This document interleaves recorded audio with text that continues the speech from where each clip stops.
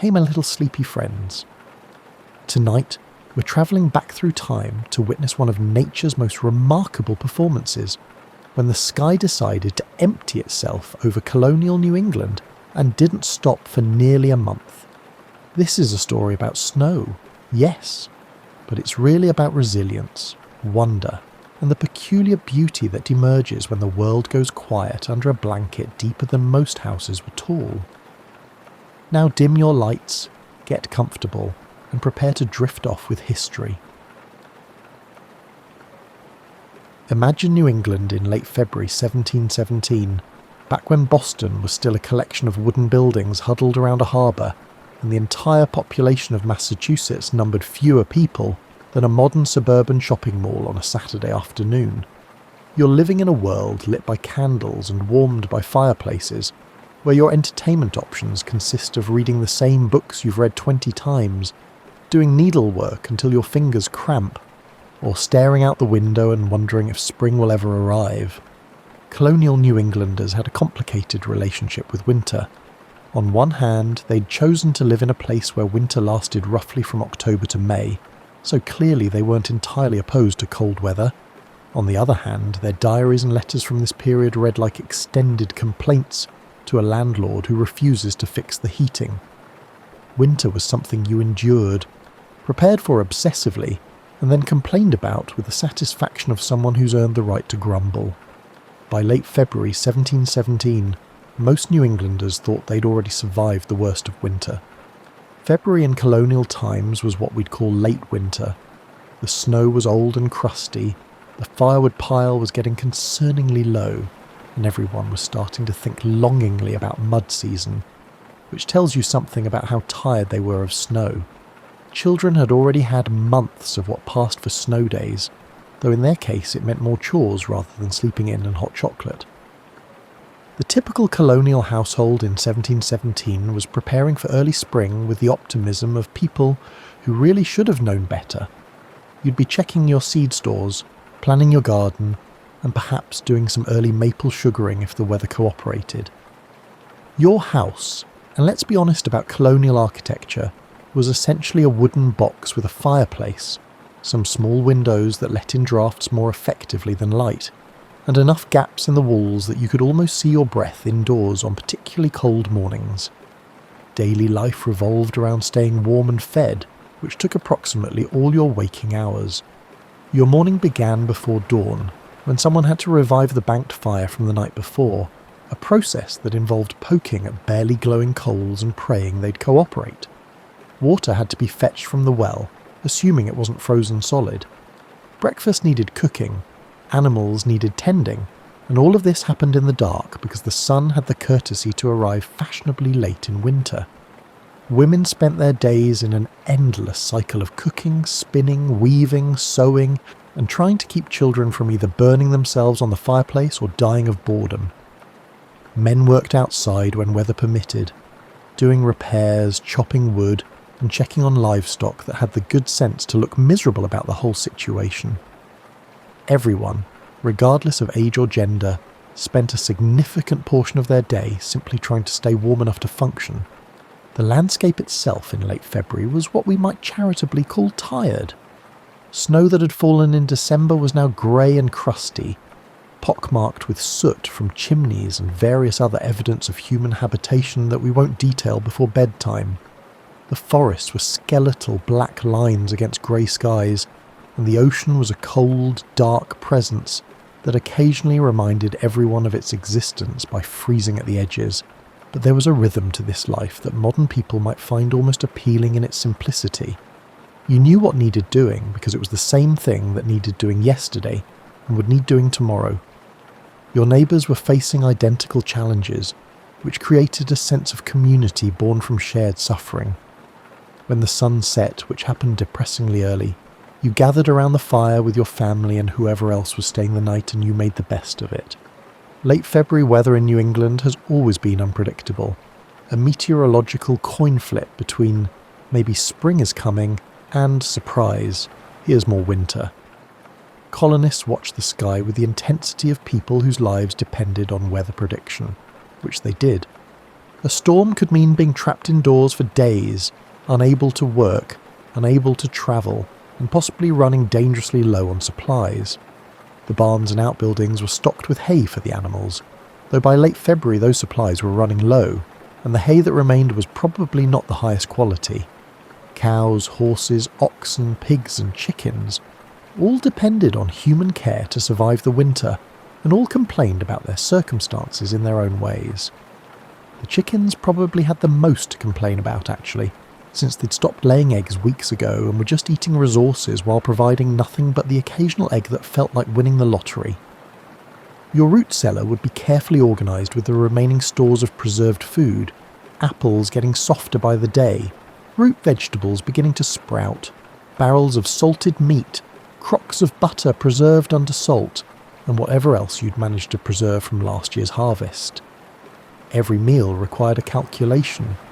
Is this worth using now, or should we save it for later? How much later? What if spring doesn't come for another 6 weeks? The social fabric of colonial New England was tight-knit by necessity. Your nearest neighbour might be a quarter-mile away, but you knew their business almost as well as your own because survival often depended on cooperation. If someone's barn caught fire, everyone came to help. If a family ran short of food, neighbours shared what they could.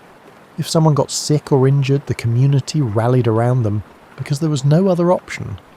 Religious life provided structure and community in ways that modern people might find either comforting or suffocating, depending on their perspective. Sunday meeting at the church was mandatory, both legally and socially. You sat in an unheated building for hours listening to sermons that were theologically complex and often focused on sin and redemption, with an intensity that made Game of Thrones seem light-hearted. But church was also where you saw everyone, heard news from other towns, and felt part of something larger than your individual struggle to stay alive through winter. Children in 1717 had childhoods that would seem impossibly harsh by modern standards. They worked from the time they could walk, learned to read using the Bible and whatever few books the family owned, and had responsibilities that included genuinely dangerous tasks like managing fires and handling large animals. But they were still children. They played when they could, created games from nothing, and found joy in simple pleasures like a successful sled ride or the discovery of icicles in interesting shapes. The elderly held a respected position in colonial society, partly because surviving to old age was an achievement in itself. If you made it to 60 or 70, you'd survive diseases, accidents, harsh weather, and periodic conflicts with indigenous peoples or other colonial powers. Your experience and knowledge were valuable resources, and you were often consulted on everything from weather prediction to medical treatment, whether or not you actually knew what you were talking about. As February 1717 progressed toward its end, New Englanders had no idea they were standing at the edge of one of the most remarkable weather events in American history. They went about their routines, complained about the cold with the dedication of people who took complaining seriously, and looked forward to March with the hope that it might bring slightly less terrible weather. The sky that late February showed no particular warning signs that we know of. Colonial weather prediction was based on folklore, careful observation of animal behaviour, and a general sense of what the sky looked like before trouble arrived. If your bones ached more than usual, rain or snow was probably coming. If the chickens acted strange, though defining strange for chickens is admittedly difficult, weather might be changing. If the sunset looked particularly vivid, make sure you had extra firewood handy. But nothing in anyone's experience prepared them for what was about to happen. New Englanders were tough and resourceful, and had survived plenty of harsh winters. They'd seen big snowstorms before. They thought they knew what winter could throw at them. They were about to discover they'd been underestimating winter's ambitions. Picture yourself in your colonial home on February 27th, 1717. You wake before dawn, as usual, to coax the fire back to life. The house is cold enough that you can see your breath, which is so normal you barely notice anymore. You pull on your warmest clothes, and in colonial times this meant layers of wool, linen and leather that made you look like a medieval knight made of fabric, and begin the day's endless round of chores. But something feels different this morning. The air has that peculiar weight it gets before a significant storm, a pressure that makes your ears feel slightly odd and gives the world a muted quality. The wind, which has been a constant companion all winter, has gone still in a way that feels less peaceful and more like nature holding its breath. By midday, the first flakes begin to fall. Nothing dramatic initially, just a gentle dusting that looks almost pretty against the grey sky. You've seen this hundreds of times before. Snow in February is about as surprising as finding out water is wet. You note it, make sure you have enough firewood close to the house, and continue with your day. But the snow doesn't stop. Hour after hour, it continues with a steadiness that begins to seem almost purposeful. By evening, you've got several inches of fresh accumulation, and the snow is still falling with no sign of letting up. You bank the fire carefully before bed, make sure everyone is under enough blankets, and think that tomorrow you'll need to do some shoveling. When you wake the next morning, your first clue that something unusual is happening comes from the quality of light in the house. It's too bright for dawn, a strange diffused glow that seems to come from everywhere and nowhere. When you finally manage to open your door, and this takes effort pushing against resistance that shouldn't be there, you discover why. The snow has piled against your door in drifts that reach past your knees. The world outside has been transformed into an alien landscape of white, where familiar shapes have become strange, rounded lumps, and the horizon has disappeared into a curtain of falling snow. The storm that started yesterday hasn't stopped.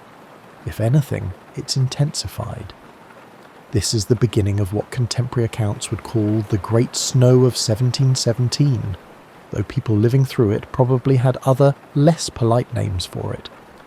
What New Englanders couldn't have known was that they were experiencing something meteorologically extraordinary. A series of 4 massive storms that would arrive in waves over the next 3 weeks, each adding to accumulations that were already unprecedented. The snow fell with a relentlessness that began to feel almost personal. Not in violent gusts and dramatic blizzard conditions, though there were certainly periods of that, but with a steady, implacable determination. It was as if the sky had decided that New England needed a really thorough covering and wasn't going to stop until the job was done properly. You can imagine the progression of reactions among colonial families. Day 1. Well, this is a significant snowfall. Day 2. This is quite unusual. Day 3. This is becoming concerning. Day 4. This is absolutely unprecedented and possibly the end of the world. Day 5. If I have to spend one more day trapped in this house with these people, I'm going to lose my mind. The practical challenges began immediately. Your daily routine, which was already demanding, suddenly required 3 times as much effort.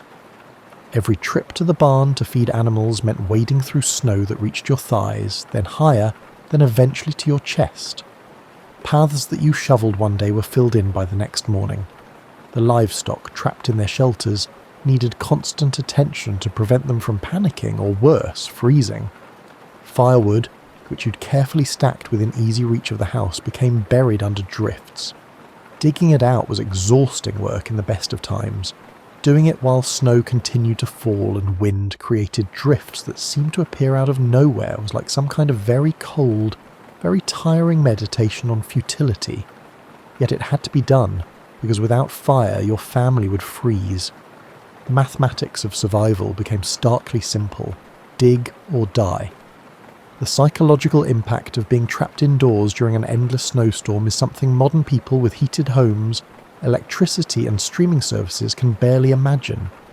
You're confined to a space roughly the size of a modern living room and kitchen combined, with your entire family, with no entertainment beyond conversation, handwork and staring at the fire. The walls seem to close in. Small irritations become major grievances.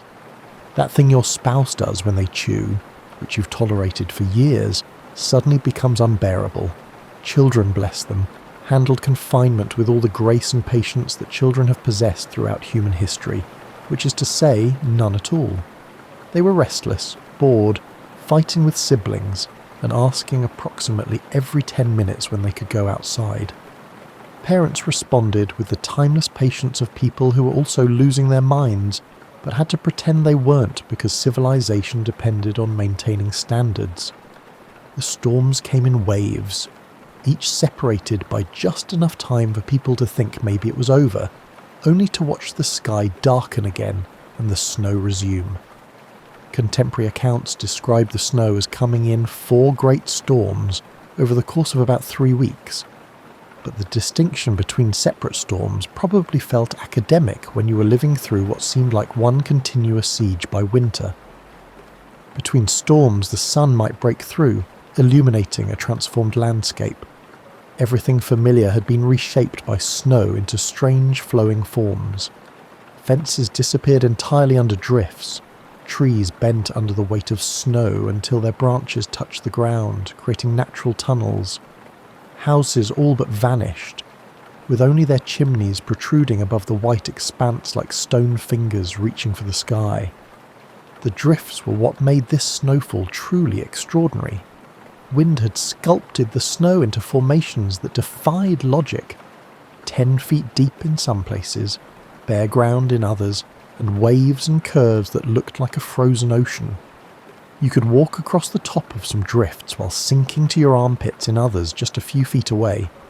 The surface would sometimes support your weight and sometimes not, and there was no reliable way to tell which would happen until you tested it. Animals suffered terribly during these storms. Cows trapped in barns needed constant care to prevent them from overheating in their confined space, while simultaneously ensuring they didn't freeze.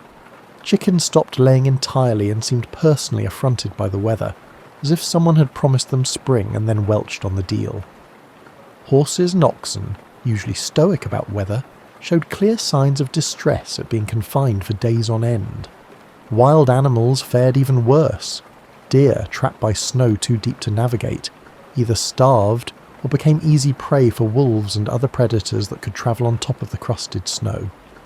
Birds that hadn't migrated found food scarce and shelter hard to come by. The forest went silent in a way that was eerie. No birdsong, no rustling of small animals, just the whisper of falling snow and the occasional crack of a branch breaking under accumulated weight. The harbour in Boston froze solid, something that happened occasionally but always felt ominous. Ships were trapped in ice, their masts visible above the white expanse like a bare forest. The ice was thick enough to walk on, though only the foolhardy or desperate tried it. The ocean, that vast presence that defined so much of New England life, temporarily became just another snowfield. Food stores that had seemed adequate in January began to look alarmingly insufficient by mid-March. You were burning through firewood faster than planned because you needed to keep the fire going constantly. Animals were eating hay at their normal rate, but the hay was getting harder to reach. Every meal required careful calculation, and families began to worry about what would happen if the snow didn't stop soon. Yet there was also a strange beauty to it all. On clear nights between storms, the moonlight on endless snow created a luminescence that turned the world into something magical. The silence was profound. No wagon wheels on roads, no church bells carrying from distant towns, just a hush so complete it almost rang in your ears. The stars seemed brighter somehow, as if the snow reflected light back to the sky. Some people found the experience almost meditative, forced as they were to slow down and exist in the immediate moment. There were no trips to town, no visits with neighbours, and no church meetings. Life contracted to the essentials: keep the fire burning, feed your family, care for your animals, and wait. In a world normally filled with constant labour and social obligations, this enforced pause had an odd appeal, at least for the first week or so. But as the snow continued, as drifts grew higher and supplies grew lower, as the novelty wore off and the reality of the situation set in, that initial sense of wonder gave way to something closer to anxiety. This wasn't just a big snowstorm anymore. This was something different, something that was rewriting what New Englanders thought possible. The snow had been falling for over 2 weeks. The drifts in some places were measuring 15, 18, or even 20 feet deep. Houses were buried to their second stories, and the snow was still falling. By the time March arrived, New England had been transformed into an alien landscape that bore little resemblance to the world colonists had known. Imagine stepping out your door, assuming you could open it, and finding yourself standing on top of what used to be your roof. This wasn't an exaggeration for many families. The snow had piled so high that second-story windows were at ground level, and chimneys required constant attention to prevent them from being completely buried. Daily life had become a series of adaptations to absurd circumstances. You didn't walk anywhere, you tunneled. Families created networks of passages through the snow connecting their houses to barns, wells and wood piles. These tunnels were engineering projects worthy of miners, requiring constant maintenance as snow shifted and settled. Some colonists described their tunnels collapsing while they were in them, leading to panicked digging and a newfound appreciation for open spaces. The tunnels created a strange new architecture of necessity. You descend from your door into a passage whose walls were compressed snow, dimly lit by whatever sunlight penetrated from above. The tunnel would branch, one direction to the barn, another to the well, and a third to the woodpile. Walking through these passages felt like being a very cold mole, and the disorientation of being surrounded by snow on all sides took some getting used to. Feeding animals became an expedition. You'd suit up in every piece of warm clothing you owned, grab whatever tools you needed, light a lantern, and descend into your tunnel system. The trip to the barn that normally took 30 seconds now took 15 minutes. Once there, you'd need to deal with animals that were restless from confinement, nervous from the strange muffled quality of sound through snow, and generally unhappy about their circumstances. Getting water was perhaps the most challenging daily task. Wells that weren't buried had to be accessed through tunnels, and hauling water back through narrow passages while trying not to spill was an exercise in patience and balance. Some families resorted to melting snow, which sounds simple until you realise how much snow you need to melt to get a usable amount of water, and how much firewood that requires, and how your firewood supplies are already stretched thin. Food preparation became creative out of necessity. Your variety had been limited before the storms. Now it was approaching monotonous. Root vegetables, salted meat, dried beans, and perhaps some preserved fruit if you were lucky. Every meal was a variation on the theme of things that can be boiled or roasted near the fire. The bright spot was that at least you didn't have to worry about food spoiling. You could just stick it in a snowbank, which was basically a giant natural freezer that covered everything you owned. Children's education, such as it was, continued sporadically. Parents who could read would work with their children on basic literacy and arithmetic, using the Bible, almanacs, and whatever other books the family owned. But concentration was difficult when everyone was cold, irritable, and worried about their increasingly precarious situation. Lessons often devolved into storytelling, which at least passed the time and didn't require anyone to sit still and focus. The psychological strain of prolonged confinement manifested in various ways. Some people became withdrawn and quiet, staring into the fire for hours. Others became manic in their activity, finding endless small tasks to occupy themselves. Family dynamics that had been stable for years suddenly became fraught. The colonial period didn't have therapists or self-help books, so people just had to cope using prayer, alcohol, or sheer stubbornness. Interestingly, the forced isolation seemed to reduce religious attendance anxieties. Getting to church was physically impossible for most families, which meant missing services without any guilt. The Puritan ministers, who usually took a dim view of absence, were presumably too busy dealing with their own snow-related problems to worry much about who wasn't showing up. It was possibly the first time in colonial New England history that you could skip church without social consequences. Neighbours who could see each other's chimneys through the snow, often the only indication that other humans were nearby, developed signalling systems. Smoke patterns could convey basic information. We're okay, we need help, and does anyone have any spare candles because we're running out, and staring into darkness for 12 hours a night is making us strange.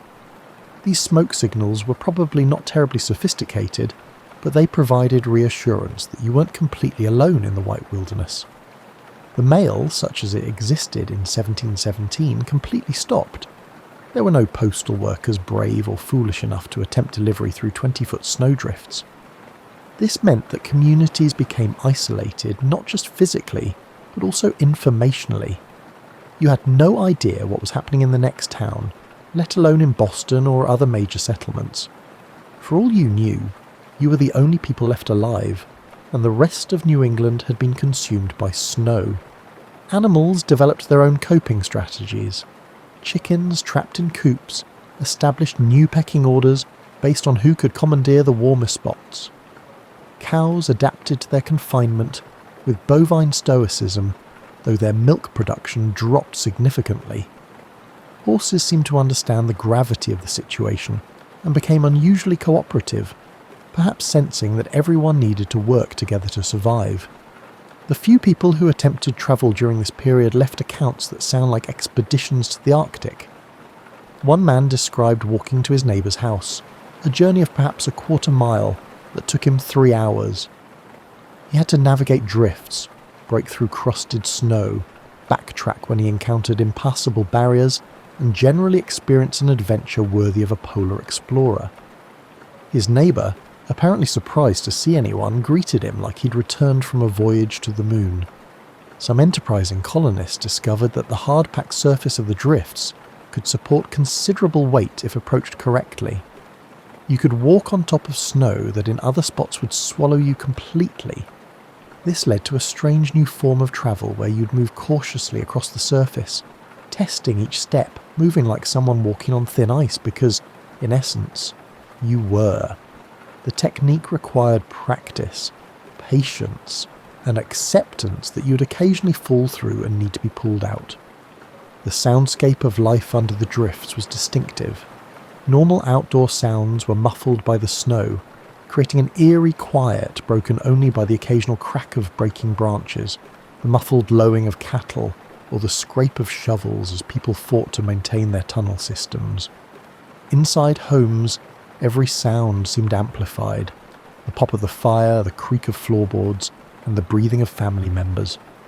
Some people found the quiet soothing, others found it oppressive. Lighting became a precious commodity. Candles, which were already expensive and time-consuming to make, burned down steadily while the snow showed no signs of stopping. Families rationed light carefully, often going to bed shortly after sunset to conserve candles for when they were truly necessary.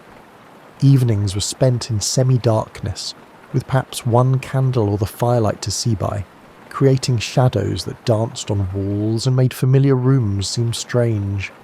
The creativity of desperate people manifested in unexpected ways. Some families organised indoor festivals to maintain morale, singing, storytelling, crafts, anything to break the monotony. Children created elaborate games using household objects. Adults told stories from memory, embellishing with each retelling until they became local legends. One family reportedly performed an entire week's worth of evening entertainments using nothing but shadow puppets and ingenuity. Health concerns added another layer of anxiety. If someone got sick or injured during the snowstorm, there was no way to fetch a doctor, no way to get help from neighbours, and no options except to deal with it yourself using whatever folk remedies and herbal knowledge you possessed. Every cough made parents nervous.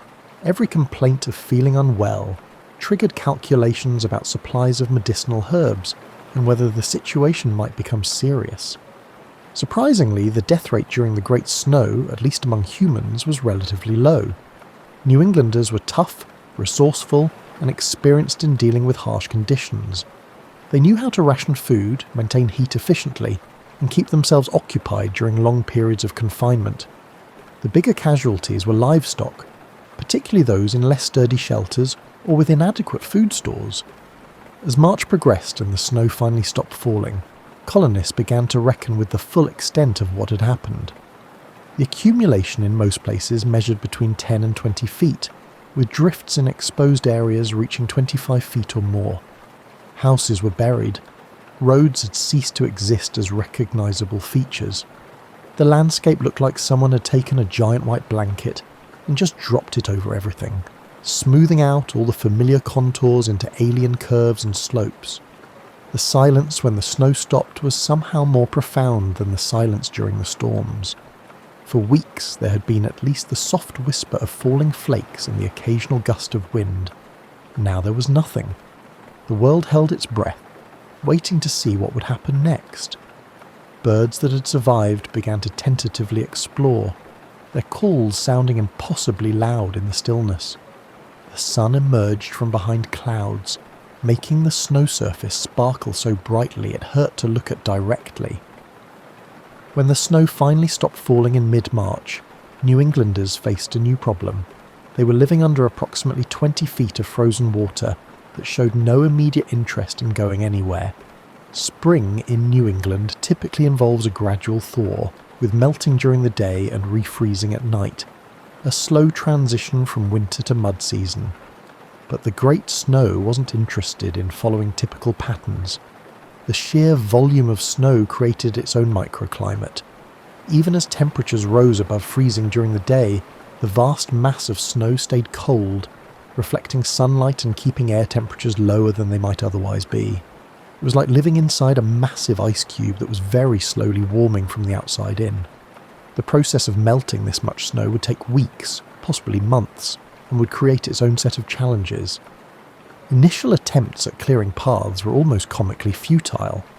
You'd shovel for hours, creating a narrow passage that represented significant effort and exhaustion, only to realise you'd made a barely visible dent in drifts that stretched in every direction.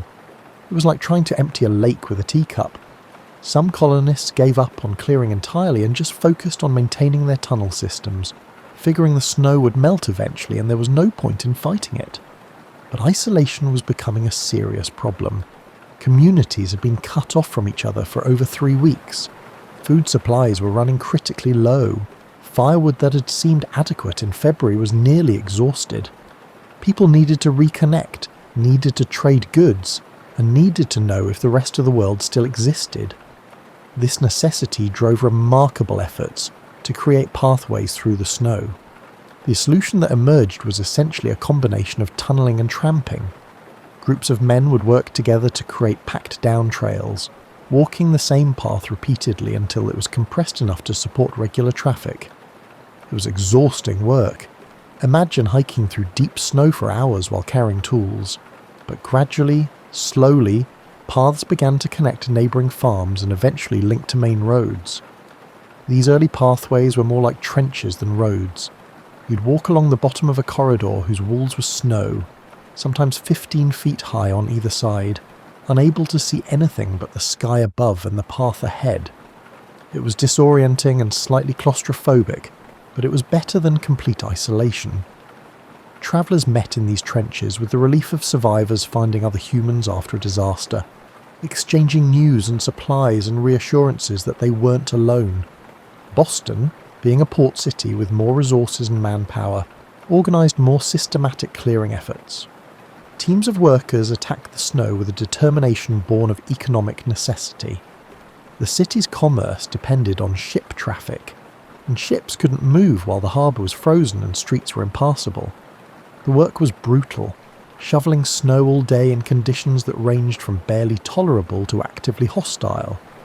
But wages were good by colonial standards, and desperation made many willing to take on the task.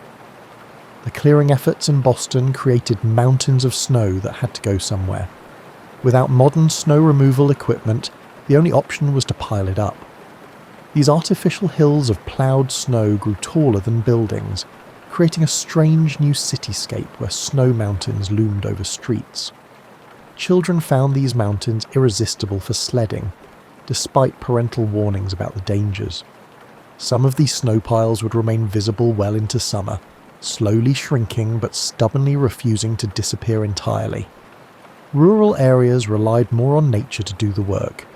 As temperatures gradually warmed, the snow began to settle and compress under its own weight. Paths that had been impassable slowly became navigable as the surface hardened and lowered.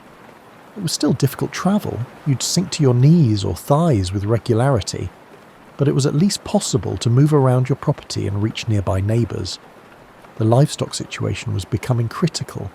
Animals that had survived this long-needed fresh air, exercise and grazing as soon as possible. But releasing them into deep snow risked losing them in drifts or having them injure themselves trying to navigate impossible terrain. Farmers had to create enclosed areas near barns, where snow was compressed enough for animals to move safely. Horses and oxen were particularly valuable and received the most careful attention, while chickens were basically left to fend for themselves, which they did with their usual combination of luck and spite. As communication resumed, people discovered that the Great Snow had affected all of New England with varying degrees of severity. Some coastal areas had received less accumulation, while inland regions and higher elevations were buried even deeper than most places. Stories began to circulate, tales of whole houses being lost until spring, of travellers who perished attempting to cross impossible distances, of creative solutions to unprecedented problems. One story that made the rounds involved a family whose chimney became so packed with snow that smoke couldn't escape. Rather than suffocate, they carefully extinguished their fire and spent several days in bitter cold while working to clear the chimney from inside. When they finally succeeded and relit the fire, the sudden draft nearly blew the roof off. The family survived, the house survived, and they became local celebrities for their ordeal. Another account described a man who'd been visiting neighbours when the worst of the storms hit. Unable to return home, he was trapped for nearly 3 weeks.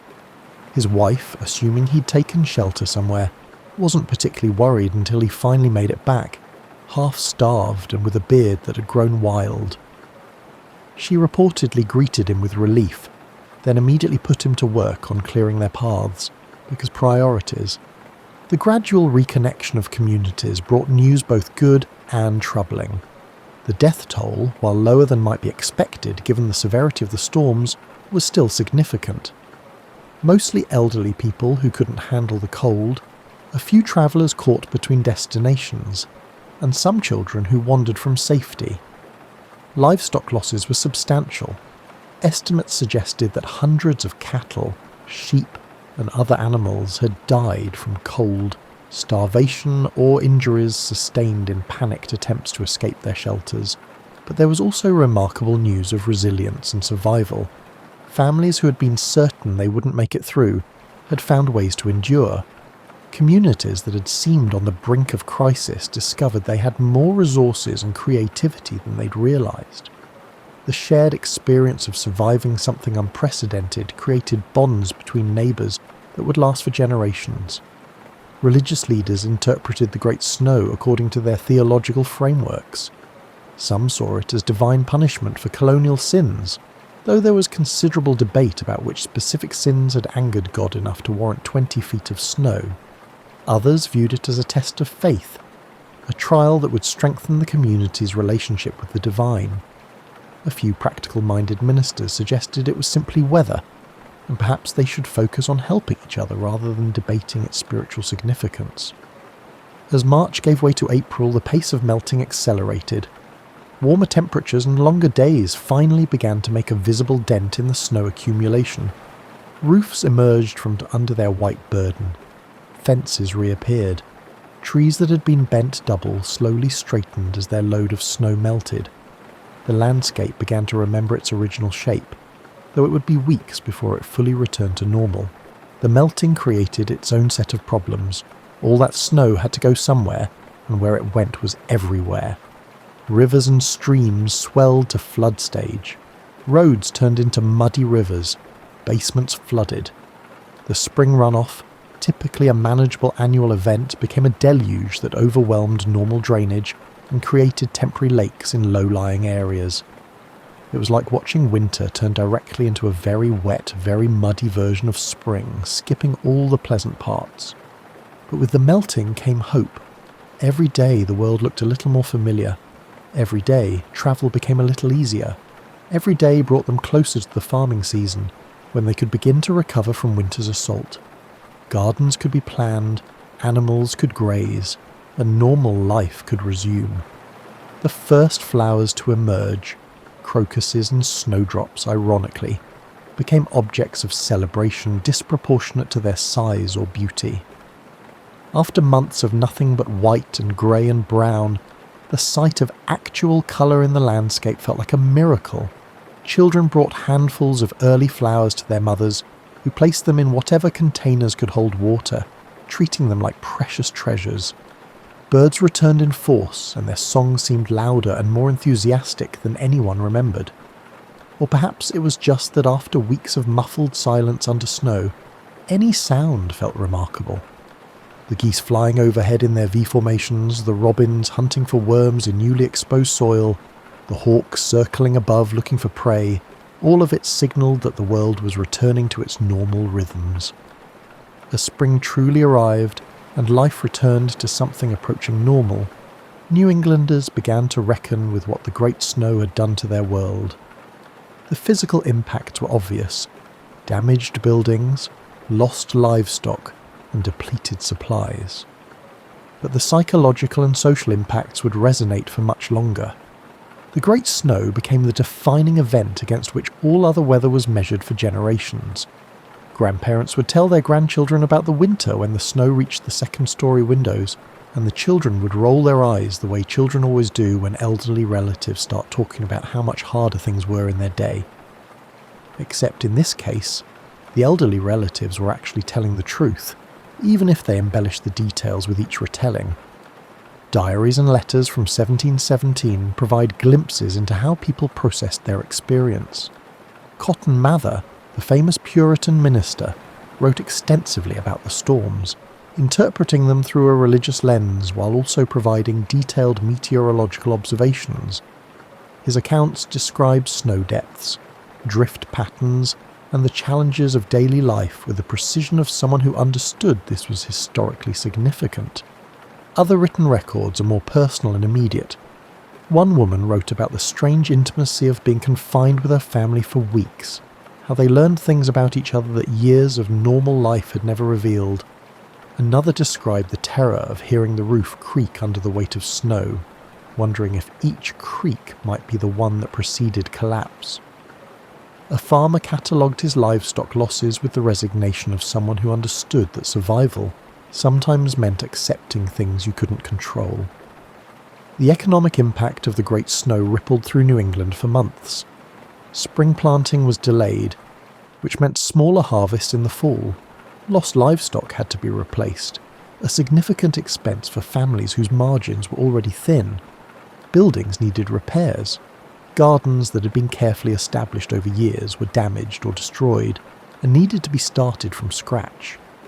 The snow had essentially reset progress for many families, forcing them to rebuild what had been lost. But there were unexpected benefits as well. The deep snowpack meant exceptional water availability through the summer. Wells that sometimes ran low stayed full. Streams that occasionally dried up kept flowing. The moisture in the soil produced crops that, despite the late start, grew with unusual vigour. Nature, having delivered an unprecedented winter, apparently decided to compensate with an uncommonly productive growing season. The shared experience of surviving the Great Snow created social bonds that transcended previous divisions. Disputes between neighbours seemed petty in light of what everyone had endured together. Communities that had been fractious found new unity.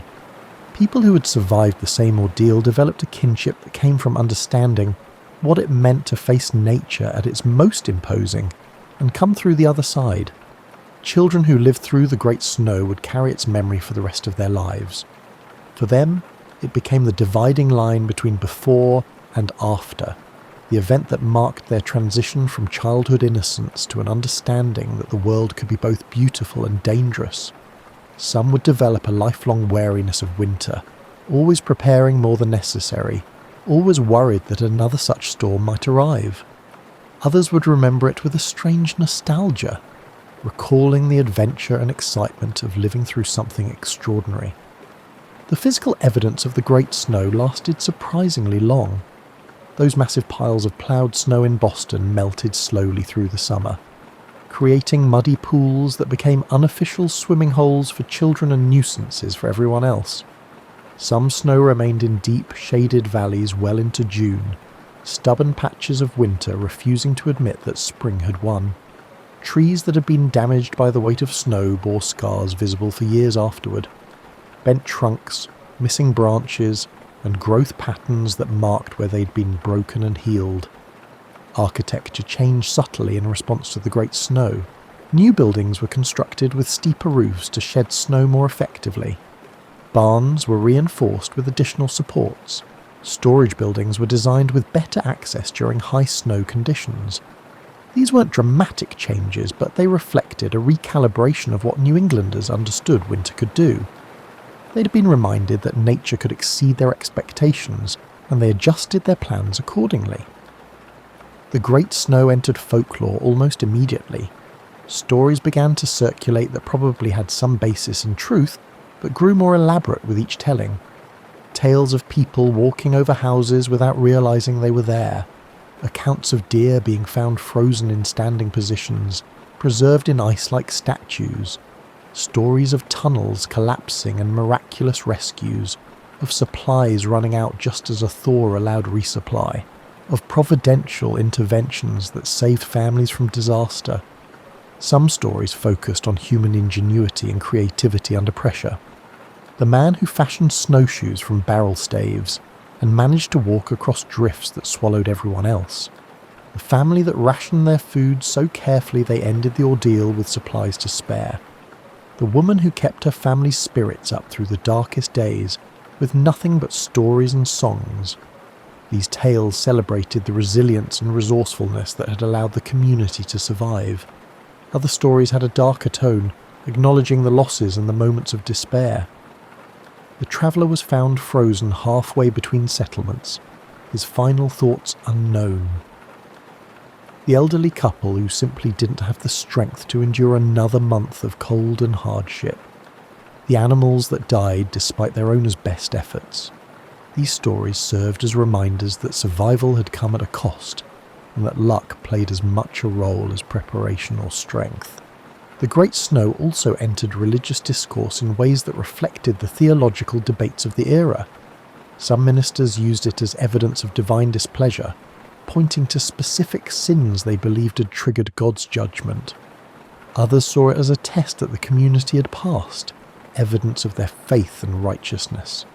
Still others argued it was simply weather, remarkable but natural, and that attributing moral significance to meteorology was perhaps missing the point. These debates probably mattered less to the average colonist than the practical question of whether their chickens would start laying again. Scientific observation in the early 18th century was informal and often mixed with folklore, but the Great Snow prompted some genuine attempts to understand what had happened. People compared experiences, trying to establish patterns in snowfall and drift formation. They noticed that certain areas consistently received more or less snow, that wind patterns created predictable drift locations, and that temperature fluctuations influenced snow quality. This informal meteorology wouldn't impress modern scientists, but it represented colonists trying to make sense of their world through observation and reason. The Great Snow's legacy extended beyond New England. News of the extraordinary winter spread to other colonies, and eventually to England, where it was received with a mixture of sympathy and scepticism. English readers, accustomed to milder winters, struggled to imagine 20 feet of snow.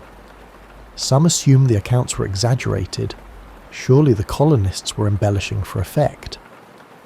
This scepticism frustrated New Englanders, who knew exactly how extraordinary their experience had been and resented having it questioned by people who'd never seen snow that deep. In the decades that followed, the Great Snow became a benchmark. Other harsh winters were compared to it and found wanting. Bad, but not 1717 bad, became a common refrain. The event established a ceiling for what winter could do, a worst-case scenario that seemed unlikely to be repeated.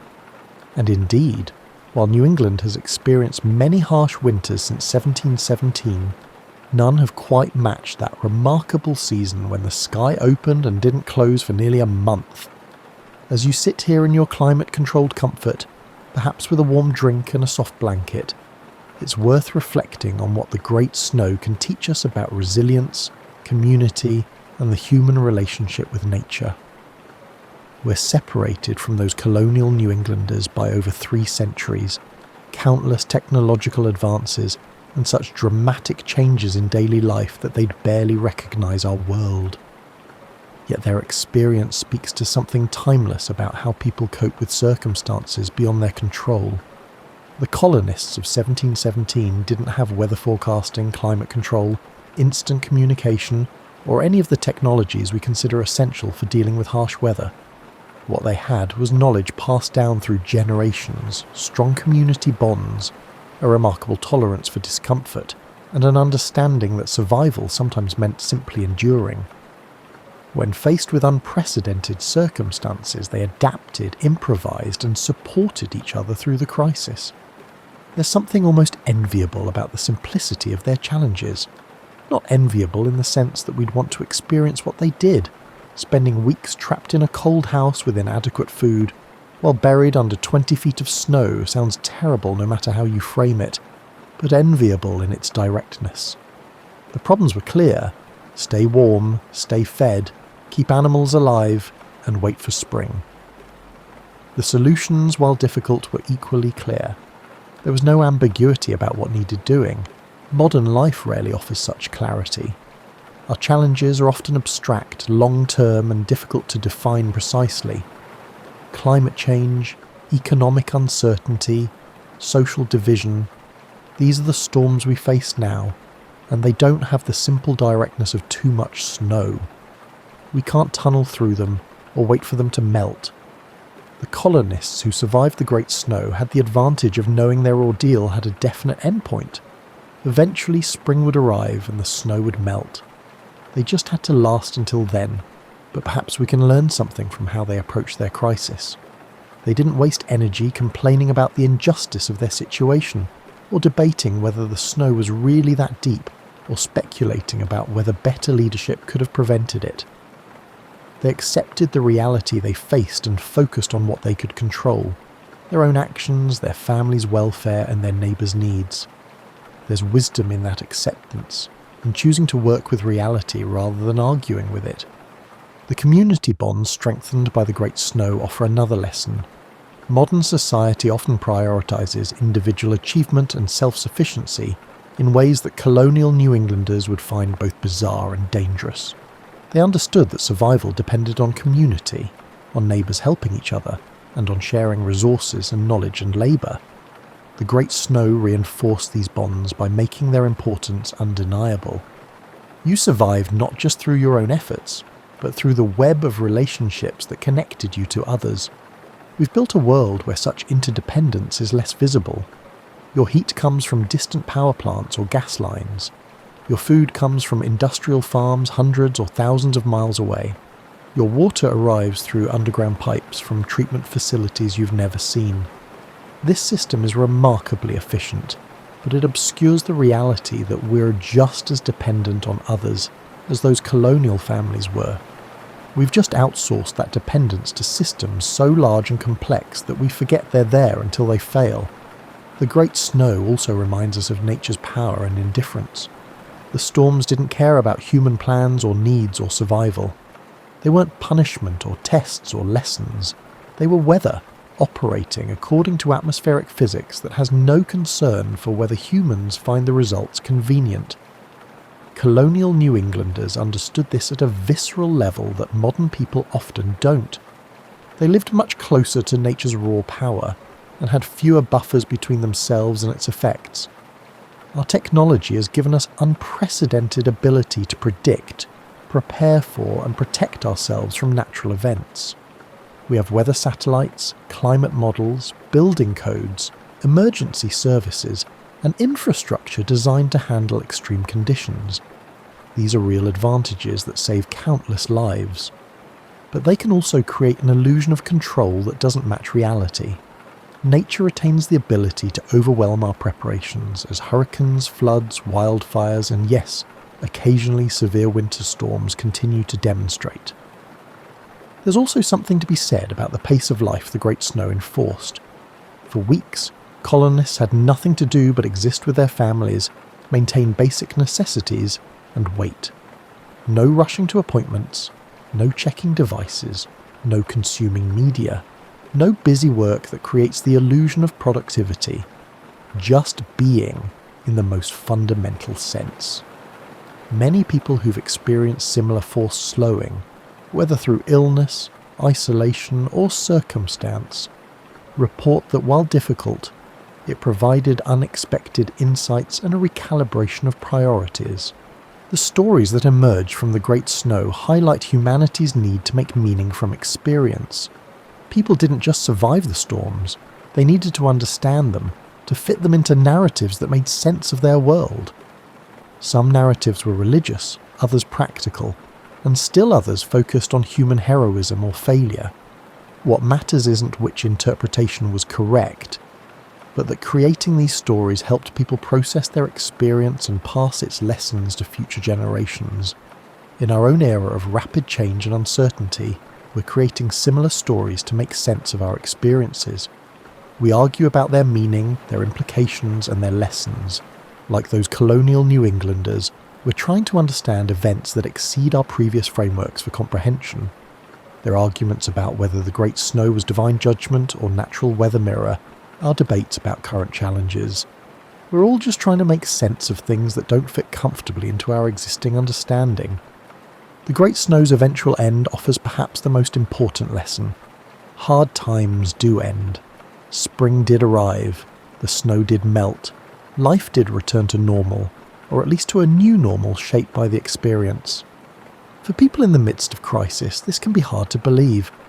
When you're trapped under 20 feet of snow with dwindling supplies and no certain end date, it's difficult to maintain faith that better days are coming. But they came anyway, as they generally do. This isn't empty optimism or toxic positivity. It's simply an observation based on history. Humans are remarkably good at surviving difficult circumstances, adapting to new realities, and rebuilding after disasters. We've done it countless times, in countless places, facing challenges that seemed insurmountable until they were surmounted. The colonists who survived the Great Snow didn't have any special abilities we lack. They were ordinary people who found themselves in extraordinary circumstances and did what needed doing until the circumstances changed. As we come to the end of our journey through that remarkable winter, it's time to settle deeper into your comfortable spot and let the story find its resting place in your mind. The Great Snow of 1717 happened over 3 centuries ago, but its lessons remain as relevant as fresh snowfall.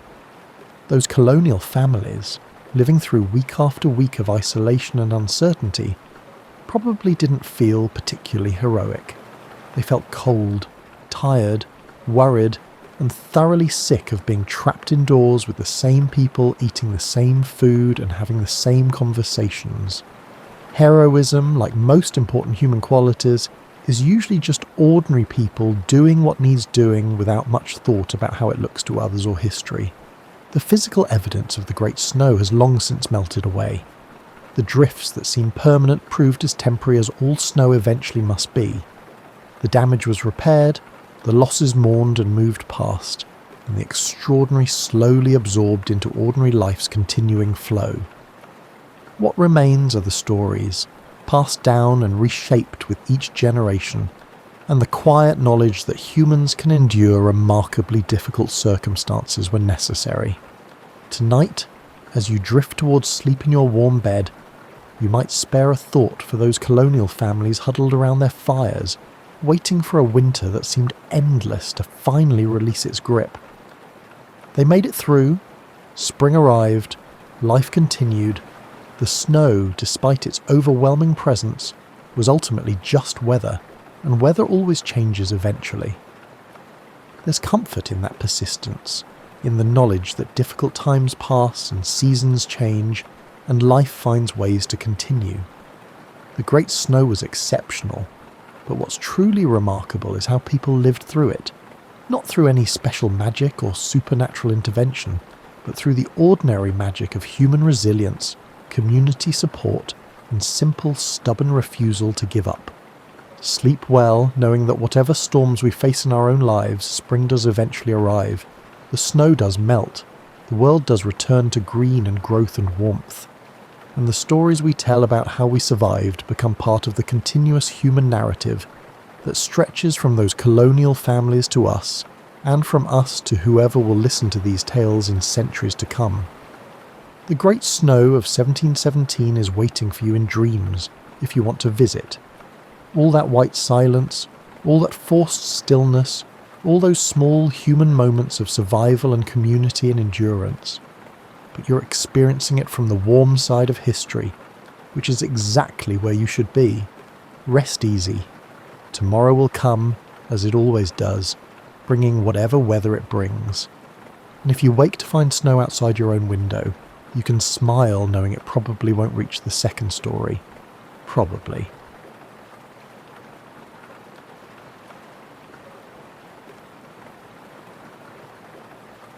Thomas Jefferson was born on April the 13th, 1743, at Shadwell, a plantation in the Virginia Piedmont. His father, Peter Jefferson, was a surveyor and landowner renowned for physical strength and an adventurous spirit. His mother, Jane Randolph, came from a prominent family. Growing up amid rolling hills and dense forests, young Thomas embraced the frontier ethos even as he absorbed the genteel expectations of the colonial gentry. He delighted in horseback rides, the hush of mountain trails, and the hum of intellectual debate courtesy of visiting tutors. By the 1750s, Virginia's plantation economy thrived on tobacco cultivation, with an enslaved workforce forming its backbone. Peter Jefferson owned enslaved labourers, and Thomas grew up witnessing the institution's daily operations, an uneasy inheritance that would later spark internal conflict in his adult years. But as a child, he balanced field observations with classical studies. His father died when Thomas was 14, leaving him a sizable estate, but also the burden of paternal absence. This responsibility shaped him, instilling a drive for self-reliance and scholarly achievement. Around age 17, Jefferson enrolled at the College of William and Mary in Williamsburg. He immersed himself in philosophy, mathematics, and the law, studying under influential mentors like George Wythe. Late-night reading sessions at the Royal Governor's Palace Library fostered his fascination with Enlightenment thinkers, John Locke, Montesquieu, and others. Their calls for reason over tradition resonated with Jefferson, who scoured texts on government, science, and ethics. He also cultivated his violin skills, joining small music gatherings that balanced his rigorous academic schedule. After concluding his college years, Jefferson read law with Wythe, forging a bond that melded legal rigour with ethical inquiry. This training hammered into him the notion that laws must be grounded in rational principles, not arbitrary decrees. Meanwhile, he kept track of tensions brewing between the colonies and Britain, attending assemblies where taxation and representation roiled the gentry. Even then, Jefferson's reflective nature showed he was not the most boisterous voice, but his private letters revealed a keen sense of injustice at Parliament's intrusions. By 1767, he began practicing law. After being admitted to the bar, he frequently represented small landholders in property disputes or merchants caught up in customs enforcement. Observers noted his calm demeanour, meticulous arguments, and persuasive writing. He built a reputation as a reliable advocate who valued clarity over theatrics. That skill set would soon extend to political life, as colonial unrest over the Stamp Act and Townshend duties escalated. Parallel to his legal career, Jefferson oversaw the expansion of Monticello, his future architectural masterpiece perched on a hill near Shadwell. He had begun designing the house in his early 20s, referencing Palladian styles gleaned from books. The property's vantage offered sweeping views, symbolising for Jefferson both intellectual curiosity and the potential of the new world. He adored the notion of designing living spaces with geometric harmony, installing hidden staircases, symmetrical wings, and carefully proportioned rooms. Monticello was not just a home, but a living laboratory for architecture, horticulture, and personal reflection. In 1769, he won a seat in the Virginia House of Burgesses, marking his formal entry into public affairs. He arrived in a tense climate. Radical voices called for boycotts of British goods. Jefferson, though quietly spoken, sided with the emerging patriots. He penned resolutions decrying British overreach. Though initially mild in tone, over time his pen would sharpen as London doubled down on the colonial authority. Around this era, he courted Martha Wells Skelton, a young widow famed for musical talent and a gentle spirit. They married on New Year's Day at 1772, forging a partnership that would shape Jefferson's personal life. She joined him at Monticello. Though her health was fragile, they spent tranquil moments reading or playing duets, Jefferson on violin, Martha on harpsichord. Their bond was tender, yet overshadowed by the mortality rates of the period. Over their decade together, Martha bore children, but only 2 daughters survived to adulthood. Her eventual passing left Jefferson in deep mourning and likely influenced his future emotional reserve. Early in the 17th century, Jefferson found himself on the brink of a more significant colonial crisis. The Boston Tea Party erupted, the British closed the port of Boston, and the call for intercolonial unity grew louder. Jefferson's pen, influenced by his legal background and Enlightenment convictions, would soon craft arguments that soared beyond local assemblies. Fate was guiding him toward the epicenter of revolutionary debate, where he had become a pivotal voice championing independence and articulating a new model of governance. For now, though, he was a rising Virginian notable, poised, methodical, and quietly determined, with Monticello as both sanctuary and symbol of evolving ideals. Jefferson's political instincts emerged as colonial tensions escalated into outright conflict. In 1774, he drafted A Summary View of the Rights of British America, a pamphlet addressing colonial grievances. Though less famous than later texts, it signalled a decisive shift, arguing that Parliament had no authority to govern the colonies without their consent.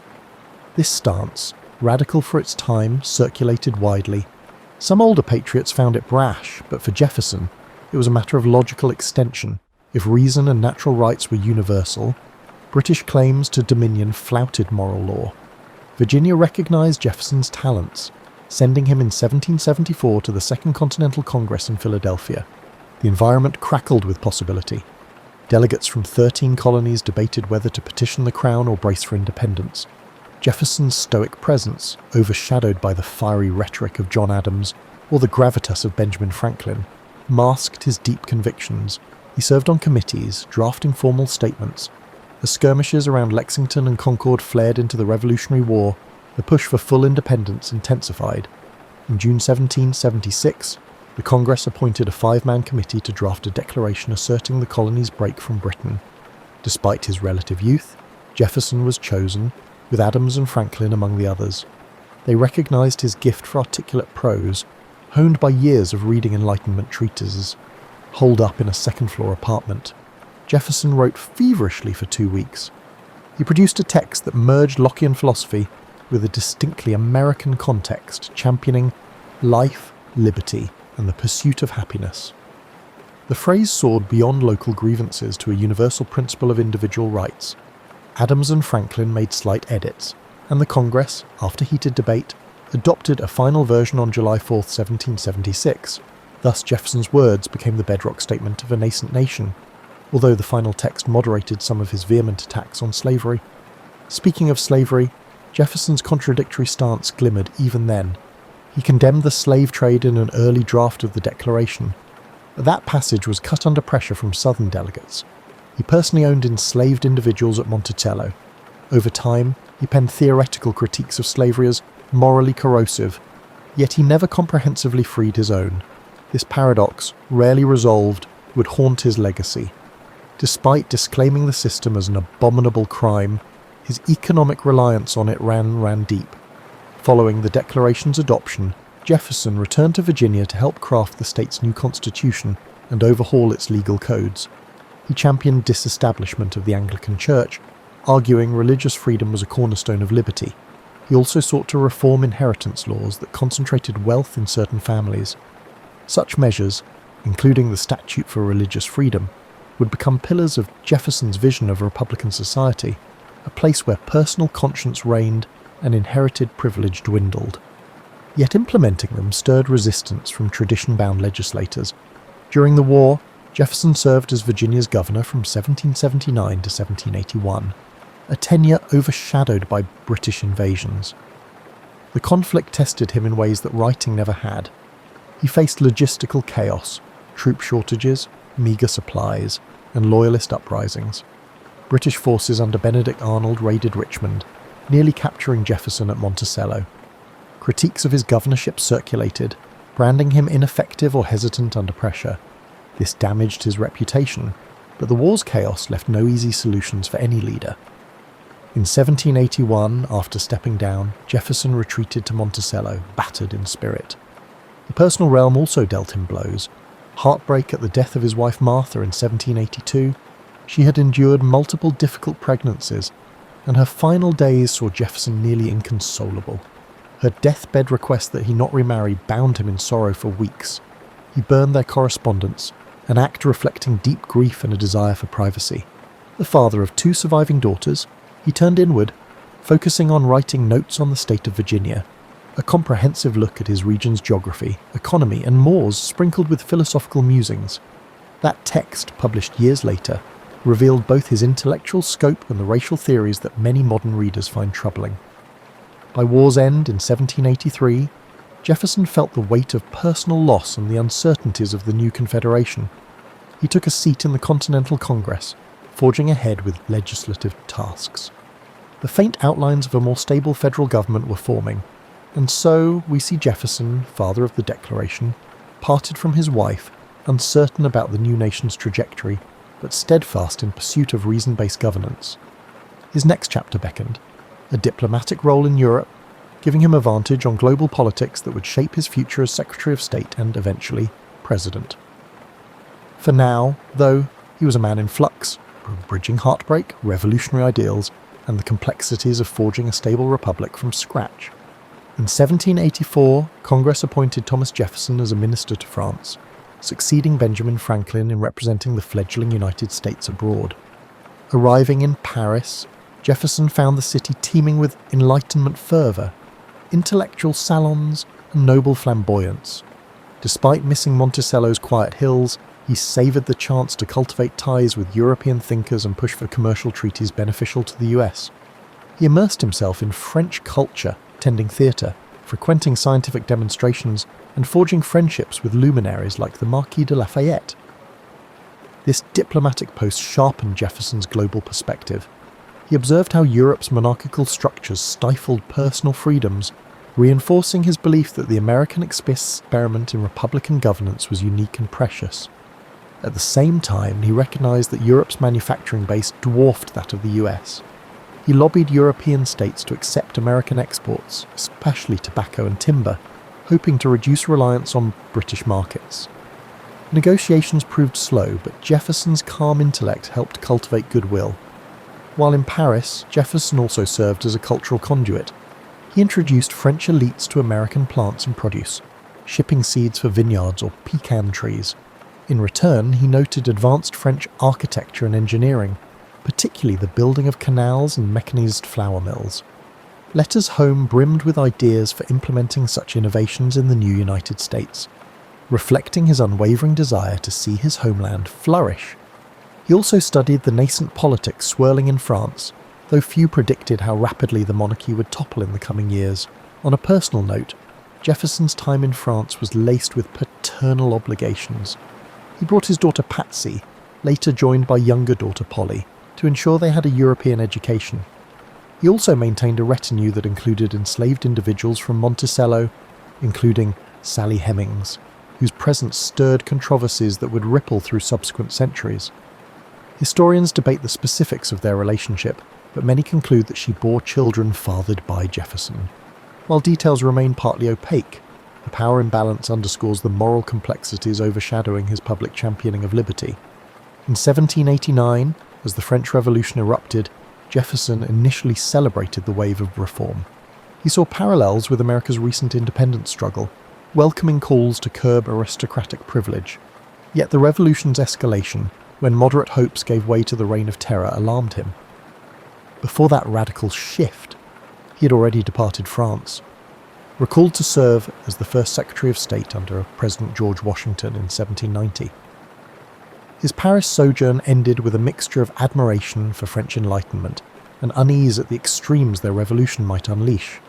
Returning to the US, Jefferson joined Washington's cabinet tasked with shaping foreign policy. This role put him at odds with Treasury Secretary Alexander Hamilton, who championed a strong federal government and close ties with Britain. Jefferson, conversely, favoured robust state autonomy and warmer relations with France. Their clashes anchored the birth of America's first party system.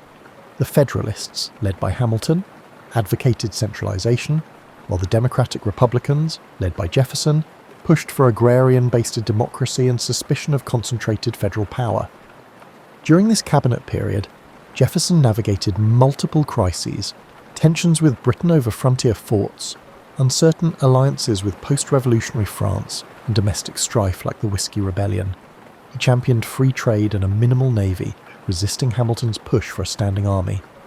Deep philosophical differences turned personal, prompting Jefferson to leave the cabinet in 1793. Soon he built a political network, harnessing sympathetic newspapers to shape public opinion. This dynamic signalled the future of American politics, where partisan alignments would drive policy discourse. By 1796, the schism was public. Jefferson found himself running for president against John Adams, though somewhat reluctantly. He lost narrowly and became Adams's vice president, a job lacking much real power. From the Senate's vantage, Jefferson observed Adams's presidency enacting laws like the Alien and Sedition Acts, which Jefferson deemed tyrannical. Furious, he covertly authored the Kentucky Resolutions, suggesting states could nullify unconstitutional federal statutes. The move introduced a heated debate over federal-state relations. Critics labelled it subversive, but Jefferson saw it as safeguarding the spirit of '76. Thus, by the cusp of the 1800 election, Jefferson embodied a Republican champion for agrarian liberties, suspicious of Federalist centralisation. Yet he also carried personal baggage from his enslaver background and the complexities of his private life. The stage was set for a pivotal showdown in US politics, with the country's future direction at stake.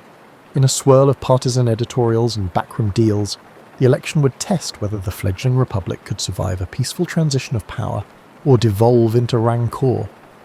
Jefferson's calm but determined approach once again pressed him into a central role, bridging Enlightenment ideals and the gritty realities of partisan brawls. The election of 1800 brought turmoil. John Adams sought re-election, Hamilton's Federalists loomed, and Jefferson's Democratic Republicans consolidated around him. The campaign was vitriolic, filled with accusations. Federalists called Jefferson an atheist radical. Republicans branded Adams a monarchist. In an era before direct popular ballots, electors cast votes for president and vice president in a complicated procedure. A tie emerged between Jefferson and his running mate, Aaron Burr, each receiving the same number of electoral votes. The House of Representatives, controlled by Federalists, had to break the tie. Days of tense balloting ensued. Ultimately, with Hamilton's reluctant nod, Jefferson triumphed. The ordeal spurred the 12th Amendment, ensuring future presidential and vice presidential candidates had distinct ballots. The pursuit. Thus, Jefferson assumed the presidency in 1801. His inaugural address famously extolled unity. "We are all Republicans, we are all Federalists," signifying a desire to heal partisan wounds. He scaled back certain Federalist measures, cutting the army budget, abolishing some taxes, and releasing those imprisoned under the Sedition Act. He aimed for a wise and frugal government, believing the US should remain primarily agrarian, suspicious of large cities and banks.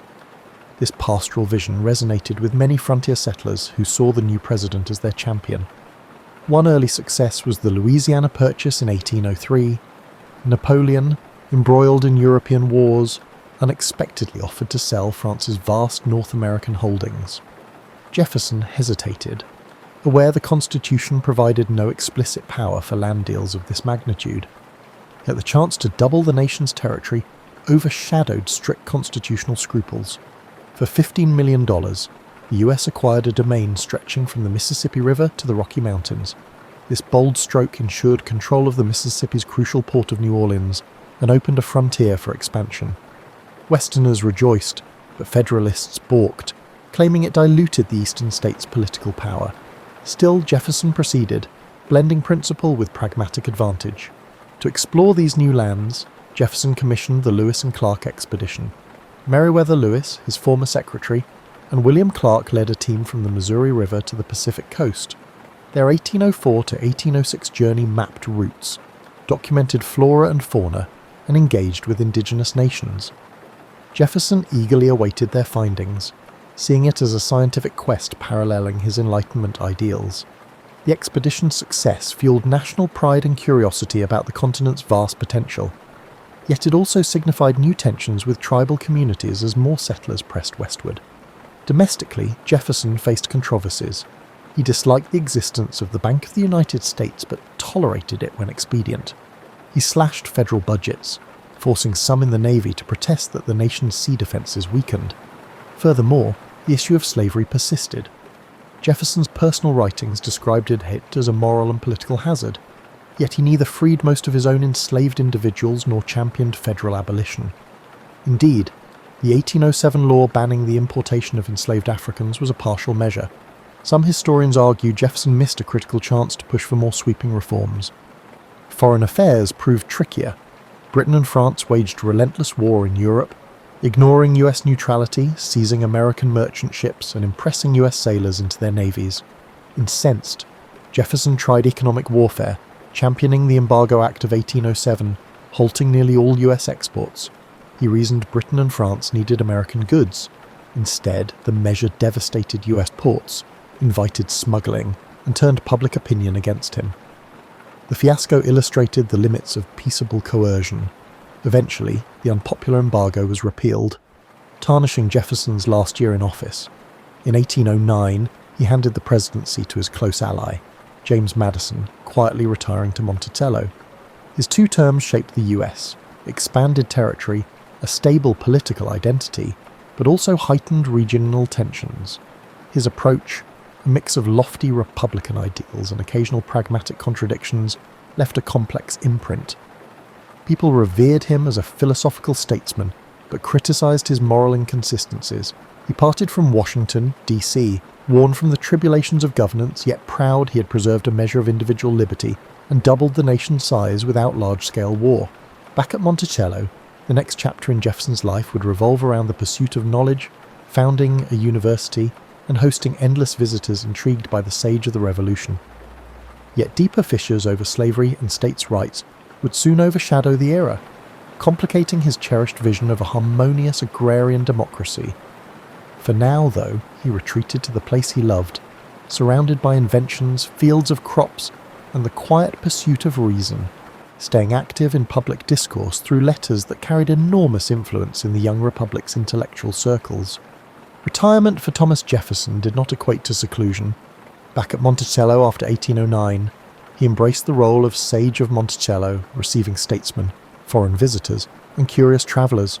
He corresponded widely, shaping discourse on American identity and preserving his Revolution-era repute. The estate itself reflected his restless creativity, expansions to the house, pavilions, and a labyrinth of gardens for experimental horticulture. Visitors often found him in his library or tinkering with mechanical gadgets like a polygraph machine that duplicated his handwriting. His thirst for innovation remained undimmed.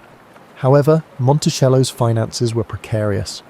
Jefferson indulged in architectural whims, financed extended family, and endured the fluctuating price of tobacco. Debts mounted, especially as he refused to scale back a gracious lifestyle. Slavery underpinned Monticello's operations, with over 100 enslaved individuals performing the labour.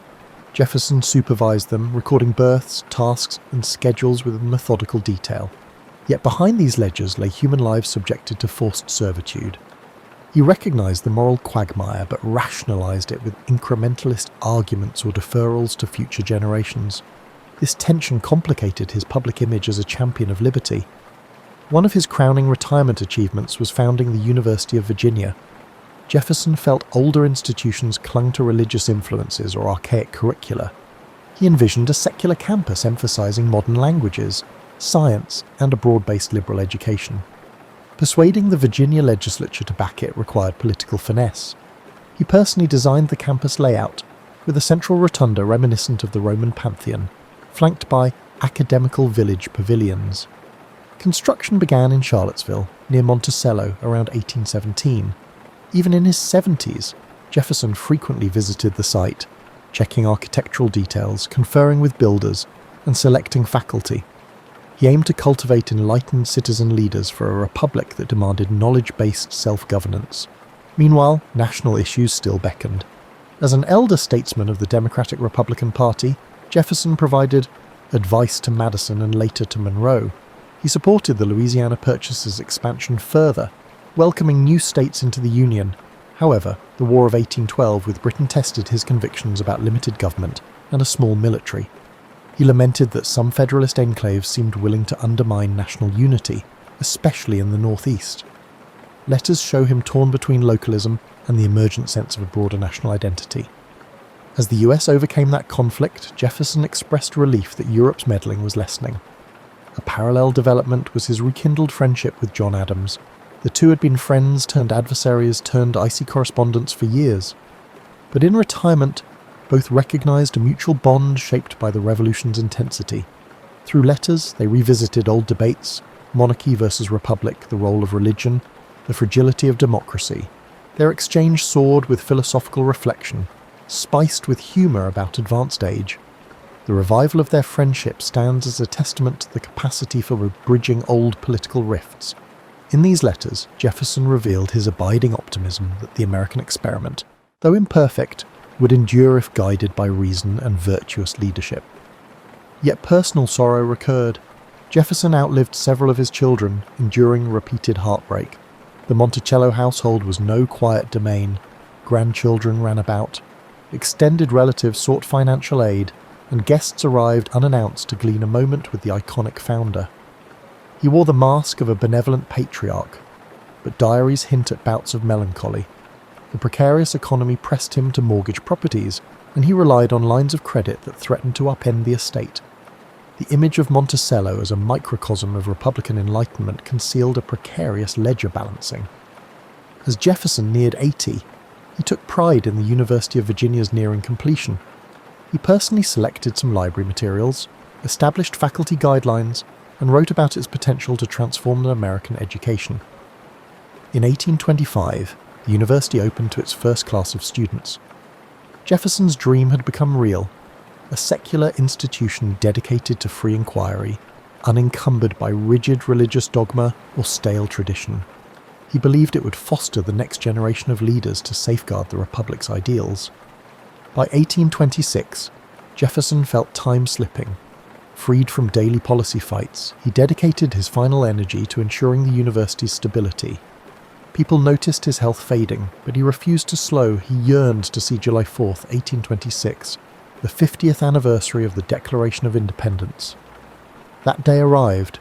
In a poetic twist, John Adams and Jefferson both passed away on that date, with Jefferson dying in the early afternoon.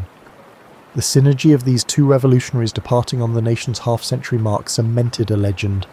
Thus, Thomas Jefferson's retirement was no quiet twilight but a culminating chapter of architectural innovation, educational reform, and reflection on a revolution's legacy. He left behind a complicated estate weighed by debt, a family overshadowed by the institution of slavery, yet also a shining new university and a trove of letters that would shape America's self-perception for generations. In him, old illusions of an agrarian utopia mingled with the unstoppable push of a modernizing republic, capturing the contradictions that still define the American ethos. In the immediate wake of Jefferson's death, admirers and critics clashed over his legacy. Many hailed him as the pen behind the Declaration of Independence, the mind that doubled the nation's size via the Louisiana Purchase, and the visionary who championed religious freedom. Others lambasted his inconsistencies, a self-proclaimed egalitarian who held enslaved labourers, an Enlightenment thinker who let personal finances descend into chaos, a champion of states' rights who, ironically, used federal power for expansion. Monticello, the physical embodiment of Jefferson's intellect, soon faced financial turmoil. His heirs struggled to pay his debts. They sold land and eventually auctioned off furniture and enslaved individuals, fracturing the community that had sustained the plantation. Monticello changed hands multiple times, deteriorating until the early 20th century, when the Thomas Jefferson Foundation acquired and restored it, symbolically reassembling his architectural dream as an American heritage site. This restoration also reignited debates about the everyday realities of enslaved families who once toiled there, culminating in renewed emphasis on their stories, a dimension historically muted in the veneration of Jefferson.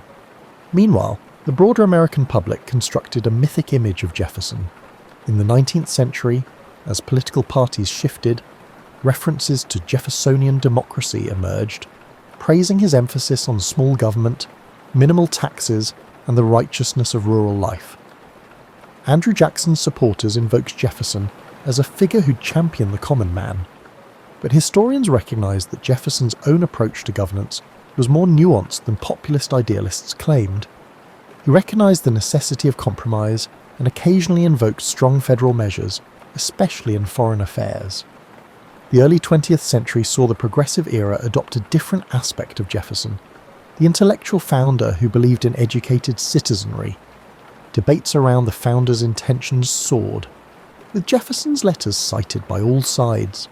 Archival releases of his personal correspondence lent more profound insight into his moral grappling with slavery and his dynamic shift from localist to expansionist.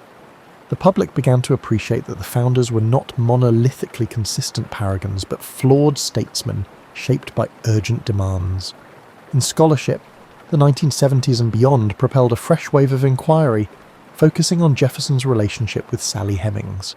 DNA evidence in the late 1990s pointed strongly to him fathering Hemings's children. This revelation forced a national re-evaluation of the so-called Sage of Monticello. Some were scandalised, others found it wholly unsurprising. In retrospect, it underscored the complexities swirling under his polished philosophical veneer. For a man who wrote, "All men are created equal," reconciling these two realms, intellectual champion of liberty and personal practitioner of slavery, was never straightforward. Academic attention also delved deeper into his political philosophy. Jefferson's notion of an empire of liberty entailed agrarian expansion across the continent. Yet it set the stage for native displacement and further entrenchment of slave labour in new territories. While he personally doubted the morality of forcibly taking indigenous lands, he accepted the unstoppable momentum of frontier settlers. This acceptance shaped federal policy that stoked tensions for generations, culminating in forced relocations. Today, some re-evaluate Jefferson's role in establishing moral frameworks that facilitated expansion at others' expense. In popular memory, Jefferson's Memorial in Washington, D.C., opened in 1943, still stands as a testament to his rhetorical brilliance. Visitors read excerpts from the Declaration of Independence and letters on the rotunda's walls, underscoring his luminous call for equality and freedom of conscience. The monument, ironically, does not portray the full tangle of contradictions. Yet, more incisive interpretive programs now incorporate nuance, describing his progressive achievements and moral failings side by side. Amid these controversies, Jefferson's intellectual achievements remain uncontested. His articulation of natural rights and the notion that legitimate government stems from the consent of the governed carved a philosophical bedrock for modern democracies worldwide. Educators and politicians continue citing him to justify policy, from religious tolerance to public education. Meanwhile, the University of Virginia stands as a living reminder of his conviction that knowledge fosters responsible governance. Its rotunda, overshadowing the lawn, keeps the spirit of Enlightenment learning alive. Hence, 2 centuries on, Thomas Jefferson remains as complicated as the era he shaped. A luminous author, democracy's founding creed, overshadowed by glaring contradictions on race and personal conduct. His life prompts reflection on how lofty ideals can clash with ingrained social structures and personal entanglements. For many Americans and observers abroad, grappling with Jefferson is akin to grappling with the nation's own layered identity, built on noble declarations, yet intimately entangled in unresolved injustices. The conversation he started continues, bridging history and contemporary debates on liberty, equality, and the messy realities in between. Thomas Jefferson's life invites reflections on how visionary ideals intersect with the flawed scope of practical living. He exemplifies the possibility that one can be intellectually gifted, deeply principled, yet remain entangled in personal contradictions. Observing his journey reveals lessons on leadership, creativity, compromise, and moral blind spots, each a facet that resonates in modern times, where we juggle personal convictions with structural constraints. At Monticello, his architectural flourishes highlight how creativity can transform personal space into a canvas of experimentation. Secret passages, rotating bookstands, and advanced ventilation remind us that even domestic life can become a playground of innovation. We can learn that invention can change any environment, including home and office. But Monticello also underscores how comfort can rely on unseen labour. The estate's grandeur hinged on enslaved men and women, forced to cater to Jefferson's designs. This reality cautions that technological or aesthetic progress can coexist with ethical failings. Jefferson's public service, from drafting the Declaration to guiding foreign policy, underscores the power of well-crafted language. He harnessed rhetorical precision to unify disparate colonies under ideals that, centuries later, remain a moral yardstick. Even if we lament his hypocrisy, we cannot dismiss how effectively words shape collective identity. In an age of digital media, Jefferson's example affirms that carefully chosen language can galvanize or fractiously divide. His success in bridging disputes among the founders suggests the value of measured compromise. At the same time, the ordeal of the 1800 election warns us that partisanship can nearly fracture a young democracy.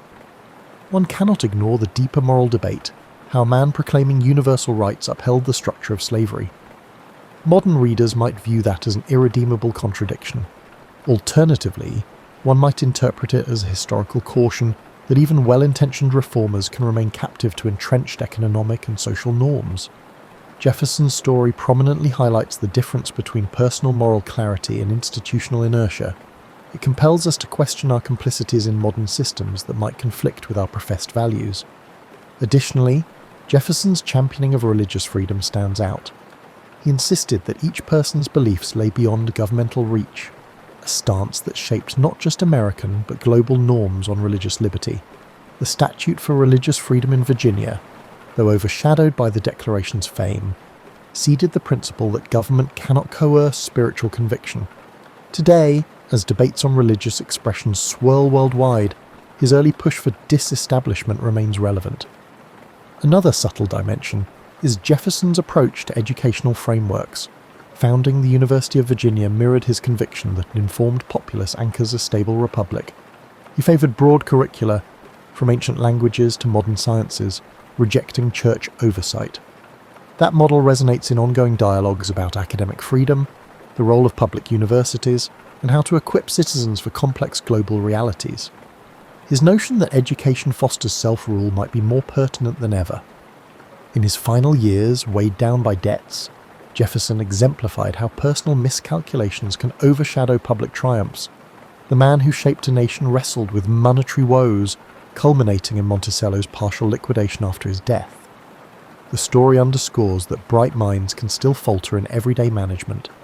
For modern professionals approaching midlife, the caution is clear. Brilliance in some arenas does not inoculate against practical pitfalls. Jefferson's demise, coinciding with John Adams's on July 4th, 1826, lent a mythic close to their entwined sagas. Observers then marvelled at Providence's timing, interpreting it as a sign of national destiny. The solemn passing of two revolutionary architects on the Republic's half-century mark remains a striking historical coincidence. Yet behind that dramatic symbolism lies the more tangible truth. They were aging patriots who parted with an America still in flux, fragile, expanding, and grappling with unsolved tensions. The rhetorical arcs they set forth would guide and haunt subsequent generations in deciding how, or whether, to embody the pure ideals of 1776. Thus, Thomas Jefferson endures as a mosaic, liberation's poet, contradictory slave owner, visionary statesman, flawed caretaker of finances, and father of an institution championing reason. His life story holds up a mirror to the interplay of aspiration and compromise, the swirl of high-minded principle amid pragmatic gambles. For many, that reflection remains instructive, inviting us to measure our convictions against the structures we inhabit. In confronting Jefferson's complexities, we do not just revisit a founding father, we confront the universal tensions of forging a just society in an imperfect world, and that conversation, spurred by the man from Monticello, remains as vital.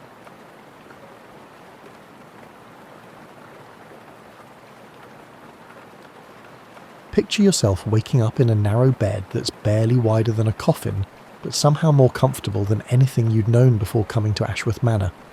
The room you share with two other housemaids is tucked under the eaves, where the ceiling slopes down so dramatically that you've learned to duck instinctively when getting dressed. The walls are thin enough that you can hear Mrs. Pemberton, the head cook, already clattering about in the kitchen 3 floors below, her wooden spoons conducting an orchestra of copper pots. It's 4:30 in the morning, and your body has become a living alarm clock. After 18 months in service, you no longer need the bell that Martha, the senior housemaid, rings to wake everyone. Your bones simply know when it's time to begin another day in the wonderful machine of the manor house. You slide your feet into boots that have moulded themselves to your particular brand of exhaustion, comfortable in all the wrong places, worn thin where you need them most. The floorboards creak their familiar greeting as you tiptoe around your sleeping roommates. Sarah, the scullery maid, talks in her sleep about her sweetheart back in the village, while Emma, who works in the laundry, snores with the dedication of someone who's earned every moment of rest. The servants' staircase serves as your primary route to all important places. It's narrow and steep, designed by architects who clearly never had to carry a coal scuttle up 4 flights, while balancing a chamber pot and trying not to wake the entire household. You've developed a peculiar grace navigating these stairs, part mountain goat, part ballet dancer, all determination not to tumble backward into catastrophe. Your first stop is the magnificent hall, where yesterday's ashes in the massive fireplace look like the remains of a small dragon. The grate is heavy enough to anchor a ship, and cleaning it requires the kind of athletic ability that would impress circus performers. You've learned to approach it like a puzzle. First the smaller pieces, then the grate itself, always mindful that coal dust has a magical ability to appear on surfaces you haven't even touched yet. The manor wakes up around you in layers. First come the other servants, moving through their morning routines with the synchronised precision of dancers who've rehearsed the same performance for years. Then come the dogs, Lord Ashworth's hunting hounds, who seem to insist on serving breakfast at 5 sharp, regardless of human convenience. Finally, the house itself begins to stir, floorboards settling, pipes gurgling their morning complaints, and somewhere in the distance, the grandfather clock in the entrance hall chiming the hours like a stern headmaster, keeping everyone on schedule. You've learned to love these early morning moments, when the manor belongs entirely to its servants. There's something peaceful about moving through rooms that will later buzz with the complicated social machinery of the upper classes, but for now exist in a state of suspended animation. The drawing room, with its silk wallpaper and furniture that costs more than most people earn in a decade, feels almost friendly in the pre-dawn darkness. You dust the mahogany tables and straighten the cushions on chairs that probably have their own names and pedigrees. The morning light filtering through the tall windows reveals dust motes dancing in the air like tiny rebellious spirits. You've developed a personal relationship with dust. It's your constant companion, your eternal opponent, and occasionally, when the light hits it just right, your unwitting collaborator in creating something almost beautiful. Dust, you've learned, has personality. The dust in the library is scholarly and dignified, settling politely on leather-bound books. The dust in the children's playroom is chaotic and adventurous, hiding in corners and emerging at the most inconvenient moments. By 6 o'clock, you've already accomplished what most people would consider a full day's work. The fires are lit, the main rooms are clean, and you've managed to avoid waking anyone who might dock your wages for disturbing their beauty sleep. Your back aches in that particular way that comes from bending over grates and reaching under furniture, but there's also a satisfaction in seeing the manor slowly come to life around your efforts. The kitchen, when you finally make it there for your breakfast, is a warm refuge filled with the smell of fresh bread and the comfortable chaos of Mrs. Pemberton's domain. She rules her realm with the authority of a general and the warmth of a favourite aunt, dispensing both orders and wisdom in equal measure. The pecking order in a Victorian mansion is more complex than the family tree of European royalty, and twice as confusing for newcomers. You've learned to navigate this social labyrinth with the skill of a diplomat, always mindful of who outranks whom, and exactly how much courtesy each position demands. At the top of the servants' hierarchy sits Mr. Whitmore, the butler, who carries himself with the dignity of a man who's never doubted his place in the world.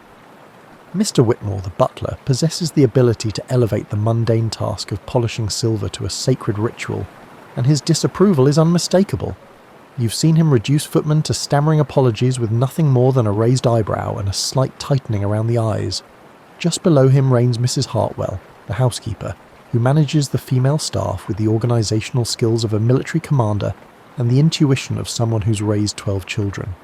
She carries a massive ring of keys that jangles with every step, announcing her presence like a one-woman brass band. These keys unlock everything from the linen closets to the wine cellar, and the sound of them has become the soundtrack of authority in your daily life. Mrs. Pemberton rules the kitchen with an iron ladle and a heart that's softer than her Yorkshire pudding. She's a cook who meticulously remembers each servant's preferred tea and consistently provides an extra biscuit during a particularly challenging day. Her domain is distinct from the rest of the house hierarchy, as she reports directly to Mrs. Hartwell. However, within her kitchen, her authority is unquestioned. You've found your place somewhere in the middle of this complex social machinery. As a housemaid, you're above the scullery maids and the kitchen help, but below the ladies' maids and the governess. It's a position that requires a peculiar kind of social awareness. You need to be respectful to those above you, kind to those below you, and cautious around those at your level, because horizontal politics among servants can be more treacherous than anything happening upstairs. The footmen occupy their own strange category in this hierarchy. They're technically your equals, but they seem to believe their fancy uniforms and proximity to the dining room make them practically members of the family. James, the senior footman, has mastered the skill of sneering at people, while simultaneously serving them soup. His pomaded hair and pristine white gloves make him look like he's constantly ready for a formal portrait, even when he's just carrying coal scuttles.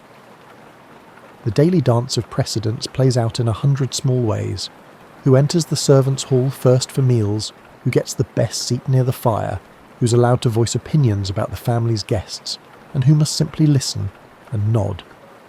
You've learned to read these subtle cues like a scholar studying ancient texts, because misunderstanding your place can result in anything from cold shoulders to actual dismissal.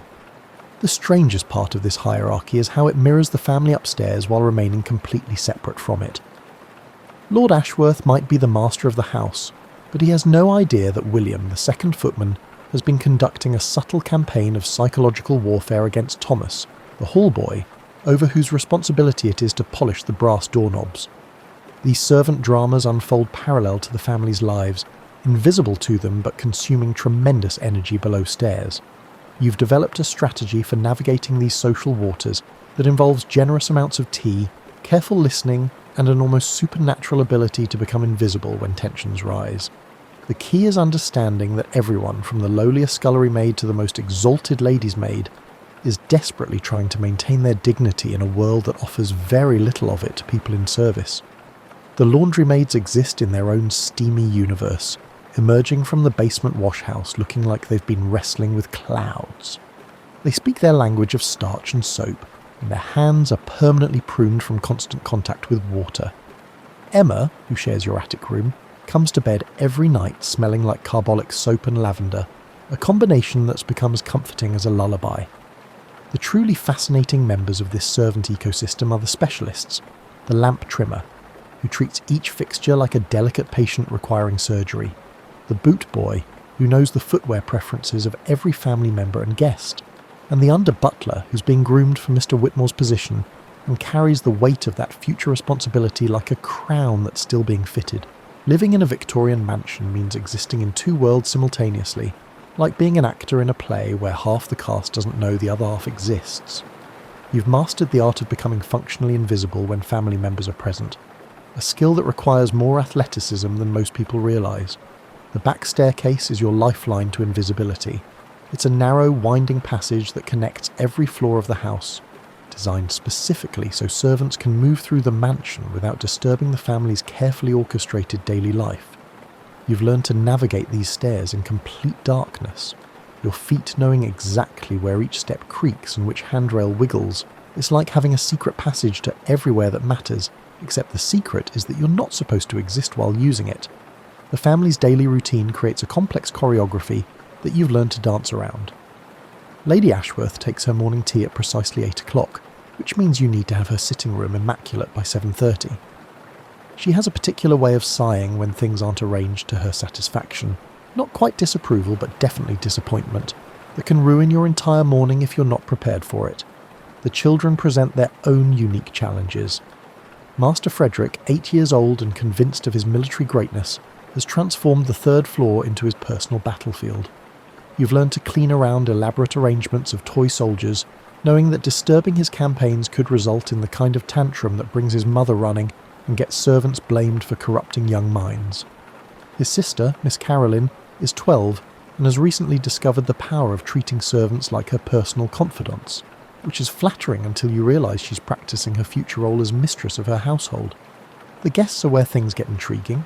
Every visitor brings their expectations, their servants, and their own way of treating the household staff. You've learned to read people quickly. Some guests treat you like furniture, others like family pets, and a precious few like actual human beings. Those who attempt to appear friendly, yet make it evident that they view you as a completely different species, are the worst. Mrs. Fitzpatrick, Lady Ashworth's sister, visits monthly and treats the servants' hall like her personal entertainment venue.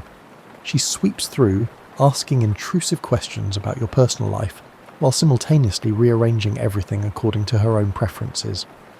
Her lady's maid, Miss Prentice, apologises constantly for her mistress's behaviour, while somehow making it clear that she considers herself superior to the permanent staff. The dinner parties are where your invisibility skills get their greatest workout. You've learned to move through the dining room like a ghost, refilling water glasses and replacing courses while 8 to 12 people conduct conversations that range from fascinating to horrifying, often within the same sentence. The trick is to listen without appearing to listen, to anticipate needs without seeming to pay attention, and to remember everything while pretending to forget it all the moment you leave the room. Overhearing conversations about politics, finance, and social scandals that would make excellent gossip if you could share them, you've gained valuable insights. The family discusses their neighbours' affairs, their business dealings, and their opinions about everything from the weather to the empire, all while servants move around them like well-trained spirits. It has provided you with an education in human nature that no school could match. The most challenging aspect of this upstairs-downstairs existence is maintaining your sense of self while pretending to be invisible. You've learned to find moments of genuine connection with the family members, a shared joke with Miss Caroline, a moment of appreciation from Lady Ashworth when you've arranged her flowers particularly well, or a nod of approval from Lord Ashworth when you've managed to clean his study without disturbing his carefully organised chaos. The house itself becomes a character in this daily drama. Different rooms have different personalities, different moods, and different requirements for how you're supposed to behave in them. The library demands quiet reverence. The drawing room requires careful attention to every surface, and the nursery needs the kind of vigilance that comes from knowing that children can destroy a perfectly clean room in the time it takes to blink. Cleaning a Victorian mansion is like being a detective, a chemist, and an athlete all rolled into one exhausting profession. You've learned that every stain tells a story, every surface has its personality, and every cleaning solution has the potential to either save the day or create a disaster that follows you for months. The cleaning supplies in Mrs. Hartwell's locked cupboard look like ingredients for either medicine or mayhem, depending on your level of expertise. Mrs. Hartwell's locked cupboard contains a variety of cleaning supplies, including carbolic acid for the floors, vinegar for the windows, and a product known as Monkey Brand soap, which, while purportedly effective on everything from brass to boots, often leaves your hands feeling as if you've been handling sandpaper. You've developed a personal relationship with different types of dirt. There's the honest dirt that comes from daily living, dust, mud, the occasional spilled tea, which responds to straightforward cleaning methods and doesn't hold grudges. Then there's the sneaky dirt that hides in corners and behind furniture, waiting to embarrass you when important guests visit. The worst is the mysterious dirt that appears overnight on surfaces you cleaned perfectly the day before, which you're convinced is either supernatural or the result of some servant conspiracy you haven't figured out yet. The weekly ritual of cleaning the chandeliers requires the kind of courage usually reserved for mountain climbing. You've mastered the art of dismantling these crystal monsters, meticulously cleaning each individual crystal, with a solution that Mrs. Hartwell fervently advocates but withholds the recipe. The crystals have to be dried with specific cloths, polished with particular movements, and reassembled in exactly the right order, or they'll catch the light wrong and everyone will notice. Carpet cleaning is where you've truly earned your stripes as a domestic warrior. The dining room carpet, which depicts some sort of hunting scene with more deer than you'd see in an actual forest, requires weekly attention with a carpet beater that's heavier than most people's luggage. You've learned to read the carpet's mood. Some weeks it gives up its dirt easily, other weeks it clings to every speck like it's fighting for its life. The silver service is your nemesis and your pride simultaneously. There are pieces in the butler's pantry that have been in the family for generations, each with its own cleaning requirements and its own way of making you look incompetent. The tea service from Lord Ashworth's grandmother requires a special polish, that has to be applied in circular motions, never straight lines, and buffed to a shine that can blind unsuspecting footmen. You've discovered that cleaning is really about understanding chemistry, even if nobody calls it that. Different materials require different approaches, different solutions, and different techniques. The marble in the entrance hall needs gentle treatment with specific soaps, while the wood panelling in the study requires oils that have been mixed according to recipes that are closely guarded family secrets. The laundry presents its own scientific challenges. You've learned to identify stains by sight, smell, and sometimes by the story behind them.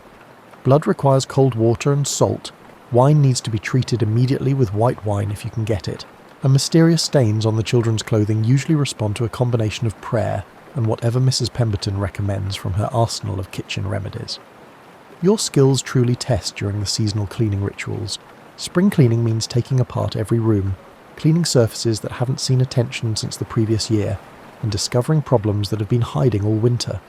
You've learned to approach these marathons like a military campaign, with careful planning, strategic supply management, and the kind of determination that comes from knowing that failure means starting over from the beginning. The tools of your trade have become extensions of your body. You know exactly how much pressure each brush can handle, which cloths work best on which surfaces, and how to make a feather duster perform like a precision instrument. Your hands have developed calluses in places that tell the story of your daily routine, and your back has learned to bend and twist in ways that would impress contortionists.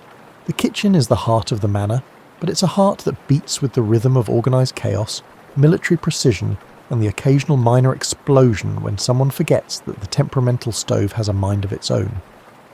You've learned to navigate this culinary battlefield with the skill of a diplomat and the reflexes of someone who's been hit by flying pastry once too often. Mrs. Pemberton governs her domain with a wooden spoon that has endured more use than most medieval weapons. Mrs. Pemberton is a cook who adeptly prepares a 7-course dinner for 12 guests, manages the daily meals for 23 servants, monitors dietary restrictions that fluctuate with the weather, and maintains a constant commentary on the moral failings of anyone who has ever questioned her gravy. The kitchen follows a schedule that would leave railway conductors feeling envious. Breakfast preparation begins at 4:30, with the great stove being coaxed to life like a temperamental dragon that requires specific rituals to avoid breathing fire in the wrong direction. The bread has to rise at precisely the right temperature. The porridge must be stirred in a particular pattern to avoid lumps, and the bacon requires the kind of attention usually reserved for diplomatic negotiations. You've learned to read the kitchen's moods like a weather forecaster. When Mrs. Pemberton starts humming while she kneads bread, it's going to be a good day. When she begins muttering about ungrateful families and servants who don't appreciate proper cooking, it's time to become very useful, very quietly, and very far from her line of sight. When she starts banging pots louder than necessary, everyone knows to work faster and speak less. The scullery maid, poor Sarah, lives in a world of endless dishes, where every meal creates a mountain of plates, glasses, and serving pieces that need to be washed, dried, and put away before the next meal begins the cycle again. She's developed arms that could probably arm wrestle most of the footmen, and a philosophical approach to dishwater that borders on the mystical. Her domain is the enormous sink, a porcelain monster that could probably bathe a small horse, and she approaches each load of dishes like a general planning a campaign. The preparation of meals for upstairs is a performance that requires choreography, timing, and the kind of attention to detail that would impress Swiss watchmakers. Every plate must be warmed to the exact temperature, every garnish placed with artistic precision, and every course timed to arrive at the dining room exactly when the family is ready for it. You've learned to move through this ballet without disrupting the flow, carrying messages between the kitchen and the dining room, adjusting plans when last-minute guests arrive, and somehow managing to be helpful without getting in the way. The servants' meals present their challenges. We need to feed 23 people substantial, satisfying food that is efficient to prepare and doesn't require the same ingredients as the family's meals. Mrs. Pemberton has mastered the skill of maximising the use of ingredients, resulting in meals that are not only economical but also delicious, despite her reluctance to acknowledge their deliciousness. The weekly delivery of supplies turns the kitchen into a small version of a marketplace. Tradesmen arrive with vegetables, meat, dairy and dry goods, and Mrs. Pemberton inspects everything with the critical eye of someone who's been fooled by wilted lettuce exactly once and learned her lesson. She haggles over prices, rejects inferior products, and somehow manages to maintain relationships with suppliers that ensure the manor gets the best of everything while staying within budget. The kitchen gossip network is more efficient than the postal service. Information travels from the tradesman's entrance to the servants' hall faster than steam from a kettle, and Mrs. Pemberton somehow knows about neighbourhood scandals before they happen. She dispenses wisdom about everything from unreliable butchers to unsuitable marriages, all while stirring sauces and timing roasts with the precision of a master conductor. The kitchen reveals its true character during the evening clean-up. After a day of constant activity, the great room needs to be restored to perfect order for the next day's battles. Every surface must be scrubbed, every pot cleaned and put away, and the stove banked for the night like a faithful pet being tucked into bed. It's during these quiet moments that you appreciate the kitchen's warmth, both literal and metaphorical, and understand why it's considered the heart of the entire household.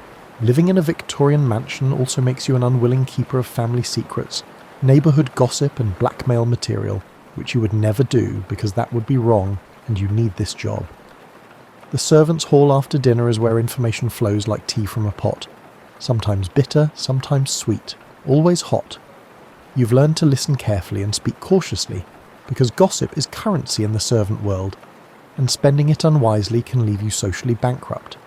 The trick is knowing which stories are safe to share, which ones are too dangerous to repeat, and which ones are so delicious that keeping them secret feels like a physical sacrifice. Martha, the senior housemaid, has been with the family for 15 years and knows everything about everyone.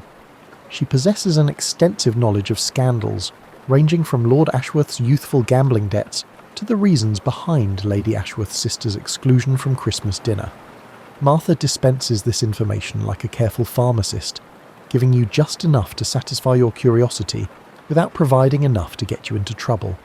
The most fascinating discoveries come from cleaning the family's private spaces. You've mastered the art of interpreting clues, such as the hastily hidden letters upon entering a room, the abrupt halts in conversations when servants arrive, and the poignant glances shared among family members that reveal intricate details about situations you're not expected to comprehend. The art is in appearing oblivious while actually being quite observant, and in remembering everything while pretending to forget it all. The guest rooms hold a wealth of information about the family's social connections. You've learned to deduce entire stories from the contents of visitors' luggage, their correspondence, and their requests for specific services. Colonel Weatherby, who visits quarterly, always brings his soap and requests extra towels, which suggests either fastidious hygiene or something more interesting that you're not supposed to think about. Mrs. Vanderbilt always travels with her sheets and insists on having her tea prepared with water that's been boiled exactly twice, which tells you something about either her standards or her superstitions. The most dangerous secrets are the ones that involve the family's finances. You've overheard enough conversations to understand that the manor's magnificent appearance might not reflect the actual state of the family's resources. There are whispered discussions about mortgages, investments, and the need to make certain economies that must never be apparent to visitors. This knowledge lingers in your mind, too significant to overlook, yet too perilous to divulge. The romantic entanglements of the family provide endless entertainment for the servants' hall. Everyone is eagerly anticipating the moment when Miss Caroline's parents will notice her obvious infatuation with the young curate, who is visiting to discuss her charitable work. Master Frederick's current obsession with military history seems to be connected to his desire to impress Miss Julia, the daughter of a visiting general, which is adorable until you realise that 8-year-old romantic strategies involve increasingly elaborate displays of toy soldier expertise. Observing the relationship between Lord and Lady Ashworth from the unique perspective of someone who maintains their private spaces is a fascinating study in Victorian marriage.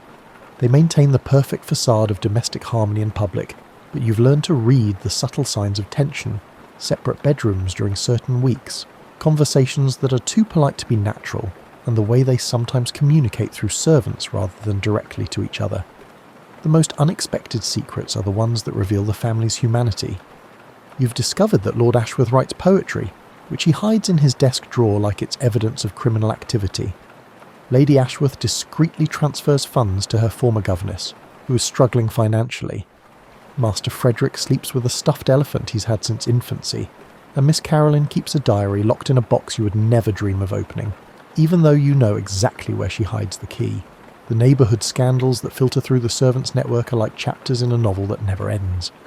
There's the ongoing mystery of why the Pemberton family down the road suddenly dismissed their entire staff last month. The speculation about whether Mr. Harrington's new wife is actually as young as she claims to be, and the delicious controversy surrounding the Methodist minister's daughter, who's been seen walking unchaperoned with a young man who's definitely not from a suitable family. After 18 months in service, you've learned that life in a Victorian mansion is built on rhythm. The daily beat of routine that keeps everything functioning, punctuated by moments of unexpected magic that make all the hard work worthwhile. Your days have developed a musical quality, each task flowing into the next with the kind of precision that comes from repetition and the knowledge that 22 other people depend on you doing your part perfectly. The changing seasons bring different rhythms to the manor. Spring means opening windows that have been sealed against winter's cold, beating rugs that have collected months of fireplace smoke, and the general resurrection of a house that's been hibernating. Summer brings garden parties, house guests, and the challenge of keeping cool in rooms that face the afternoon sun. Autumn means preparing for winter's siege, preserving food, and the melancholy beauty of watching the grounds transform into a landscape painting. Winter brings the cosy intimacy of smaller, warmer spaces, the constant tending of fires, and the satisfaction of keeping a large house comfortable when nature is doing its best to freeze everything solid.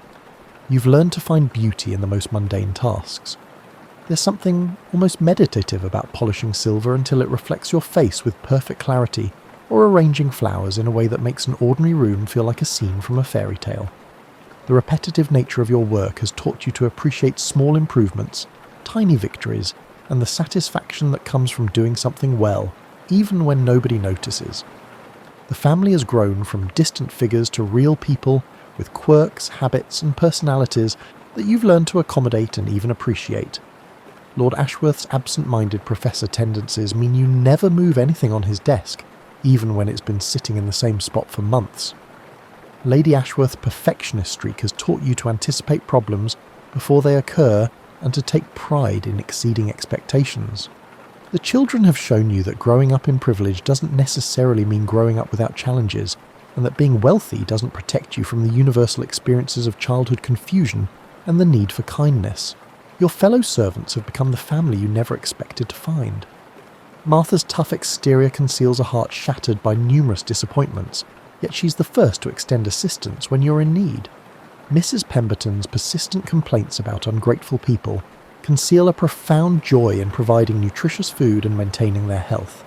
Even Mr. Whitmore, with his intimidating dignity, has shown moments of unexpected humour and surprising kindness. The skills you've developed in service have changed you in ways you didn't anticipate. Your hands have become capable of delicate work that would have been impossible 18 months ago. Your back has grown stronger from all the bending and lifting. Your mind has become more organised, more efficient, and better at solving problems quickly.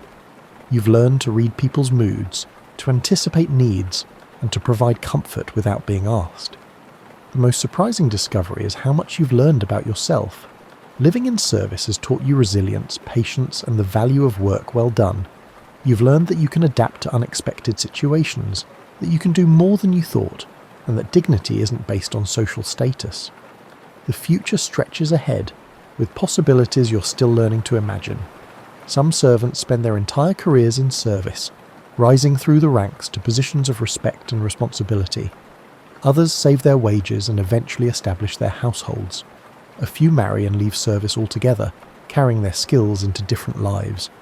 You haven't decided which path you'll take, but you've learned that having choices is a luxury you're grateful for. As you settle into your narrow bed at the end of another long day, listening to Sarah murmur about her sweetheart and Emma's reliable snores, you realise that this life you've built in service is more than just a job. It's a community, an education, and a foundation for whatever comes next. The manor house sleeps around you, peaceful and secure, and you drift off knowing that tomorrow will bring the same rhythm of routine and the same possibility of small magic. The last thing you hear before sleep takes you is the grandfather clock in the entrance hall. chiming the hours with the same steady reliability that has marked your days since you arrived. It's a comforting sound, a reminder that some things endure and that your part in keeping this small world functioning matters more than you might have thought when you first climbed those steep servant stairs with your single bag of possessions and a heart full of uncertainty. Your life in service has taught you that home isn't always the place you're born and family isn't always the people you share blood with. Sometimes home is a narrow bed under sloped ceilings, and family is the people who know exactly how you like your tea and never forget to save you the last slice of Mrs. Pemberton's apple tart.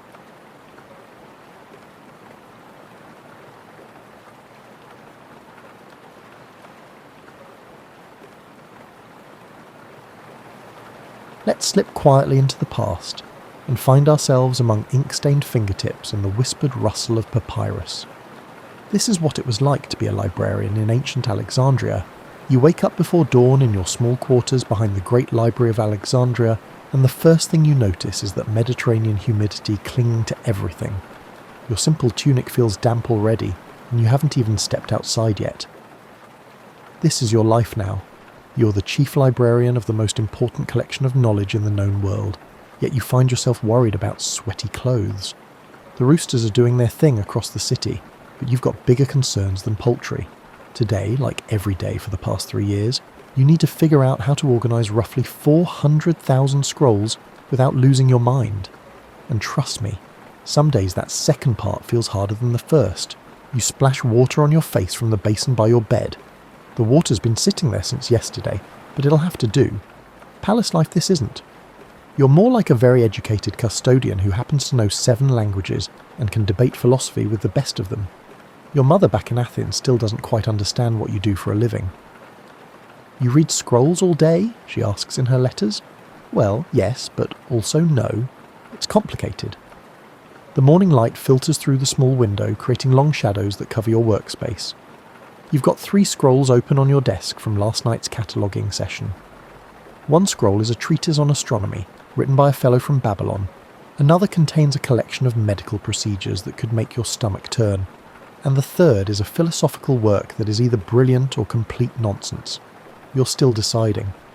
Your assistant, Marcus, won't arrive for another hour. He's a talented kid, enthusiastic about learning, but he has this unfortunate habit of dropping things, important things. Last week it was a scroll about engineering principles that took 2 scribes 3 months to copy. You heard it hit the floor from 3 rooms away and felt your soul leave your body for a moment. You pull on your sandals and head toward the main hall. The library at this hour is peaceful, almost sacred. No scholars arguing about whether Homer was 1 person or 7, no politicians demanding to see maps of territories they're planning to conquer, and no physicians debating whether the heart or the brain controls human emotion. It's just you, the scrolls, and the gentle sound of your footsteps on the marble. The smell hits you first, papyrus, ink, and that particular mustiness that comes from housing hundreds of thousands of written works in a building near the sea. It's not unpleasant exactly, it's become the smell of home. Your friends back in Athens think you're crazy for leaving a perfectly good teaching position to come manage a library, but they don't understand the magic of having all this knowledge in one place. You light the oil lamps in your section and start your daily routine. First, check for any scrolls that might have been damaged causes significant damage to papyrus. And you have honed your ability to identify. You've learned to spot the early signs of deterioration. A scroll that's perfectly fine one day can be crumbling the next if you're not careful. You've developed what you call papyrus paranoia, constantly checking, touching and adjusting. Next, you review the requests that came in yesterday. A scholar from Rome wants everything you have on Egyptian burial practices. A merchant from Syria needs maps of trade routes to India. A young student is looking for anything about mathematics that doesn't make his head hurt. You make notes about where to find these materials, knowing that the finding part is often more challenging than the knowing part. The library's organisation system is your invention, born from necessity and refined through trial and error. If you're being honest, it's mostly through trial and error. You have organised the items by subject, then by region, and finally by author, but only when you know the authorship of each item. It works most of the time, but sometimes you'll spend half a day looking for a scroll that turns out to be where it should be, just not where you thought. By the time the sun is properly up, your first visitors start arriving. Today's crowd is typical, a mix of serious scholars, curious travellers, and the occasional person who's clearly just trying to get out of the heat. You've learned to distinguish between them pretty quickly. The serious scholars arrive with specific questions and infinite patience. They'll spend hours reading, taking notes, and asking thoughtful questions. You enjoy working with them, even when their questions send you scrambling through sections you haven't visited in months. Today's first scholar is a middle-aged woman from Crete who's researching ancient cooking methods. She's particularly interested in how different cultures preserved meat, which sounds mundane until you realise she's trying to solve practical problems for sea voyages.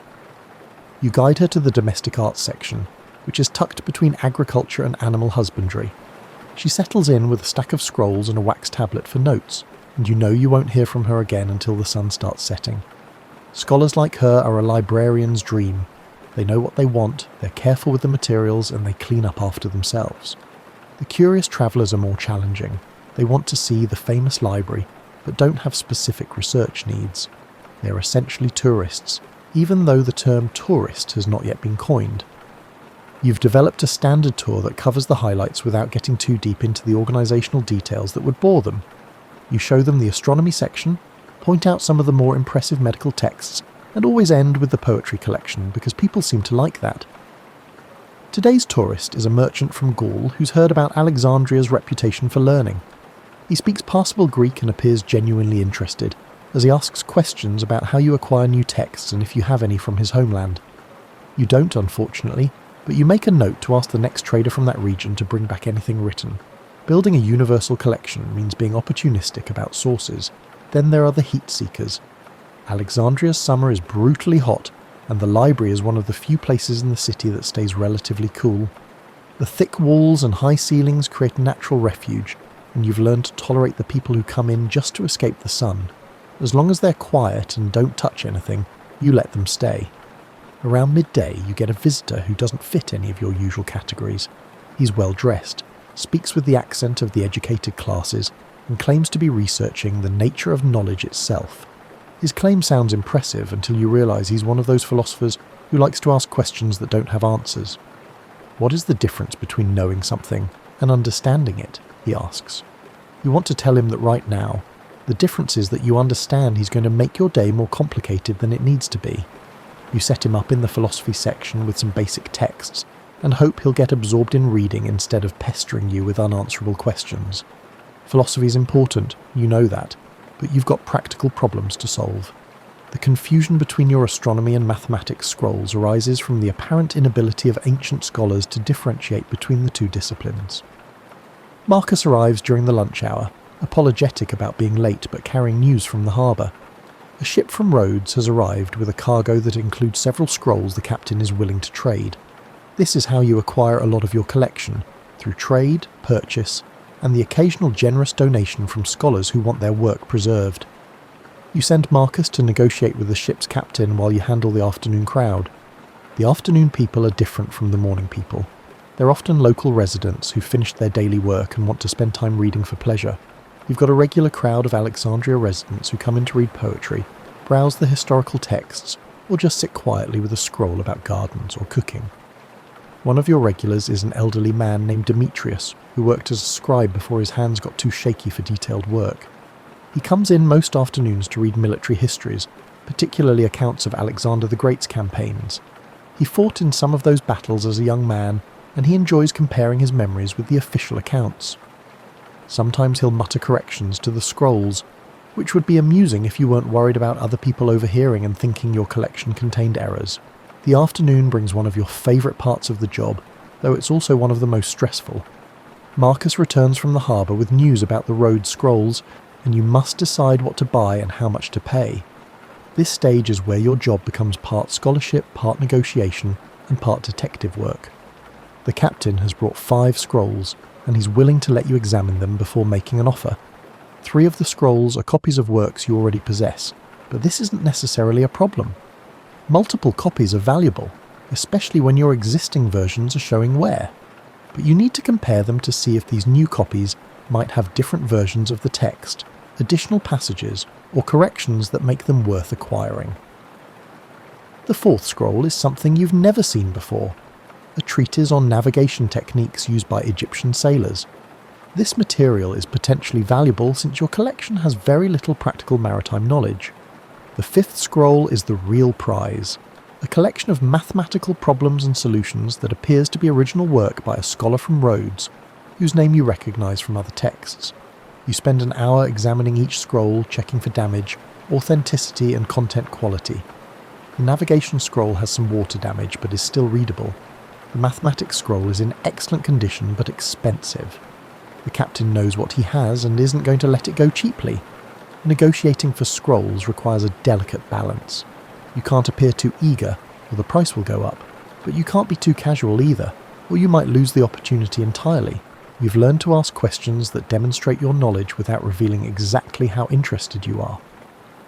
Interesting approach to star navigation, you might say, while examining a scroll. Though I notice the author doesn't address the seasonal variations that most sailors consider essential. The captain is experienced at this game too. He mentions casually that another library in Pergamon has expressed interest in the mathematics scroll. The statement might be true, or it might be a negotiating tactic. Either way, it adds pressure to your decision-making process. You end up purchasing the navigation scroll and the mathematics scroll plus one of the duplicates, because it contains marginalia that might be interesting to scholars. The total cost will put a dent in your quarterly budget, but good materials are worth the investment. You arrange for the scrolls to be delivered to the library the next morning, after you've had time to prepare proper storage for them. While you're handling the acquisition, Marcus is dealing with a different kind of challenge. A group of visiting scholars from Pergamon has arrived, and they're not here for friendly research. They're conducting what amounts to competitive intelligence, trying to determine what Alexandria has that they don't. Libraries in the ancient world are prestige projects for their cities, and there's definitely rivalry between major collections.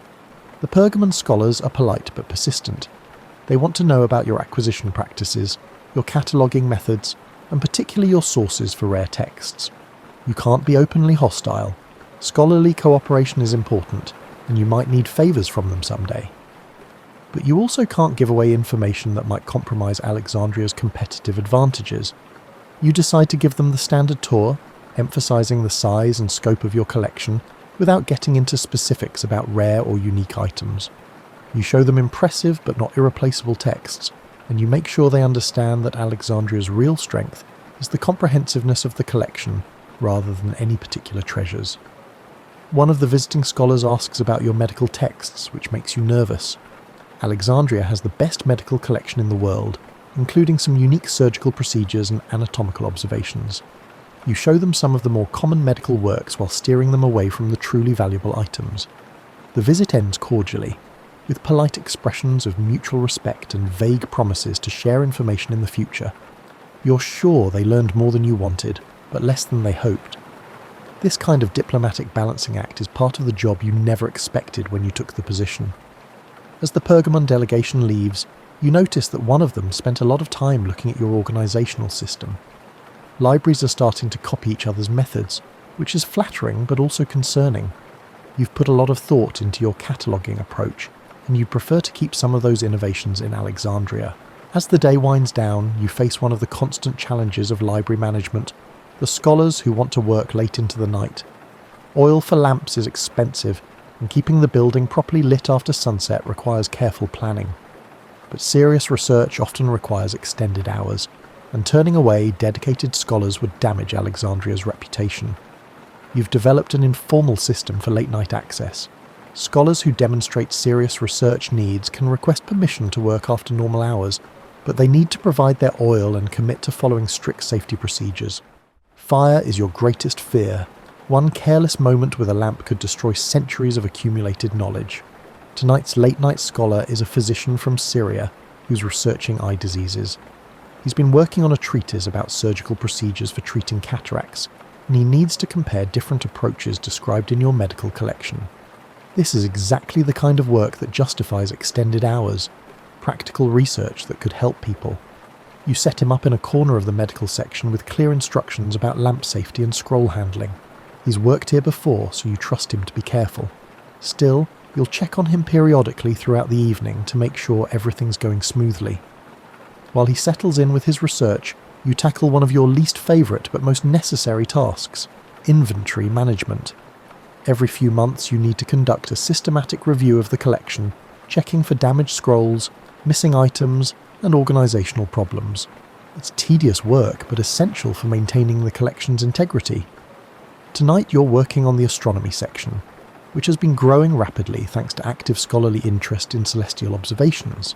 The problem is that astronomy overlaps with mathematics, navigation, and even medicine, so you're constantly deciding whether scrolls belong in this section or somewhere else. You discover 3 misshelved scrolls, likely the result of well-intentioned scholars attempting to reassign materials to the incorrect locations. This is an ongoing challenge. Individuals often believe that placing scrolls in roughly the correct area is beneficial, but it actually increases your workload. You've learned to check the most obvious wrong locations when you can't find something where it should be. The real discovery tonight is a scroll that you thought was lost. It's a treatise on predicting eclipses that disappeared from the astronomy section 3 months ago. You finally find it wedged behind some mathematical texts, probably knocked back there accidentally. Finding it brings immense relief, as the loss of irreplaceable materials is a librarian's greatest concern. Around midnight, you take a break to check on the Syrian physician. He's made excellent progress and has several wax tablets covered with notes. More importantly, he's been careful with the lamp and has kept his workspace organised. You bring him some water and a small meal, partly out of hospitality, and partly to give yourself an excuse to verify that everything's still under control. He's excited about his research and wants to share his findings. Apparently he's discovered that 3 different medical traditions have developed similar but slightly different approaches to cataract surgery. By comparing them, he thinks he can develop an improved technique that combines the best elements of each approach. This is why the library matters. It's not just about preserving knowledge, but about enabling new discoveries through the combination of different sources. You listen to him intently, but part of your focus is on the lamp flame and the scrolls around his desk. Scholarly enthusiasm is wonderful, but it can make people careless about practical safety concerns.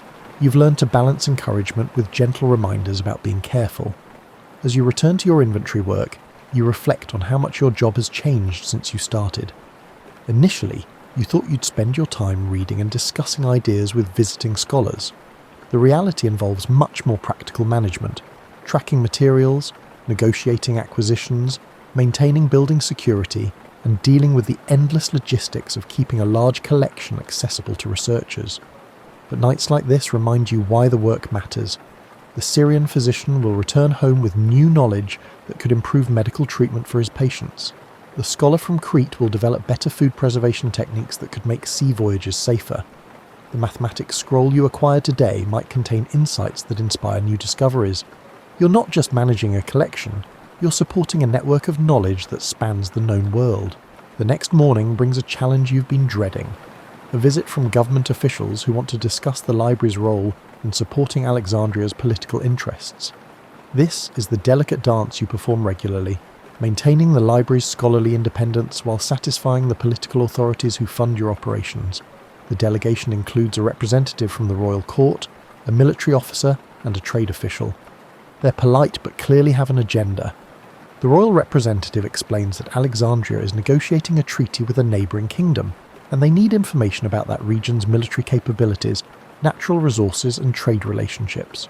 This puts you in an awkward position. The library contains exactly the information they're seeking: military histories, geographical surveys, and economic analyses.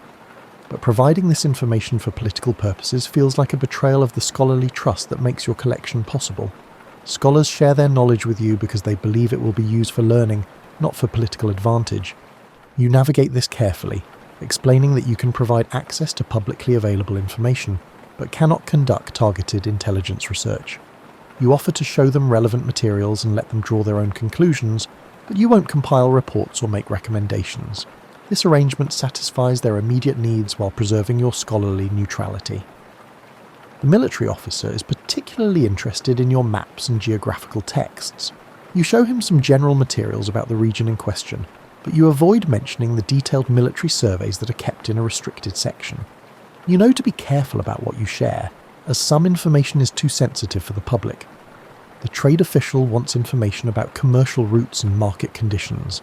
This is easier to provide since much of this information is contained in travel accounts and merchant records that are genuinely scholarly in nature. You spend an hour helping him locate relevant materials, and he seems satisfied with what he finds. After the officials leave, you deal with a different kind of political challenge. A group of local religious leaders has requested a meeting to discuss some of the materials in your collection. They're concerned about texts that present alternative religious viewpoints or challenge traditional beliefs. This is always a sensitive issue in a diverse city like Alexandria, where different cultural and religious traditions coexist. You meet with them in your office, serving wine and trying to keep the conversation friendly. Their leader explains that they're not asking you to remove materials, but they want to ensure that potentially controversial texts are clearly identified so that people can make informed decisions about what to read. The request seems reasonable on the surface, but you're wary of anything that might lead to censorship or restricted access. You explain that the library's mission is to preserve knowledge from all sources and traditions, and that scholarly inquiry requires exposure to different viewpoints. You offer to work with them to develop better descriptions of controversial materials, but you stress that you won't restrict access to legitimate scholarly resources. The conversation remains cordial, but you can sense underlying tensions. Some of the religious leaders are clearly uncomfortable with the idea that their beliefs might be challenged by alternative viewpoints. Others appear more concerned with accurately representing their own traditions within the collection. You pledge to scrutinise the descriptions of various religious and philosophical traditions in your catalogues, seeking to offer more impartial and precise information. Meanwhile, Marcus is dealing with a practical political problem. A wealthy merchant has offered to donate a significant collection of scrolls to the library, but he wants his name prominently displayed and expects special recognition for his generosity. This kind of patronage is important for your funding, but it creates complications when donors try to influence how their contributions are used. You review the proposed donation with Marcus. The scrolls are valuable, mostly historical and literary works that would enhance your collection. But the merchant's terms include rules on how to display the materials and who can access them. You're willing to acknowledge his generosity publicly, but you can't accept limitations on scholarly access. You arrange a meeting with the merchant for the following week, planning to negotiate terms that satisfy his desire for recognition while preserving the library's principles. This kind of diplomacy is an increasingly important part of your job as the library's reputation grows and attracts more high-profile supporters. The afternoon brings a different kind of political challenge when two rival scholars arrive to research the same topic. They're both working on histories of recent military campaigns, and they clearly see each other as competitors rather than colleagues. You need to provide equal access to both while preventing their rivalry from disrupting other scholars' work.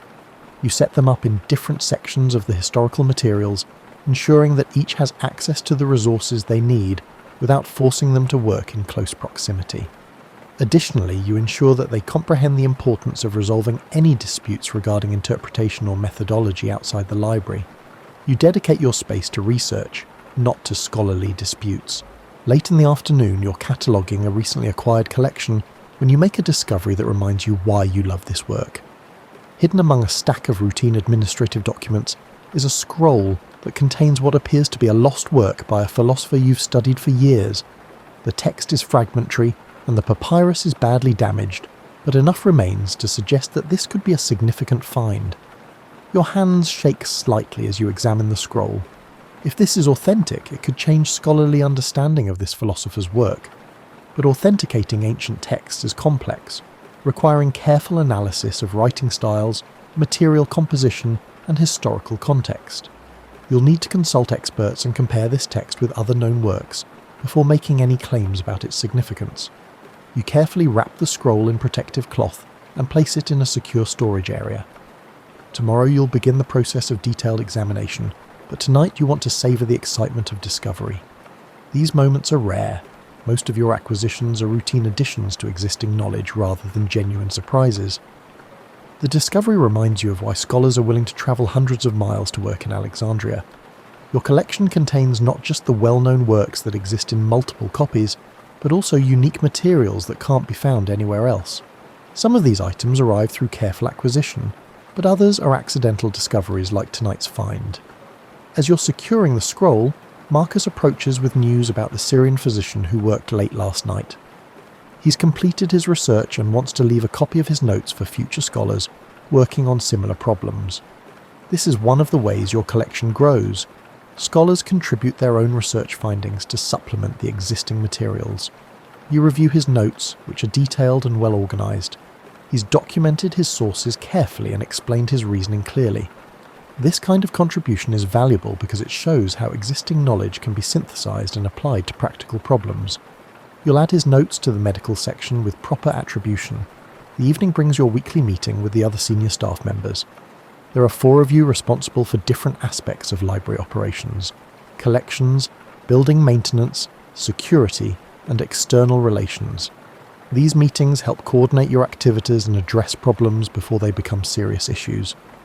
Tonight's main topic is the growing space problem. The collection is expanding faster than the building can accommodate it, and you're running out of room for new acquisitions. Several solutions are under consideration, including expanding the existing structure, establishing satellite collections, or implementing more selective acquisition policies. Each option has advantages and drawbacks. Expansion would be expensive and disruptive to ongoing operations. Satellite collections would reduce the library's effectiveness by scattering related materials across multiple locations. More selective acquisition would limit the collection's comprehensiveness, which is one of Alexandria's main competitive advantages. You advocate for expansion, arguing that the short-term costs are justified by the long-term benefits of maintaining a comprehensive collection. The building maintenance supervisor worries about the structural challenges of adding new wings to the existing structure. The security chief is concerned about protecting a larger facility with the same number of guards.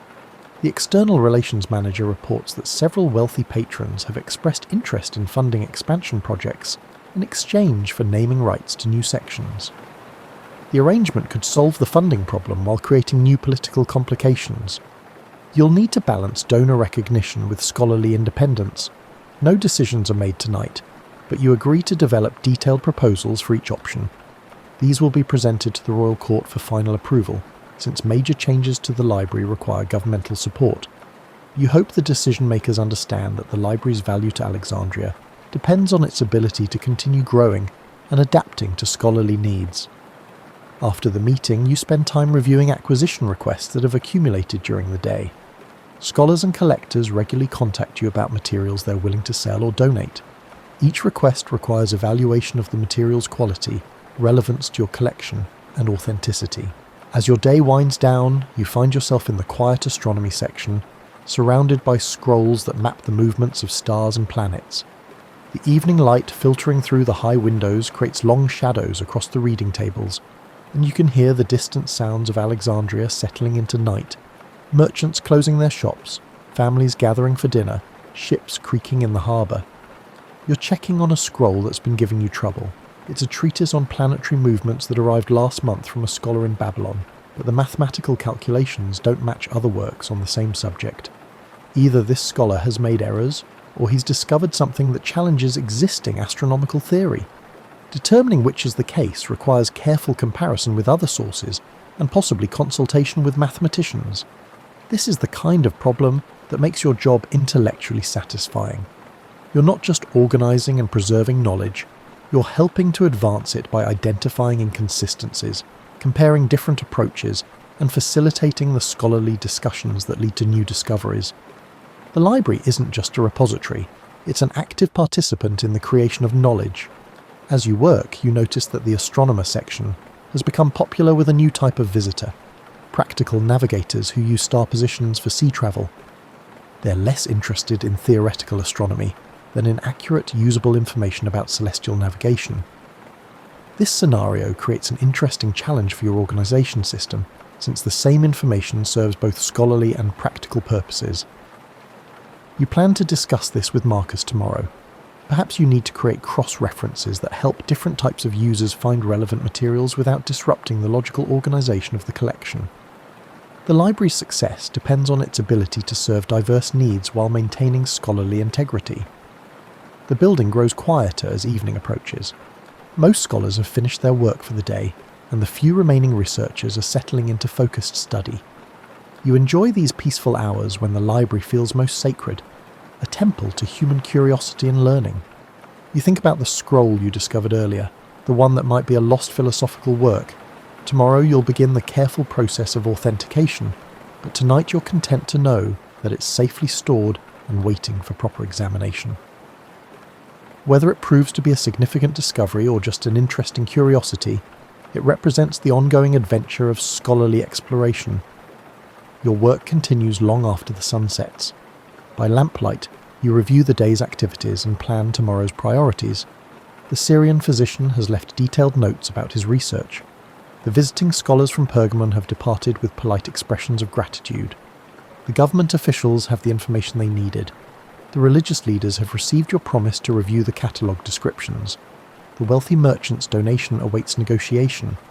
Each interaction represents a different aspect of your role as keeper of Alexandria's intellectual treasures.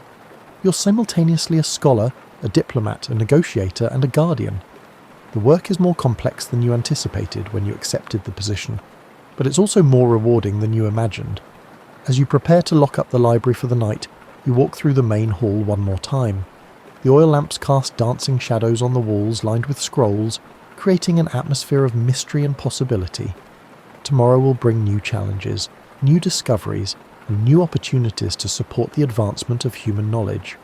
You've learned that being a librarian in ancient Alexandria isn't just about organising information, it's about nurturing the intellectual curiosity that drives human progress.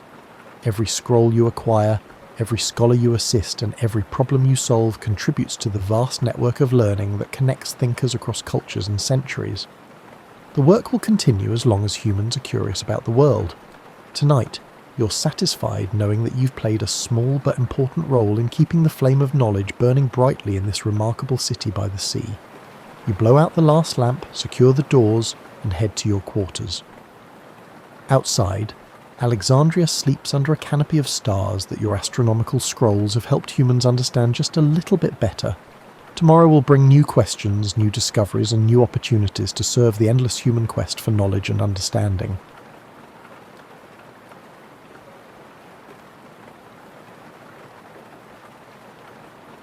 Picture this.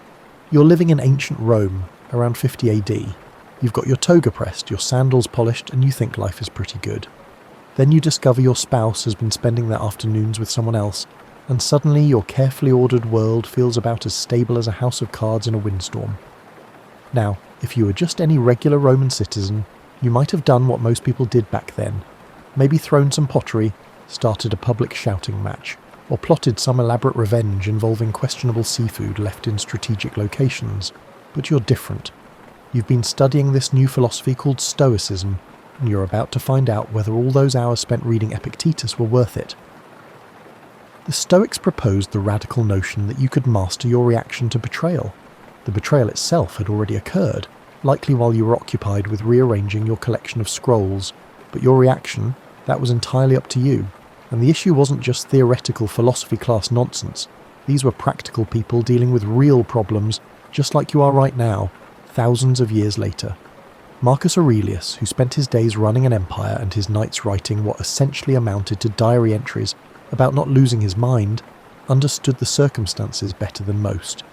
He knew that people would do what they wanted, no matter what you wanted or expected. Your spouse choosing to be unfaithful wasn't really about you controlling them. It was about you controlling you. Taking a deep breath and asking yourself a simple question, what exactly can you control in this situation, is the first thing a Stoic would advise. You can't control what your partner did yesterday. You can't control whether they'll do it again. You cannot influence the actions of your partner from yesterday, nor can you determine if they will repeat those actions. Additionally, you have no control over whether the individual with whom they were unfaithful possesses more appealing hair than you. However, you do have the power to decide how you will think about the situation, how you will respond, and what actions you will take moving forward. This may seem almost overly simplistic, but the Stoics held a strong belief in the value of straightforward truths. But you can control your thoughts, reactions, and next steps. These principles might sound almost ridiculously simple, but the Stoics were big believers in simple truths. They figured that most of human suffering came from trying to control things that were completely outside our influence, while ignoring the things that were actually within our power. It's like spending all your energy trying to change the weather while forgetting to grab an umbrella. Seneca, another famous Stoic who had plenty of experience with life's unexpected curveballs, would probably remind you that betrayal hurts, precisely because we had expectations about how other people should behave. We create these elaborate mental contracts with the people in our lives, unspoken agreements about loyalty, honesty, and not sneaking around behind our backs. When someone breaks that contract, we feel violated not just by their actions, but also by the shattering of our assumptions about how the world should work. But here's where it gets interesting. The Stoics would suggest that those expectations were the real problem all along. It's not that your desire for faithfulness and honesty was incorrect. Those are entirely valid desires. Rather, it's because you mistakenly believed that your strong desire for faithfulness and honesty could ensure their fulfillment. So there you are, standing in your Roman villa or your modern apartment, holding the pieces of what you thought was your life, and some ancient philosopher is essentially telling you that this moment, this exact moment of discovering betrayal, is actually an opportunity. An opportunity to practice the most important skill any human can develop, the ability to respond rather than simply react. You know what's amusing about finding out you've been cheated on? Your brain immediately starts working overtime, like a detective who's had way too much coffee and is convinced they're about to crack the case of the century. You start remembering every little detail, how they seemed distracted last Tuesday, why they suddenly needed to work late on Fridays, and what that weird smile meant when they looked at their phone. Your mind becomes this relentless investigation machine, and honestly, it's exhausting. The ancient Stoics would have recognized this mental spiral immediately. The ancient Stoics referred to this mental spiral as getting carried away by your initial impressions, and they offered some surprisingly practical advice for addressing it. Epictetus, who understood a thing or two about life not going according to plan, would suggest starting by separating facts from the stories you tell yourself about those facts. Here's what he meant. The fact is that your partner was unfaithful. That's it. That's the actual event that happened in the world. But then your mind starts adding layers to this fact. Stories about what it means about you, about your worth, about your future, about whether you're attractive enough or interesting enough, or whether you should have seen it coming. What do all those additions mean? Those aren't facts. These are interpretations, and interpretations are something you can effectively work with. This does not imply that one should disregard the pain or minimize the significance of betrayal. The Stoics weren't advocating for becoming emotionally numb. They were way too smart for that. They understood that pain is a natural human response to loss and disappointment, but they also understood the difference between pain and suffering. Pain is what happens when something undesirable occurs. Suffering occurs when you take that pain and amplify it with narratives about how terrible everything is, how things will never improve, and how this validates all your deepest fears about yourself. Marcus Aurelius used to write himself little reminders about this distinction. He'd note that when something unpleasant happened, he had a choice. He could experience it as just that one unpleasant thing, or he could let it contaminate everything else in his life. Getting cheated on could be one of the worst things that happened, or it could prove that love is impossible, that you're unlovable, that you can't trust anyone, and that you should just get 17 cats and give up on human relationships. The Stoics were also surprisingly practical about the whole others are going to do what other people do thing. They weren't naive about human nature. Seneca, who lived through some pretty dramatic political times and saw plenty of betrayal up close, wrote extensively about how people often act out of their pain, confusion, or weakness rather than out of some calculated desire to hurt you specifically. This view doesn't lessen the pain or justify the betrayal, but it does take you out of the centre of someone else's bad choices. Maybe your partner cheated because they're going through something you don't understand. Maybe they cheated because they never learned healthy ways to resolve problems in relationships. Maybe they cheated because they're fundamentally selfish or scared, or they just make really poor choices when they're feeling overwhelmed. These reasons don't justify the betrayal, but they do lessen its impact on your humanity. And that's vital, as infidelity can make you doubt everything about yourself. The Stoics would remind you that someone else's poor choices are information about them, not about you. The really revolutionary part of Stoic thinking is how they approach the whole question of what you deserve from other people. Most of us operate with the underlying assumption that if we're good partners, loyal, loving and supportive, then we've somehow earned the right to be treated the same way in return. The universe owes us faithfulness because we've been faithful. But the Stoics would gently suggest that this entire framework is based on a misunderstanding of how the world actually works. Even the best partner can be betrayed. This isn't due to your deservingness or inadequacy, but rather because individuals possess their own free will, intricate inner lives, and the ability to make dreadful choices. Let's clarify that acceptance does not equate to being a doormat. This principle is probably one of the most misunderstood aspects of Stoic philosophy, and it's particularly important when you're dealing with betrayal.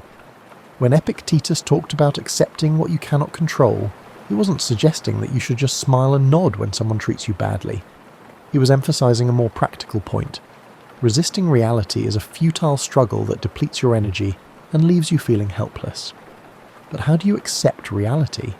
That's actually the first step toward figuring out what you can do about your situation. Think about it this way. As long as you're spending all your mental energy being outraged that this thing happened, trying to figure out how to make it not happen, or spinning elaborate fantasies about what you should have done differently to prevent it, you're not available to deal with what's actually in front of you right now. You resemble an individual standing in the rain, shaking your fist at the clouds and insisting that they cease being wet rather than seeking shelter or obtaining an umbrella. The Stoics understood that acceptance is actually a form of power. When you accept that your partner cheated, not that it was okay, not that you have to like it, but simply that it happened and you can't change the fact that it happened, suddenly you free up all that energy you were using to fight reality. And now you can use that energy for something useful, like figuring out what you want to do next. This is where the Stoic approach gets intriguing, because they were big believers in focusing on the future rather than the past. Marcus Aurelius used to remind himself that he couldn't change what happened yesterday, but he had complete control over what he chose to do today. And when you're dealing with infidelity, this perspective can be liberating. You can't make your partner not have cheated, but you can decide whether you want to try to work things out or end the relationship. You can't control whether they'll be faithful in the future, but you can decide what your boundaries are and what you're willing to accept going forward. You can't erase the hurt and betrayal you're feeling, but you can choose how to process your feelings and what to learn about yourself and your relationships. The Stoics were also remarkably practical about the whole forgiveness question. They didn't think you owed anyone forgiveness, especially not on someone else's timeline, but they did understand that carrying around anger and resentment is exhausting and ultimately self-destructive. Seneca wrote about how anger is like picking up a hot coal to throw at someone else. You're the one who receives burned. This doesn't mean you have to forgive and forget and pretend nothing happened. It means that at some point, for your own well-being, you might choose to let go of the anger, not because the person who hurt you deserves it, but because you deserve to not carry around that burden anymore. It's less about them and more about you reclaiming your peace of mind. The ancient Stoics also had some modern insights about self-worth. They understood that basing your sense of value on how other people treat you is essentially giving other people control over your emotional well-being. If your worth depends on your partner being faithful, then their infidelity doesn't just betray the relationship, it attacks your fundamental sense of self. But what if your worth was based on something more stable? What if it was based on your character, your values, your choices, and your growth as a person? What if it was based on how you treat others, how you handle difficulties, and how you show up in the world? These are all things that belong to you, regardless of what anyone else does or doesn't do. Epictetus, who had lived as a slave before becoming a philosopher, understood better than most that other people might control your circumstances, but they couldn't control your character unless you let them. Your partner's betrayal might change your relationship status, but it doesn't have to change who you are or what you're capable of or what you deserve in life. Here's something the Stoics understood that we're still figuring out today. Emotions are a lot more like weather than we usually admit. Emotions fluctuate in frequency and intensity, and attempting direct control is akin to attempting to halt the rain. Just as you can learn to read weather patterns and prepare for storms, you can also learn to work with your emotions instead of being completely at their mercy. When you first discover infidelity, the emotional storm is usually pretty intense.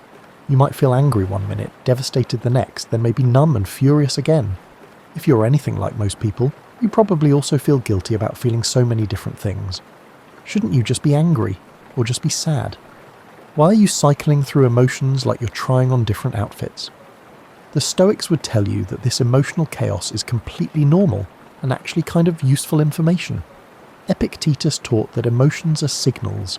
They tell you something about how you're interpreting what's happening to you. Your anger might be telling you that an important boundary was crossed. Your sadness might be telling you that you've lost something that mattered to you. Your fear might be telling you that you're worried about what comes next. None of these emotions are wrong or bad. They're just information.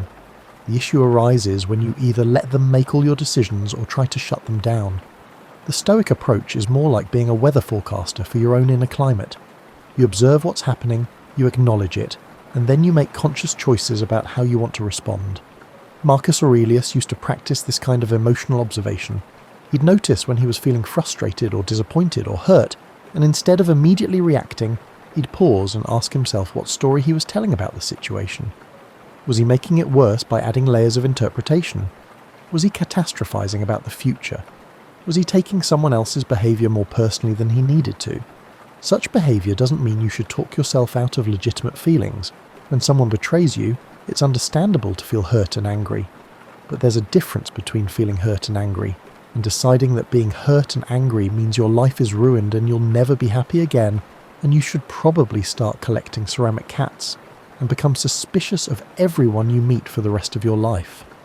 The Stoics were particularly adept at distinguishing between what they called first impressions and judgments. Your first impression when you discover infidelity might be something like, "This is terrible and painful." That's a pretty accurate first impression. But then your mind might add judgments like, "This means I'm not lovable," or "This proves that all relationships are doomed," or "I should have known better." Those judgments are where you have some choice. You can examine them, question them, and decide whether they are actually beneficial or true. Maybe the betrayal does indicate some problems with this particular relationship, but does it really prove that all relationships are doomed? You may wish you had seen some red flags, but does that mean you should have known better, or just that your partner got good at hiding things? Seneca wrote about this process as being like a judge in your own mental court. You can listen to all the different arguments your mind presents, the prosecutor who insists that this proves you're fundamentally flawed, the defense attorney who argues that none of this is your fault, and the witness who just wants to go over every detail again and again. But ultimately, you get to decide which arguments are convincing and which ones are just your pain and fear talks. This Stoic approach truly liberates you by restoring your control over your emotional life. You're not just a victim of whatever feelings happen to wash over you. You're an active participant in deciding what these feelings mean and how much power you want to exercise them over your choices. You know what's weird about major life crises? They have this uncomfortable way of showing you who you actually are underneath all the roles you play and the image you try to maintain. When your world becomes turned upside down by betrayal, all your usual coping mechanisms and social masks tend to fall away, and you're left face to face with your raw, unfiltered self. The Stoics actually thought that such vulnerability was one of the most valuable things about difficult experiences. Epictetus used to tell his students that every challenge was an opportunity to practice virtue. He did this not in a preachy or sanctimonious manner, but rather in a practical sense. When everything is going well, it's easy to think you're patient, forgiving, resilient, and wise. But when someone you love betrays you, that's when you find out what you're actually made of. And more importantly, that's when you begin to decide who you want to become. The Stoics identified 4 main virtues: wisdom, justice, courage, and temperance. These weren't abstract ideals floating around in some philosophical cloud. They were practical skills you could develop through practice, especially during difficult times. And dealing with infidelity, it turns out, provides you opportunities to practice all 4. Wisdom involves seeing situations clearly, without the distortion of wishful thinking or catastrophic fear. When you've experienced infidelity, wisdom requires you to be truthful about the events without exaggerating or downplaying them. It means recognizing the difference between what you know for sure and what you're assuming. It means acknowledging your feelings without letting them completely cloud your judgment. Justice, in the Stoic sense, wasn't about revenge or punishment. It was about treating people fairly, including yourself. Justice means holding your partner accountable for their choices without turning them into a cartoon villain. It means protecting yourself from further harm without unnecessarily inflicting it on others. It means being fair to yourself about what you deserve and what you're willing to accept. Courage doesn't just mean being brave in the face of physical danger. It means being willing to face difficult truths, to have hard conversations, and to make changes that scare you. When you discover infidelity, courage might mean confronting your partner even though you're afraid of what you might learn. It might mean ending a relationship even though you're terrified of being alone. It may involve remaining in the relationship and striving to resolve issues despite uncertainties regarding your ability to trust once more. Temperance is about moderation and self-control. It's probably the most relevant virtue when you're dealing with the intense emotions that come with betrayal. Temperance means feeling your anger without letting it consume you. It means acknowledging your hurt without drowning in self-pity. It involves taking care of yourself without completely shutting down or going completely out of control. Marcus Aurelius used to write about how every difficult situation was like a training ground for these virtues. He'd remind himself that he couldn't control what other people did, but he could control whether he responded with wisdom, justice, courage, and temperance. And the more he practiced these responses, the stronger his qualities became. This perspective can be incredibly empowering when you're dealing with infidelity. Rather than viewing yourself as merely a victim of someone else's poor decisions, you can perceive yourself as an individual undergoing a comprehensive education in essential life skills. You're learning how to maintain your integrity under pressure.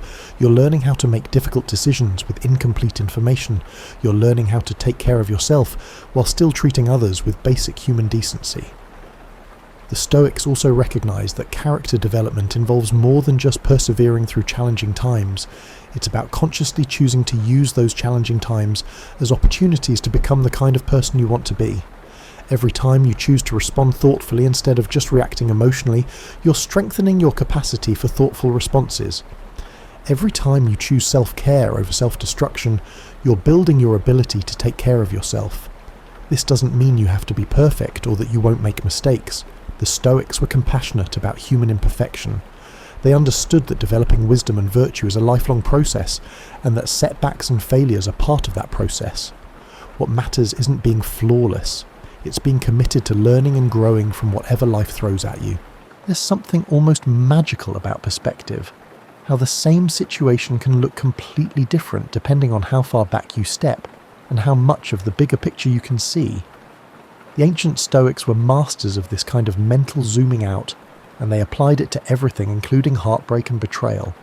Marcus Aurelius, who had plenty of experience with both personal loss and the broader challenges of human existence, used to practice what we might call the view from above. He'd imagine looking at his problems from a great height, first from across the city, then from high above the earth, and finally from the perspective of years, decades, or even centuries. He aimed to contextualize his problems, not to downplay his pain or deny their significance. When you're in the immediate aftermath of discovering infidelity, everything feels enormous and permanent. The hurt feels like it will never end.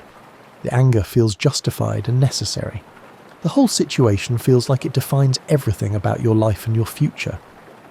But the Stoics would gently encourage you to experiment with different time perspectives. What if you imagined looking back at this situation from 5 years in the future?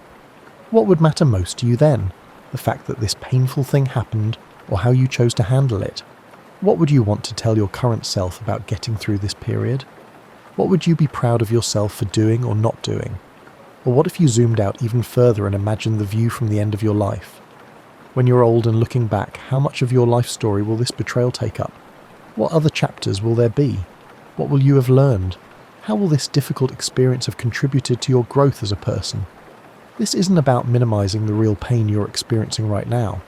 It's about remembering that this moment, however intense and overwhelming it feels, is just one in a much larger life. The Stoics understood that we suffer more when we lose perspective, when we let one painful experience eclipse everything else about our existence. Seneca wrote extensively about the temporary nature of all human experiences, both good and bad. He'd remind himself that periods of happiness don't last forever, but neither do periods of pain. Everything passes. Everything changes. The acute agony you feel right after discovering betrayal will not feel the same 6 months from now, even if the situation hasn't resolved completely. The Stoics also had a sophisticated understanding of how relationships work over time. They understood that people change, that love itself changes, and that expecting any relationship to remain exactly the same forever is unrealistic. This understanding doesn't excuse betrayal or suggest that you should accept poor treatment.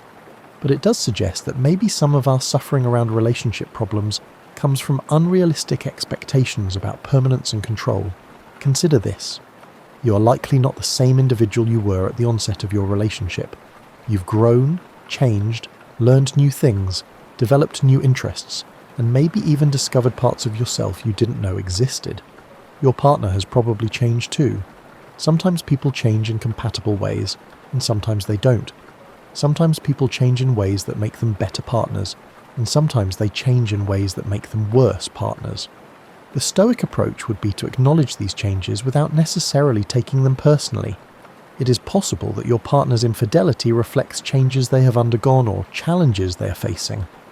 Maybe it says something about problems in your relationship that neither of you knew how to address directly. Maybe it doesn't say anything particularly meaningful about you at all. This perspective can be oddly freeing. You can view the betrayal as information about where things stand right now, rather than as proof of some fundamental flaw in yourself, your relationship, or love in general. And right now is just one point, not a permanent verdict on your worth or your future. The Stoics were also realistic about the fact that some relationships simply run their course. It's not because someone committed a heinous act or love faltered, but rather because individuals and situations undergo transformations that render the continuation of a relationship more detrimental than beneficial. Sometimes betrayal is a symptom of a relationship that has already ended emotionally, even if nobody has been willing to admit it yet. You may think the ancient Stoics had useful insights on betrayal, but you may also wonder how to apply this to your own situation. The beautiful thing about Stoic philosophy is that it was always meant to be practical, not just intellectual ideas to contemplate, but actual techniques you could use in daily life. The Stoics developed what they called spiritual exercises, regular practices designed to train your mind the same way you might train your body. These weren't religious or mystical practices, but practical mental habits that could help you respond to difficult situations with more wisdom, courage, and peace of mind. One of the most fundamental practices is what Epictetus called the dichotomy of control.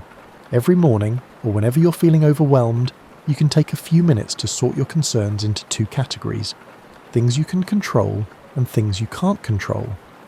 When you're dealing with infidelity, your approach might look like acknowledging that you can't control what your partner did, what they're feeling now, or what they'll choose to do in the future. But you can choose how to care for yourself, set boundaries, converse, and interpret events. Another useful practice is what Marcus Aurelius called objective representation, trying to see situations as clearly as possible without the emotional colouring that can make everything seem worse than it actually is.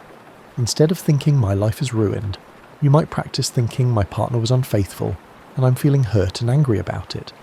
Instead of saying, I'll never be able to trust anyone again, you might think, right now I'm having trouble trusting, and that makes sense given what I've just learned. The Stoics also practice something we might call negative visualization, not to make themselves miserable, but to build resilience and gratitude. Imagine what it would be like if the relationship ended completely. Instead of persuading yourself that the relationship should end, you should reassure yourself that you could endure it if it did. Often, when we're terrified of a particular outcome, half of our suffering comes from the fear itself rather than the actual situation. Seneca recommended keeping what he called a philosophical journal, a regular practice of writing about your experiences and examining your thoughts and reactions. When you're dealing with betrayal, writing can help you sort through the complicated mix of feelings and thoughts that tend to swirl around in your head. You might write about what happened, how you're feeling, what you're afraid of, what you're learning, and what you want to do next. The key to all of these practices is consistency rather than perfection. You don't have to become a perfectly wise, calm, rational person overnight. You just have to be willing to practice responding thoughtfully rather than just reacting emotionally. And every time you choose to pause and think before you act, every time you focus on what you can control rather than what you can't, and every time you treat yourself and others with basic decency despite being hurt, you're strengthening those mental muscles. The ancient Stoics understood something that we sometimes forget in our modern world. Wisdom isn't something you either have or don't have. It's something you develop through practice, especially through practicing during difficult times. Your current situation, painful as it is actually an opportunity to develop some of the most valuable life skills there are. The ability to stay grounded during a crisis, to make good decisions under pressure, to maintain your integrity when you've been wronged, and to take care of yourself while still treating others with compassion. These skills will serve you well beyond your current relationship drama. They'll help you navigate future challenges with more confidence and less suffering. They'll help you build better relationships because you'll know better what you need and what you're willing to give. They will assist you in cultivating self-trust, as you will recognize your ability to manage whatever challenges life presents. The Stoics believed that the goal of philosophy wasn't to eliminate all problems from life. That would be impossible and probably boring anyway. The goal was to develop the inner resources to meet whatever problems arise with wisdom, courage, and grace. In that sense, dealing with betrayal isn't just about getting through a difficult time, it's about becoming the kind of person who can get through difficult times, and maybe even grow stronger in the process.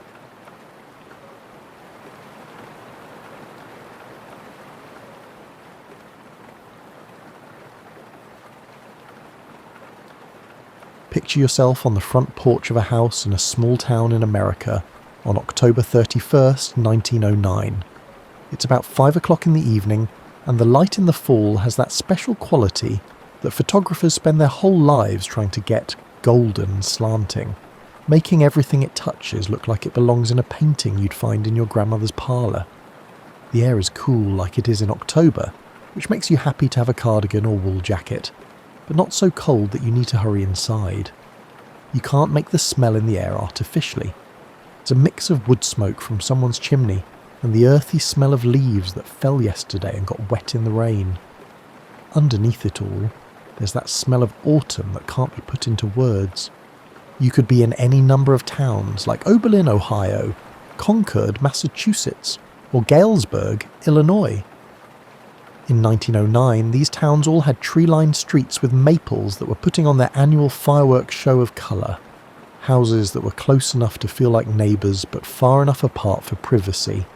And a pace of life that modern people would find either relaxing or maddeningly slow, depending on their mood. Most of the houses on your street are made of wood and are painted in sensible colours like white, grey, or sometimes a bold cream. These are not the perfectly restored Victorian homes you see in historic districts today. These are homes that people live in, and some of them need a little paint touch-up, while others have porches that sag a little in the middle from years of use. But they're all well taken care of, with walkways that are swept and windows that catch the evening light like amber. The big party that October 31st, 1909 would become wasn't yet a big deal. People still called it Halloween or Halloween, which is a cute old-fashioned way to say it. But it wasn't a day that needed to be planned weeks in advance or taken off work. Kids went to school like usual, adults went about their daily lives, and the parties that night mostly took place in homes and church social halls instead of turning entire neighbourhoods into haunted displays. At this time of day, the streets are starting to quiet down. Men are coming home from work, stores and offices. They are walking home because in a town like this, most things are close enough to walk to. They're dressed up in suits, but not because it's a special occasion. That's just what men wore to work. They wore dark wool suits with vests, pocket watches on chains, and hats that they would hang on coat racks as soon as they got home. Women can be seen through lit windows, moving around their kitchens in the strange dance of making dinner. In 1909, cooking dinner didn't mean following an online recipe, or reheating something from the store. It was a big deal that needed constant attention, coal or wood stoves, ingredients that had been picked out the day before or that morning, and skills that took years to learn and were passed down through generations like family heirlooms.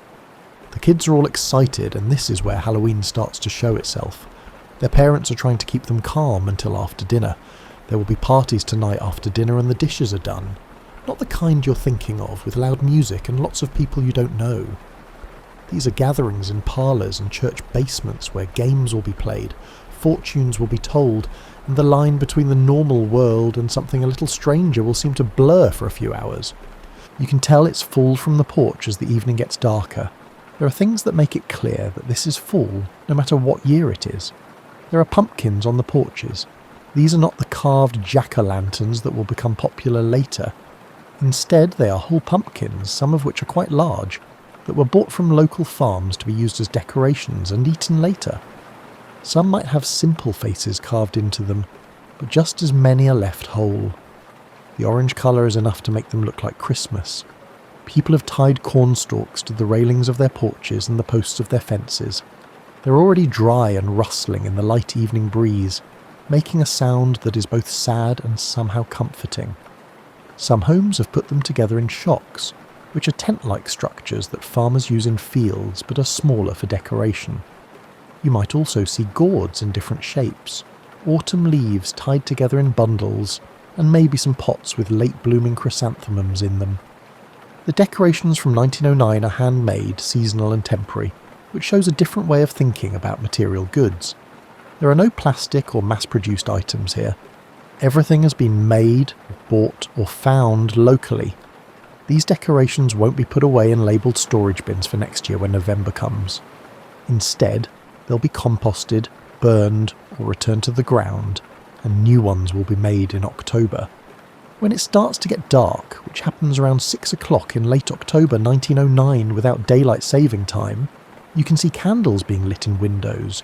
In 1909 there are electric lights, but they aren't everywhere, especially in small towns and rural areas.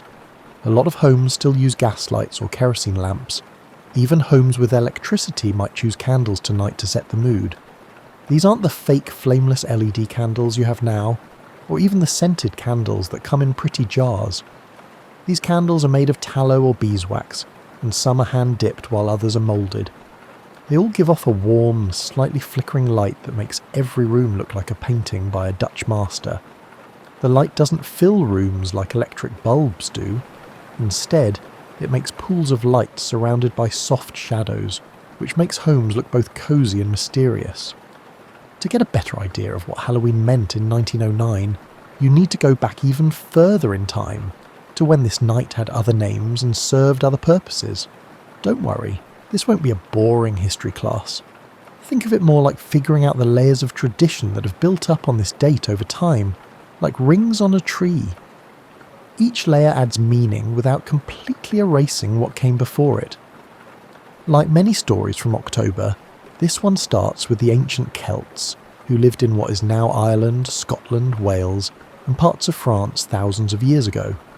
Samhain was a festival that people pronounced Samhain, like the female pig, not Samhain, which is what most people think. The Celts thought of winter as a time of death, just like they thought of spring as a time of life. Samhain marked the end of the harvest season and the start of winter. But from your cosy spot in the present, here's what makes Samhain interesting. It wasn't mostly a scary holiday. Yes, the Celts thought that the line between the living world and the world of the dead became less clear on this night. Yes, they believed that spirits could cross over, but they didn't respond with fear. Instead, they were friendly but careful.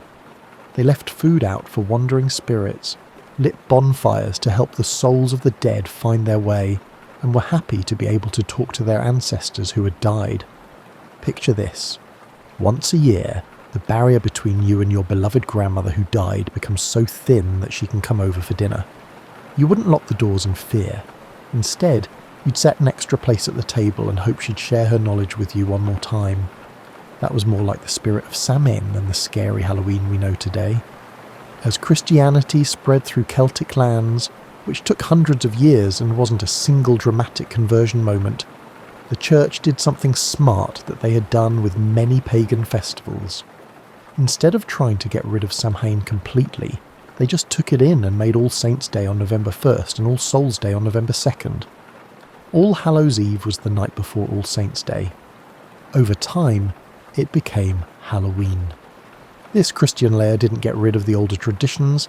Instead, it baptized them, giving them new meanings while the old ones still echoed underneath. It became a Christian tradition to light candles for the dead, but it wasn't that different from the Celtic bonfires. The idea that the dead were somehow closer on this night stayed the same, but it was seen through a different religious lens. When these customs got to America, mostly through Irish and Scottish immigrants in the 1800s, they had already changed a little from where they came from. The immigrants brought memories of home that were part real folk practice and part romanticised nostalgia.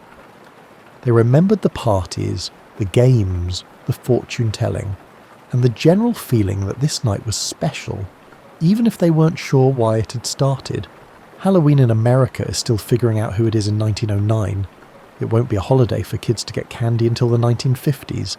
Instead, it's mostly an evening for teens and young adults to hang out, play games, and most importantly, tell fortunes about love.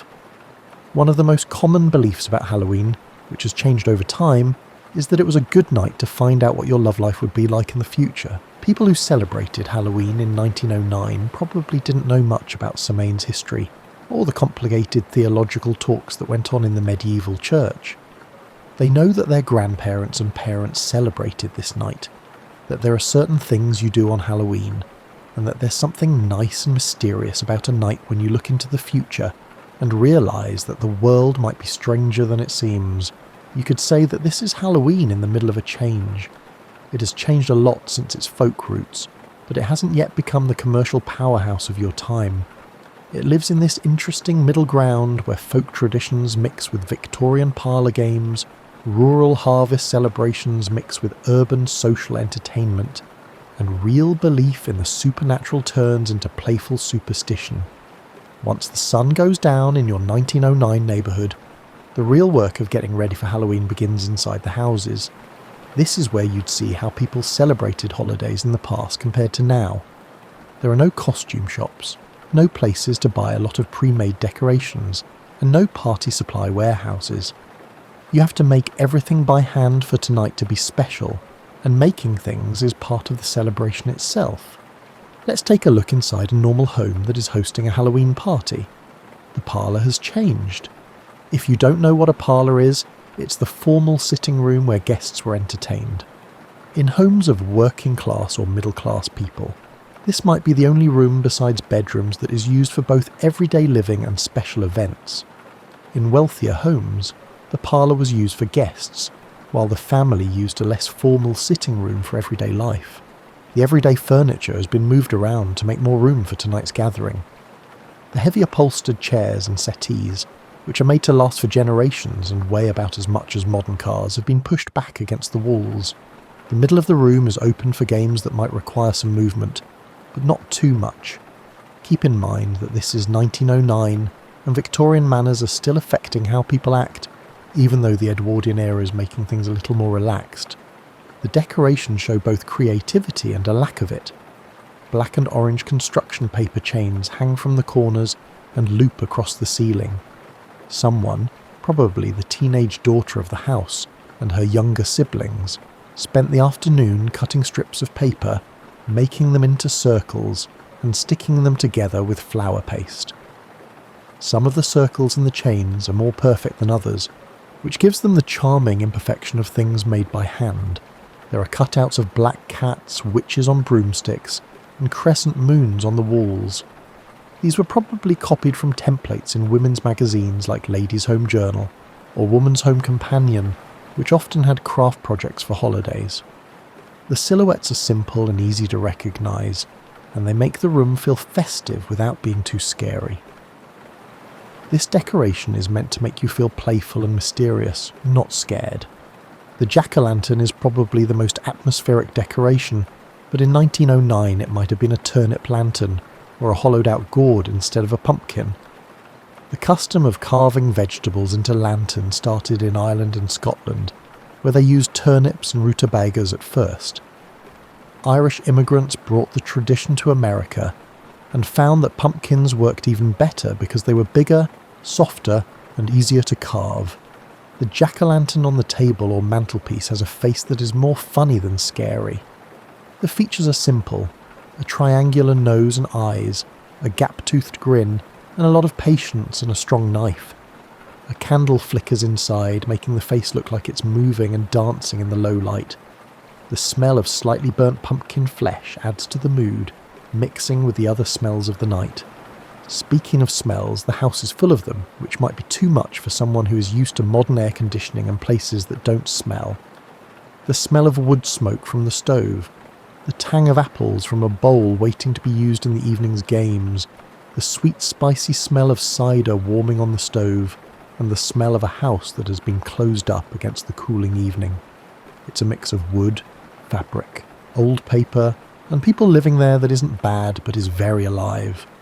People are getting ready for the snacks that will be served later in the dining room or kitchen. This isn't a full meal. Guests would have eaten dinner at home before coming. Instead, it's what people of this time called light refreshments. This usually means cider, both regular and maybe some spiked for the adults, cookies or small cakes, candied apples, popcorn balls, and maybe roasted nuts. The kitchen is a place where people work hard. The stove, whether it's a coal range or one of the newer gas models, has been going for hours, keeping the right temperature for each dish. In 1909, baking was more like chemistry, done by instinct and experience than following exact recipes. A woman who has been in charge of a household for years can tell if the oven is at the right temperature by how quickly a piece of paper browns. She can also tell if bread is done by the sound it makes when tapped on the bottom. The treats being made are based on both tradition and what is going on in farming in October. Apples are a big part of this time of year because it's the height of apple season, and they've been a big part of Halloween for hundreds of years. Some apples are being candied by dipping them in a mixture of sugar, corn syrup, and red food colouring, and then letting them harden on waxed paper. It's a sticky and somewhat difficult process that makes treats that are so sweet they hurt your teeth, and so hard you have to work hard to chew them. Some apples are meant for games instead of eating. They've been polished until they shine and put in a big metal tub or wooden barrel that will be filled with water for apple bobbing. This is one of the most traditional and popular Halloween activities, even though it's hard and not very dignified. A big pot on the stove is making popcorn. The kernels were bought in bulk from a general store and are kept in a jar in the pantry. You have to keep an eye on the pot and shake it hard to keep the popcorn from burning in 1909. After they pop, the fluffy white kernels will be shaped into balls and held together with molasses or sugar syrup. These treats are part candy, part snack, and all seasonal. Usually more than one generation works together to make these drinks. The grandmother of the house might be in charge while her daughter does the harder work. The kids can help with easy tasks like polishing apples or counting out cookies onto serving plates. Even getting ready is a kind of visit, since family members work together and talk about the day's events, gossip and opinions. As the time for guests to arrive draws near, probably around 7 or 7:30 in the evening, a final check of the preparations is made. Are there enough seats? Is the jack-o'-lantern in a place where people can see it, but not accidentally knock it over? Are the games set up? Is the fire in the fireplace keeping the room warm without making it too hot? The house is as ready as it's going to get. It's changed from how it usually looks into something special. The change isn't big. No one would think this is anything other than a nice middle-class home, but there is a purpose behind it, and it seems like effort has been made to make the place feel right for this mysterious night. As guests start to arrive, walking through the darkening streets because most people live close enough that they don't need cars, the real heart of a 1909 Halloween party starts to show itself. This is a night mostly for games, but not just any games. These games are meant to show you what your romantic future will be like. These days, Halloween is less about costumes and candy, and more about young people trying to figure out who they might marry. You need to know what's going on in society to understand why this is so important. Romantic relationships in 1909 were both more limited and more important than they are now. Young men and women didn't date a lot of people at once, live together before getting married, or spend years trying to figure out what they wanted. Courtship was a serious matter that had real effects on people's lives and finances, and marriage was the most important thing that happened to most people, especially women. So an evening of games that might show you your romantic future wasn't just a fun way to pass the time. It was a way to deal with a real worry through the socially acceptable form of light-hearted superstition. No one really thought that bobbing for apples could tell them who their future spouse would be, but no one really didn't believe it either. It was in that comfortable space between what is certain and what is possible that makes folklore work. The host family greets the first guests at the door, and for a brief moment people move from the cold October night to the warm, candlelit inside. People take off their coats and hang them on the coat tree in the hall. Hats are carefully put on the right surfaces. People greet each other properly, which may seem stiff to modern people, but gives social interactions a comfortable structure. Most of the guests are young people in their late teens and early 20s, but some older friends or family members might come along to keep an eye on them, or just because community social events aren't as age segregated as they will be later. Everyone is wearing their best clothes, which aren't fancy formal clothes, but nicer day or evening clothes that show respect for the event and the hosts. The games start when enough people are there to make a real party, and the first game is almost always apple bobbing, which is an old game that somehow manages to be both silly and serious at the same time. The apples are floating on the surface of the big tub or barrel of water. They bob up and down slowly, making them look like they are easy to catch. The rule is simple. You can only catch an apple with your mouth, not your hands. The truth is that it's a lot harder, especially when you think about how strict fashion and propriety were in 1909. The young women wear blouses or dresses with high collars and fancy fronts that absolutely cannot get wet without causing real social problems. The young men wear collars that will wilt right away if they get wet, ruining the carefully starched look they had before. So the game is all about trying to keep your dignity while you dunk your face into cold water and chase slippery apples around with your teeth. The first brave person to try usually walks up to the tub with confidence, but that confidence quickly fades after the first try. The apple moves away just as your mouth gets to it, pushed by the ripples your own movement makes. You come up sputtering and your friends laugh at you. Your hair is wet and your pride is a little hurt. But social pressure and real fun make you want to try again. And if you're lucky or persistent, you finally win with an apple in your mouth. Tradition says that the first person to bob an apple will be the first person in the group to get married. This is where the romantic fortune-telling part comes from. It doesn't really matter if anyone believes this. The attempt is fun, the success is a small win, and the prophecy gives you something to laugh about for the rest of the night. Another fun game is to hang donuts or apples on strings that are attached to a rod or the ceiling. People have to eat the treat that is hanging without using their hands, which is harder than it sounds because the target moves away with each bite. The good thing about this game is that it keeps everyone's clothes mostly dry, while still being funny and hard. There are also quieter, more mysterious games that use real divination instead of just playing to win. One of the oldest ones is to sit in a dark room in front of a mirror, eat an apple by candlelight, and look over your shoulder into the mirror as midnight approaches. People say that if you look in there, you will see the face of your future spouse. Not many people take this ritual seriously. They usually laugh, make nervous jokes, and feel better when nothing strange happens. But the attempt shows that Halloween is supposed to be a night when the normal rules are broken and you might see something beyond normal reality.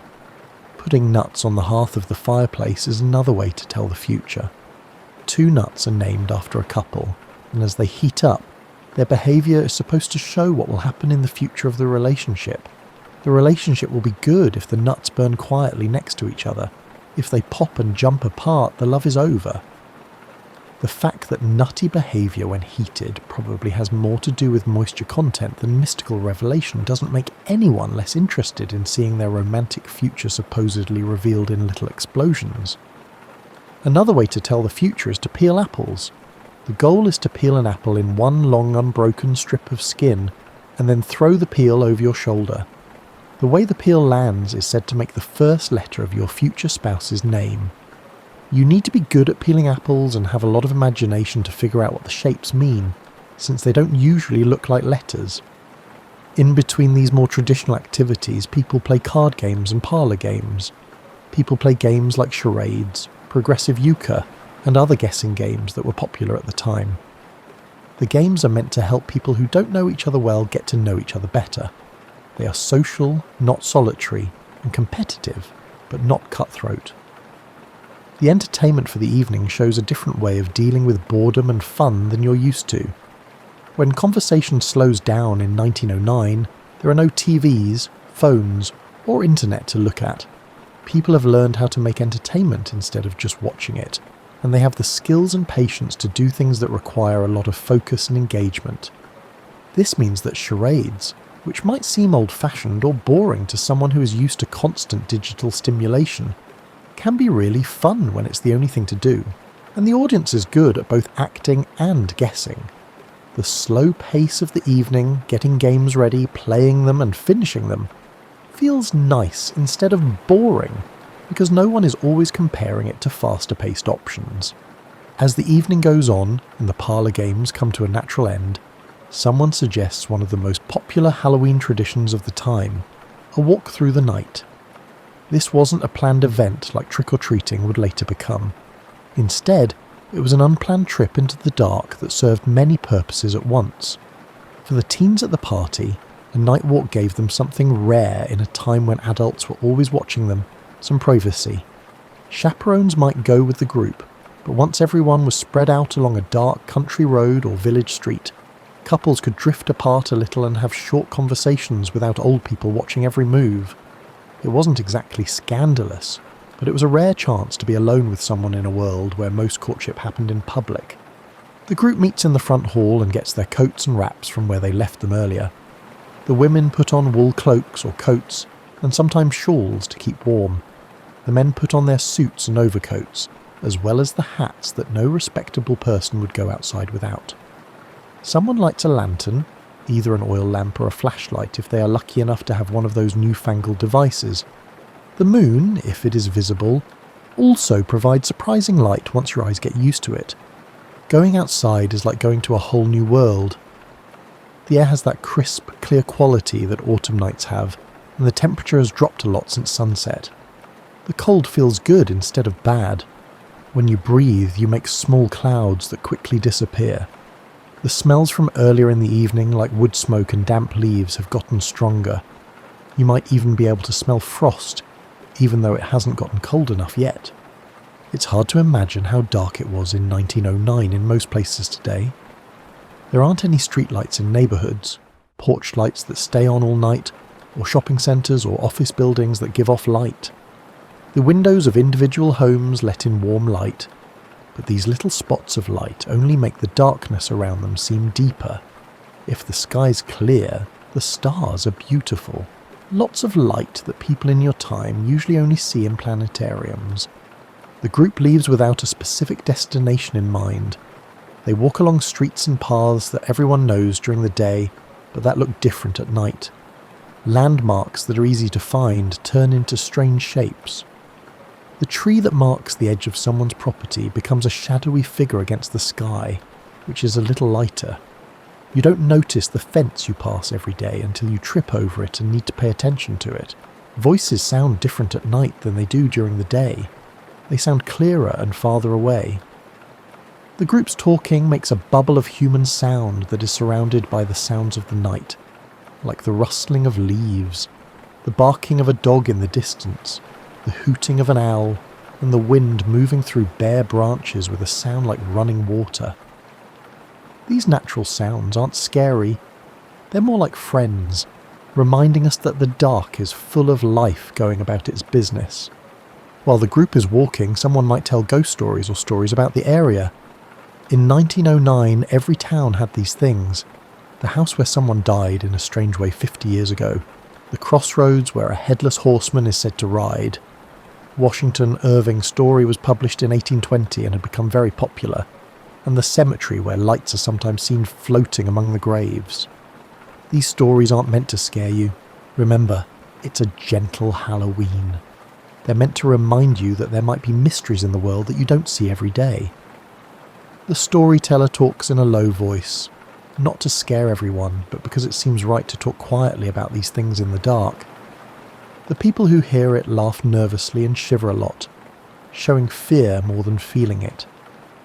If the group goes past a cemetery, which is often close to homes in small towns, they might stop at the fence.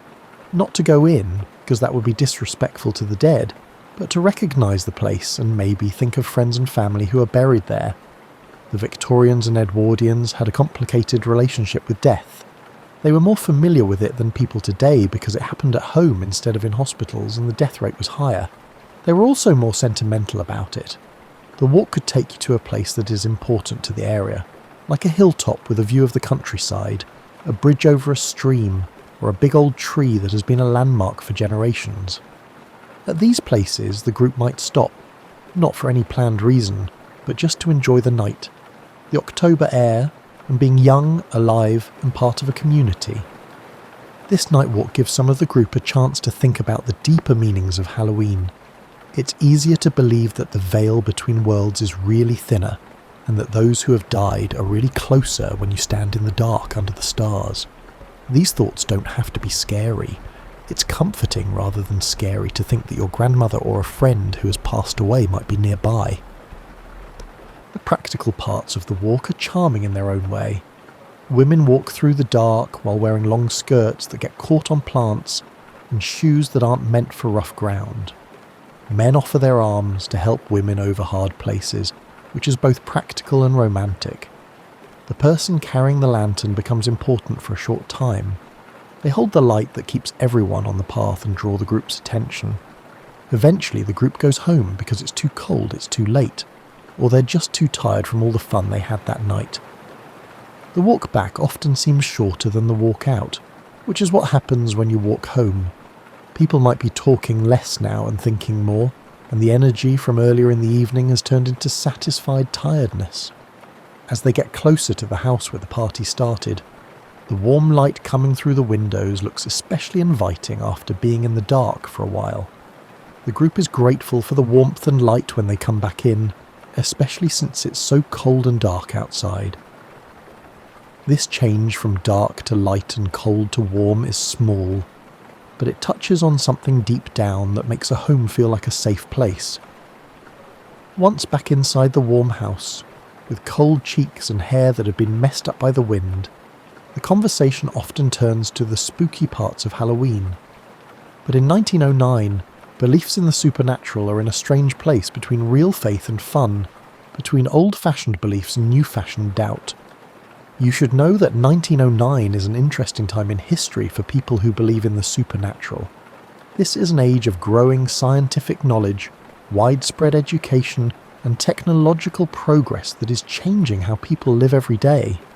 Spiritualism, the idea that the dead can talk to the living through mediums, was very popular in the late 1800s and still has a lot of followers. The ghost stories and gothic literature of the last 100 years have made supernatural encounters seem very romantic. As a result, most educated people in 1909 don't really believe in the Halloween superstitions, but they don't completely disbelieve them either. You might not believe in astrology, but you still know your zodiac sign and feel good when your horoscope says good things are coming.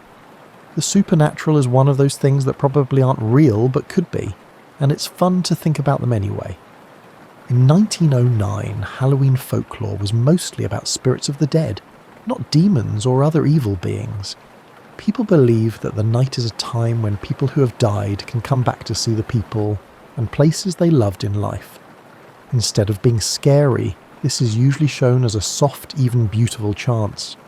The custom of leaving food for the dead, which goes back to Celtic Samhain, is still going on, but in a less strict way. Some families might set a place at the table, or put out a plate of treats to show that their loved ones who have passed away are welcome to come by if they want to. You don't do this out of fear or dread. You do it out of the same kindness you would show to living relatives who might stop by without warning. The stories told at Halloween parties are more likely to be sad than scary. Someone might tell a story about a grandmother who died and whose favourite perfume was in her old room on Halloween night. Or about a father who died and whose pocket watch, which had stopped at the moment of his death, rang once at midnight on All Hallows Eve for no reason. These stories talk about loss and grief, but they also say that love lives on after death. The ghosts in Halloween stories from 1909 aren't the evil ghosts that show up in later horror stories. They're more like kind spirits who might help or comfort you if you treat them with respect. The fortune-telling games that were played earlier in the evening seem to call on these spirits as sources of information about the future. When you look in the mirror and hope to see your future spouse, you're asking the spirits to show you what they know. Even the scary parts of Halloween these days are very mild compared to what they used to be. There are black cats and witches in the decorations, but they are more stylized and decorative than scary. The witch on her broomstick isn't a bad old woman who eats kids. She's a symbol of folk magic and wisdom from the countryside. The black cat isn't a sign of bad luck. It's a creature that is linked to mystery and the line between home and wild spaces. Most of the time, the local legends told at night are about strange things that happen, not real horror. The lights in the cemetery could be spirits or marsh gas. The fact that it's not clear what they are is part of what makes them interesting. The strange sounds near the old mill could be ghosts or the wind and one's imagination. The fact that we don't know for sure is what makes the story interesting instead of just scary. Halloween also has a lot of what we might call protective folklore. There are ideas about how to tell the future, and there are also ideas about how to keep yourself safe from bad things that might happen on this night. Evil spirits will be confused if you turn your clothes inside out. Having a little salt in your pocket will keep you safe. Walking around your house in the direction of the sun, clockwise, before bed will keep it safe.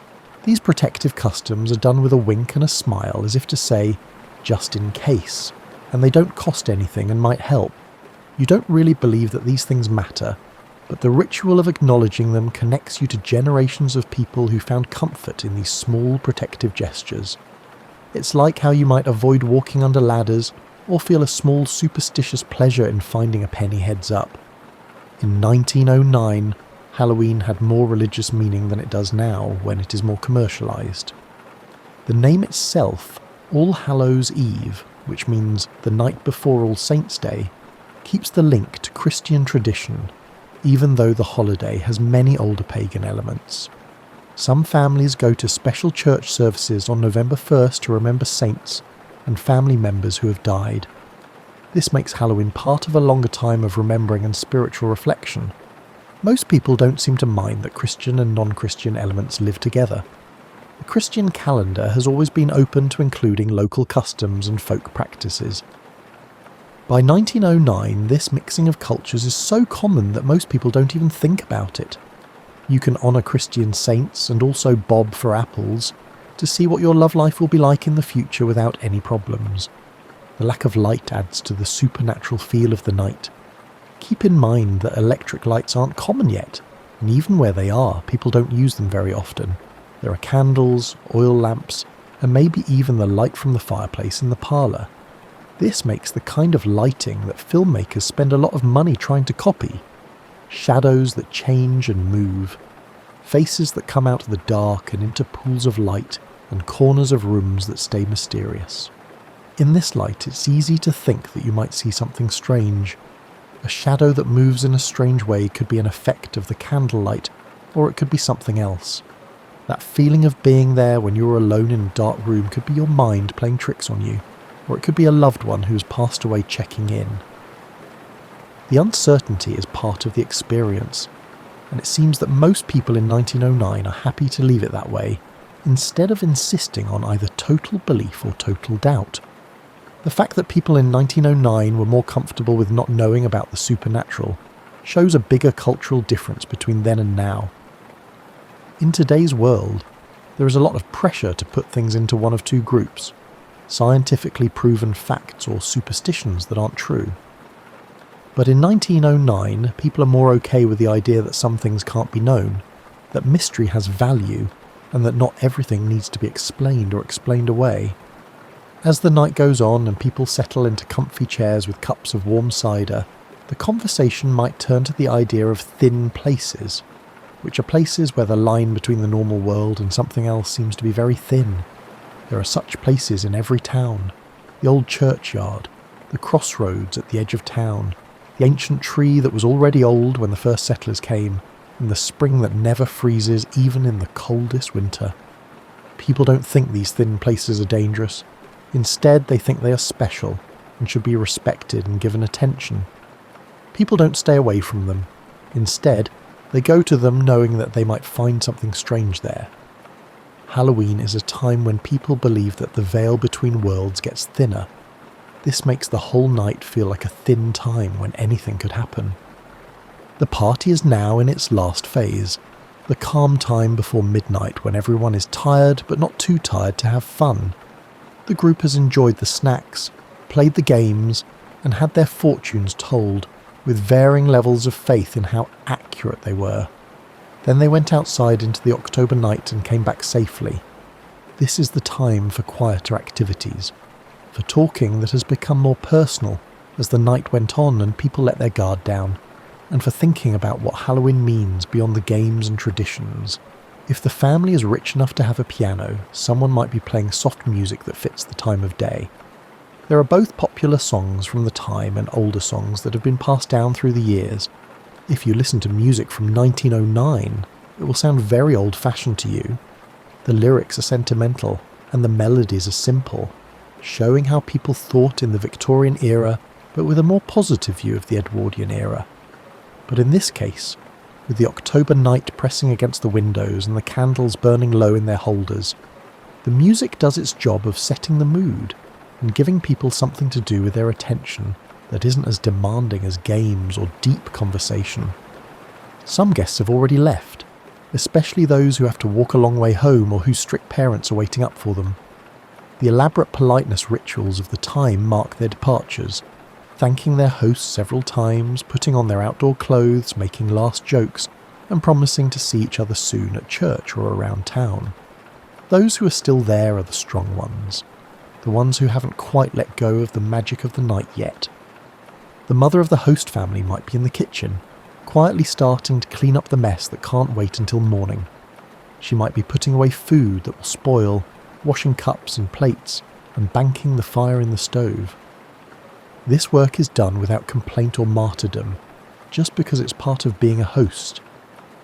There will be more cleaning up in the morning, but the worst of it can be done now while guests are still there but busy.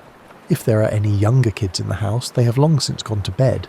However, they may still be awake in their rooms, trying to stay alert for any supernatural visits, or just excited by the strange sounds of a party going on late into the night. They will remember this night in their own way.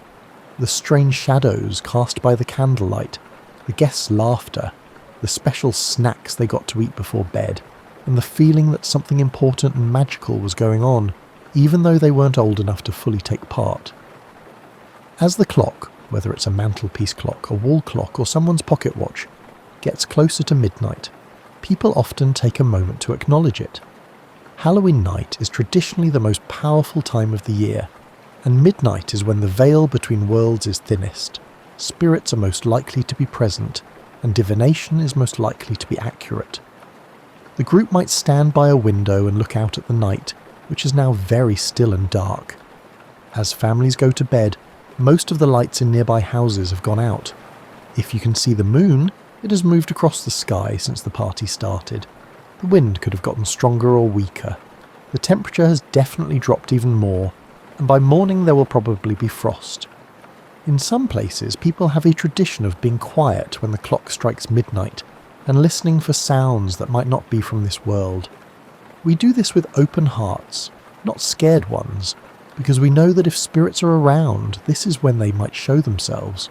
The silence is friendly, not tense, and the only sound is the clock's mechanism getting ready to strike 12. When the clock strikes midnight, there is often a small collective exhale, as if everyone has crossed a line. This can be marked by chimes, bells, or just the quiet agreement of those checking their watches. All Saints' Day has started, which means that Halloween is over. The magical time is over, and while people were aware of and welcomed the spirits, no one seems to be upset that nothing dramatic or supernatural happened. What mattered was the possibility, being open to the unknown rather than knowing it. Someone might raise a glass with the last of the cider or other drink. The toast could be to all saints, to friends who can't be there, to the winter that everyone needs to get ready for, or just to the success of the night's events. People raise their glasses or cups and drink the toast, which makes the party feel like it's over. Now is when the last departures really start. Even the most dedicated partygoers know that the night has come to an end, and that tomorrow, technically today, will come soon with its demands of work, school, and other daily tasks. The front door opens several times to let groups of guests out into the night. Each time they say thank you and goodbye, and remind everyone about upcoming community events. For the host family, there is a strange mix of tiredness and happiness that comes from having successfully entertained. The house is a mess, the candles are almost out, and there is still work to be done, but the evening did what it was supposed to do: bring people together, honour tradition, acknowledge mystery, and give young people a chance to hang out in a safe, structured way. When the last guests leave for the night, the house becomes quiet in a different way. It's not the quiet of waiting for the party to start. It's the quiet of an event that has ended. The parents, and maybe some older children who helped host the party, start the process of turning the house back into a home. This process has its own calm rhythm. One by one, the candles go out and the light gets dimmer and dimmer until there are only 1 or 2 lamps left to work by. The decorations will stay up for now. They'll come down tomorrow or in the next few days. The furniture, on the other hand, is starting to move back to its normal places. The cushions are fluffed, the windows are checked to make sure they're properly latched against the night air, and the front door is locked with a solid sound that lets everyone know the house is ready for sleep. The last cleaning in the kitchen is done quickly because of years of practice.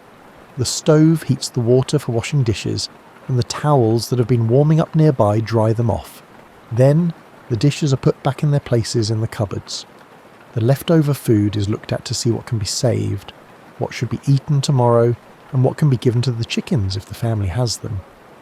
In a world where most families live much closer to the edge of subsistence than we do today, there was no such thing as waste. The mother of the house does one last check of the rooms where guests are, making sure there are no forgotten items, that the candles are really out and don't pose a fire risk, and that she knows what needs to be done in the morning. This isn't obsessive caretaking, it's just the responsible oversight that comes with running a household. It requires a lot more attention to safety and maintenance than modern conveniences do. The father might go outside one last time before bed, partly to make sure everything is safe and partly for that private moment under the October stars that men of his age liked. He might smoke one last pipe on the porch or in the yard, thinking about the night and the season. Everyone can feel that winter is coming in the colder night air. There are still things to do to get ready. Hang storm windows, split and stack wood, and get the garden beds ready for their winter sleep. Climbing the stairs to bed. Most of the time, bedrooms were upstairs in houses with a second floor in 1909, made me feel good about the day. The stairs might creak with familiar sounds. The banister feels smooth under your hand, and the darkness of the upstairs feels cosy instead of strange now that Halloween is over. By today's standards, bedrooms were cold in 1909. Most homes don't have central heating. Downstairs rooms might be warmed by stoves or fireplaces, but upstairs rooms get most of their heat from the rising warmth of daytime fires, which has long since gone away on a late October night. People expect bedrooms to be cold, and they are for sleeping, not lounging around. Getting ready for bed includes both cleaning up and relaxing rituals. People wash their faces by pouring water from a pitcher into a basin. Indoor plumbing is common in cities, but not everywhere.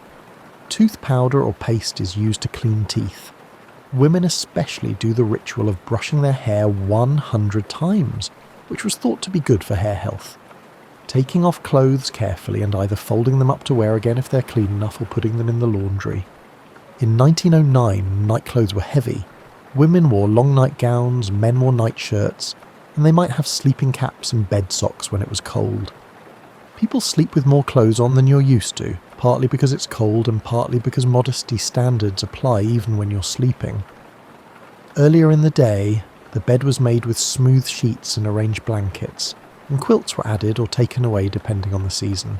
When you slip between the sheets, they are cold at first but will warm up from your body heat. For a moment, your body can finally rest after hours of standing, walking and performing socially. The pillow is just right, the blankets are heavy and warm, and the bedroom is completely dark in a way that modern people don't often experience. There are no LED lights from electronics, no street lights shining through the curtains, and no ambient urban light. In this darkness and quiet, thoughts might go back over the events of the evening. The games and laughter, the talks and flirting, the time spent outside under the stars realizing that life may be more mysterious than it seems and the comfort of community and tradition. These thoughts mix with the start of dreams as consciousness lets go and sleep comes. Morning comes like it does in November, late and unwilling, with grey light that seems to come from the air itself instead of from a specific direction. The first person to wake up has to start the fire again by cleaning out the ashes, putting down new kindling and coaxing flames from embers or matches. This will gradually build the fire that will warm the house and cook breakfast. The light on November 1st shows that the house is still decorated for Halloween, but in the light of day the decorations look less mysterious and more like what they are: paper and vegetables arranged for a short time. These decorations will be taken down in the next day or two. You could cut the pumpkin up for pies or stews. The paper decorations will be carefully taken down and either stored or burned in the stove, since new ones will be needed next year anyway. But today, All Saints' Day, for those who follow the religious calendar, there's no need to break up the magic from last night right away. Every day people have to make and eat breakfast, do their chores, and go back to their normal lives. But the memory of the party is still fresh, giving people something to talk about at breakfast, and when they run into neighbours and friends during the day. On November 1st, the town feels a little different than it did on October 31st, but someone looking in from the outside might have a hard time figuring out what has changed. It's partly because the calendar has changed to a new month, partly because the weather is getting colder, and partly because the feeling that a holiday, no matter how small, has come and gone and taken its special quality with it.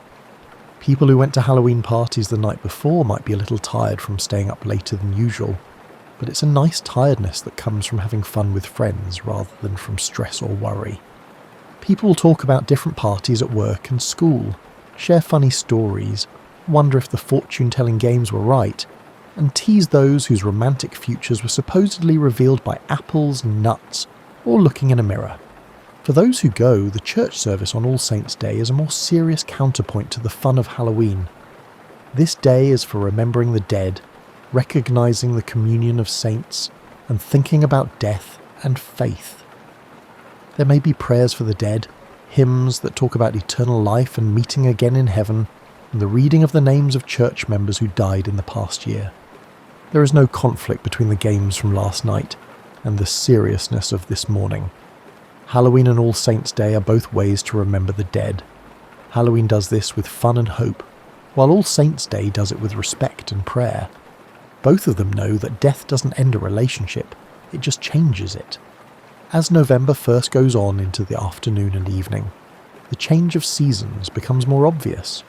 The sun sets noticeably earlier than it did just a few weeks ago, even though it is already low in the sky at noon. The evening comes on with that special kind of November darkness that isn't as golden as October's but is more complete. This kind of darkness will last for the next few months. Farmers and people with gardens are getting ready for winter. Before a killing frost ends the growing season, the last hardy vegetables need to be picked. You need to dig up and store root vegetables like turnips, carrots and potatoes. You need to get rid of any dead plants in your garden beds. You can either add them to compost piles or let them break down over the winter. The change from October to November also helps people get ready for the holidays. There will be a series of holidays coming up: Thanksgiving, Christmas and New Year's. These will break up the dark months. But on November 1st, those holidays still seem far away. For now, the main thing to do is get used to the fact that winter means shorter days, colder weather, and having to spend more time inside. Families start to think about winter projects, or things they can do when they can't work outside. Women might plan sewing projects, like making quilts, fixing or changing clothes, or making new clothes. During the winter, when they have to stay inside, men might have to fix things, sharpen tools, or finish projects in barns or workshops. Kids know that school days will start and end in the dark, and that recess might be too cold for them to play outside comfortably. As the months get darker, remembering Halloween night is a bright spot to look back on. The games, the laughter, and the time spent under the stars in October all become stories that can be told again and again, and private memories that can be enjoyed. Depending on your mood and beliefs, the predictions made by fortune tellers can be funny or serious. The party helped people feel like they were part of a community, which makes the coming winter feel less lonely. Now that it's been over 100 years since that Halloween night in 1909, it's worth thinking about what was lost and what was kept, as Halloween changed into the holiday you know today.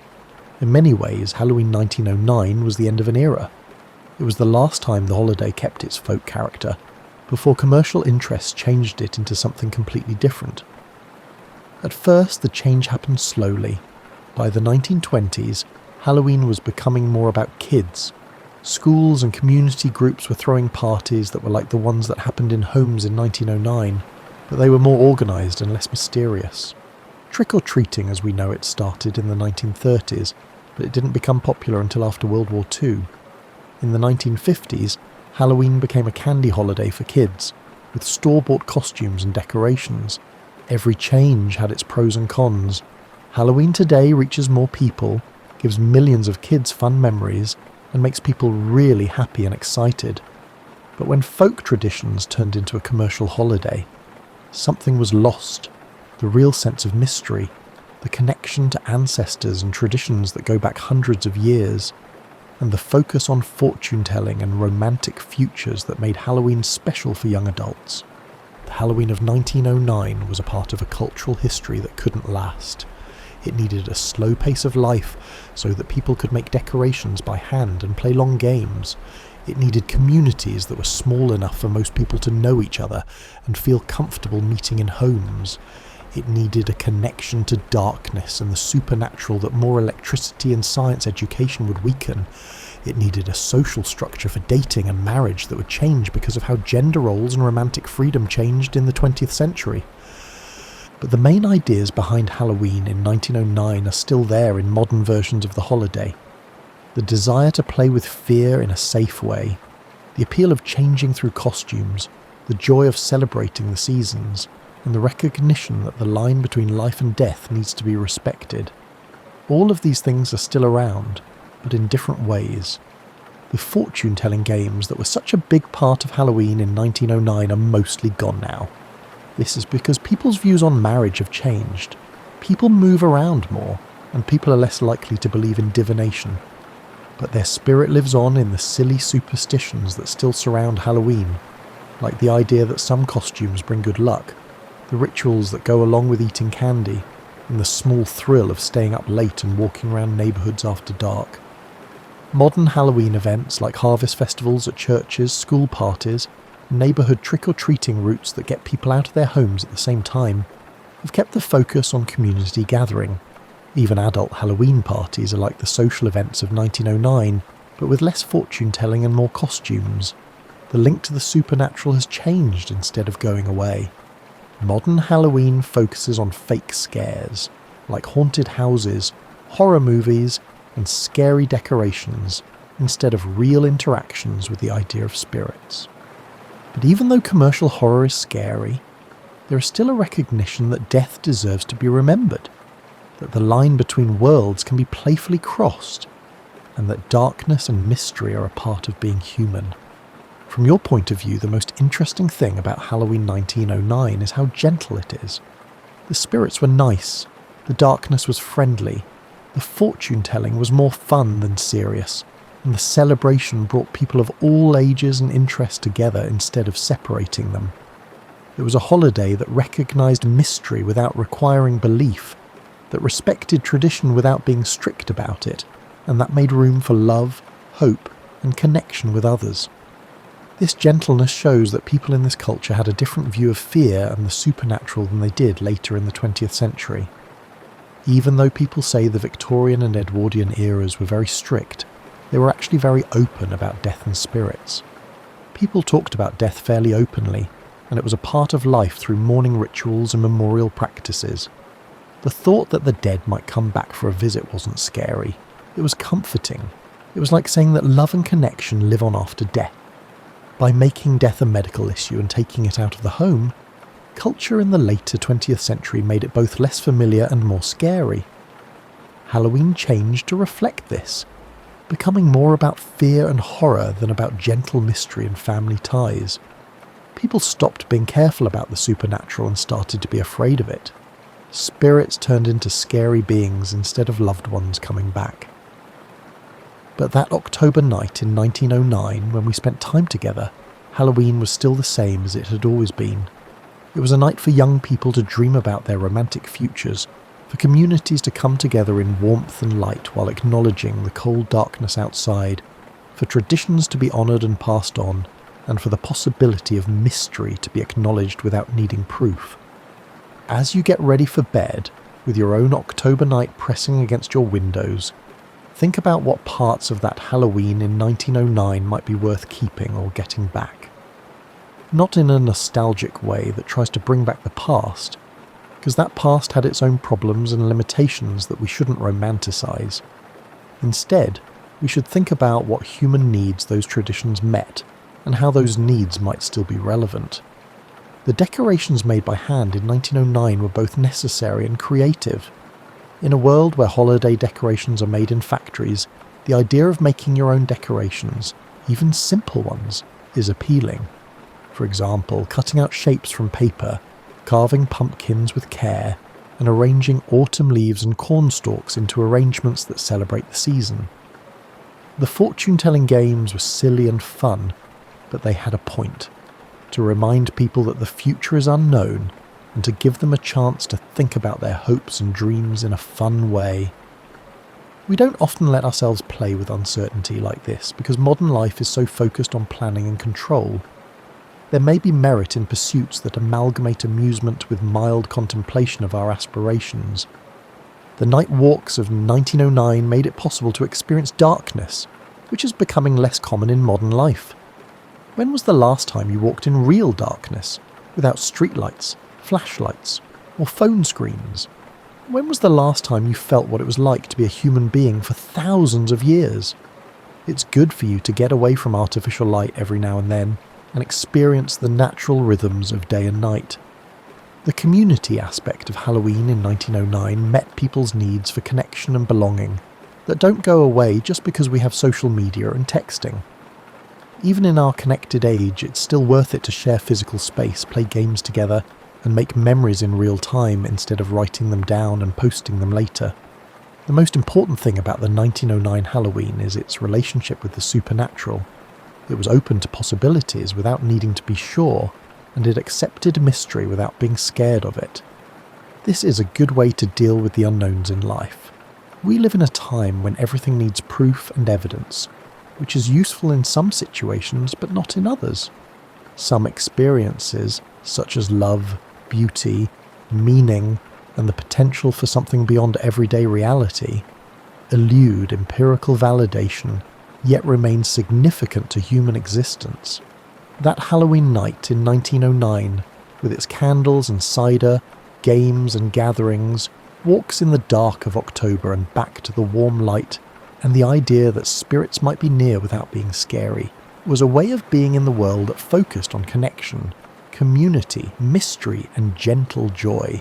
You might picture yourself at that 1909 party as you fall asleep. After coming in from the cold night, you can feel the warmth of the parlour. Apple cider has a sharp sweetness that you can taste.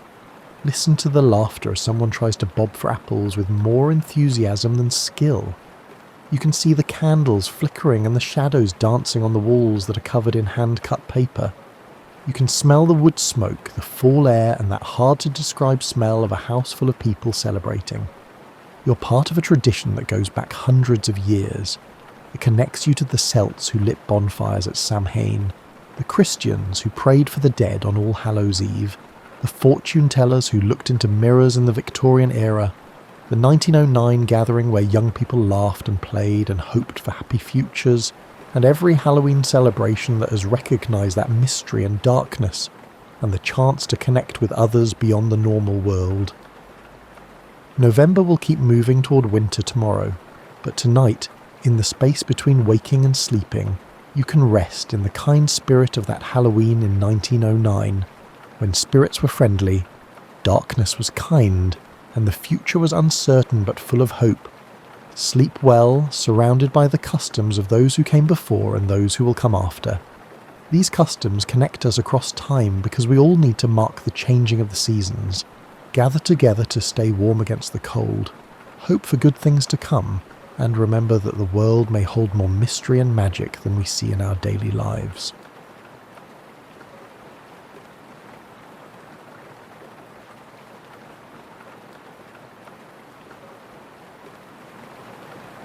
Clothing you owned held the belief that the human body was merely a suggestion, Welcome to Victorian fashion, where comfort became obsolete and common sense took a long hiatus. Picture this, it's 1850 and you're a well-to-do lady preparing for your day. But first, you need to put on approximately 17 different garments, each one more bewildering than the last. Your morning routine doesn't start with coffee, it starts with an engineering degree and the patience of a saint. The Victorians had this peculiar relationship with the human form. They believed that nature had created significant design flaws, and they were determined to rectify these flaws using materials such as whalebone, steel, and unwavering determination. It was like they looked at the human body and said, you know what this individual needs? More geometric shapes and less ability to breathe. But here's the thing that makes Victorian fashion so fascinatingly absurd. None of these changes happened overnight. It wasn't like someone woke up one morning in 1837 and declared, from now on, women's waist shall be the circumference of a coffee mug. No, the outcome was a gradual slide into sartorial madness that took decades to perfect. The truly surprising aspect is that people at the time believed they were acting completely rationally. They had elaborate justifications for every ridiculous element. Tight corsets? Needless to say, they were beneficial for posture, and the skirts so wide that they can't fit through doorways. Undoubtedly, they are essential for maintaining modesty. Do sleeves need their own unique zip code? Simply fashionable, darling. You have to admire the dedication, really. These weren't people who half committed to anything. When Victorians decided to complicate fashion, they went all in like they were trying to win an Olympic medal in most impractical clothing design. They approached fashion the way modern people approach extreme sports, with enthusiasm that bordered on the reckless. Men were not exempt from this madness, although their version was more subtly ridiculous. While women were being transformed into human geometric shapes, men were busy perfecting the art of looking like very serious penguins. They wore top hats that accentuated their height, coats with useless tails, and enough starch in their collars to construct a miniature boat. The fascinating thing is how this all started with genuine intentions. The early Victorians weren't trying to create a fashion nightmare. They were responding to real social and economic changes. The Industrial Revolution had created new wealth, new social classes, and new anxieties about respectability. Fashion became a language, a way to communicate your place in this rapidly changing world. But somewhere along the way, that language became increasingly complex, like a secret code that only the initiated could understand. What started as dress nicely to show you're respectable evolved into transform yourself into a walking architectural marvel or risk social extinction. The irony is delicious when you contemplate it. Here was an era obsessed with moral virtue and proper behaviour, yet they created clothing that made simple human activities like sitting, walking, or breathing into minor athletic achievements. It was as if they believed that suffering for beauty was not just acceptable, but actually virtuous. As we drift into this story together, imagine the rustling of silk, the creaking of whalebone, and the gentle chaos of an era when getting dressed was an adventure, and staying dressed was an endurance test. The Victorians may have been many things, but boring wasn't one of them. Let's talk about the corset, shall we? If Victorian fashion were a movie, the corset would be the villain everyone loves to hate. Simultaneously fascinating and horrifying, like a beautifully crafted instrument of torture that someone decided to wear to afternoon tea. You've probably heard the stories about women fainting left and right, their organs rearranged like furniture in a studio apartment. However, the truth about corset wearing was not as dramatic as the legends portray. It's like that friend who tells fish stories. The basic facts are there, but they've grown considerably in the telling. Let's first tackle the issue of the 18-inch waist in the parlour. Do you notice the remarkably small waists in fashion plates and photos? Many of them were about as real as a unicorn wearing a tutu. Victorian photographers and illustrators were just as fond of creative editing as modern Instagram users. They'd pinch in waists, enhance curves, and generally present an idealised version that was as achievable as becoming a professional mermaid. But that doesn't mean corsets were just gentle, supportive garments either. These were indeed serious business. A well-made Victorian corset was like wearing an architectural support system, designed by someone who'd never actually met a human spine. They were marvels of engineering, really. Dozens of pieces of whalebone or steel, carefully shaped and sewn into what was essentially a wearable cage. The thing is, most women didn't tight-lace to the extreme degrees you might imagine. Your average Victorian lady laced her corset snugly indeed, but not to the extent that she required smelling salts each time she ascended a staircase. The fainting epidemic was more about the combination of tight lacing, heavy clothing, overheated rooms, and the Victorian lady's delicate constitution, which was often more performed than genuine. Think of it this way.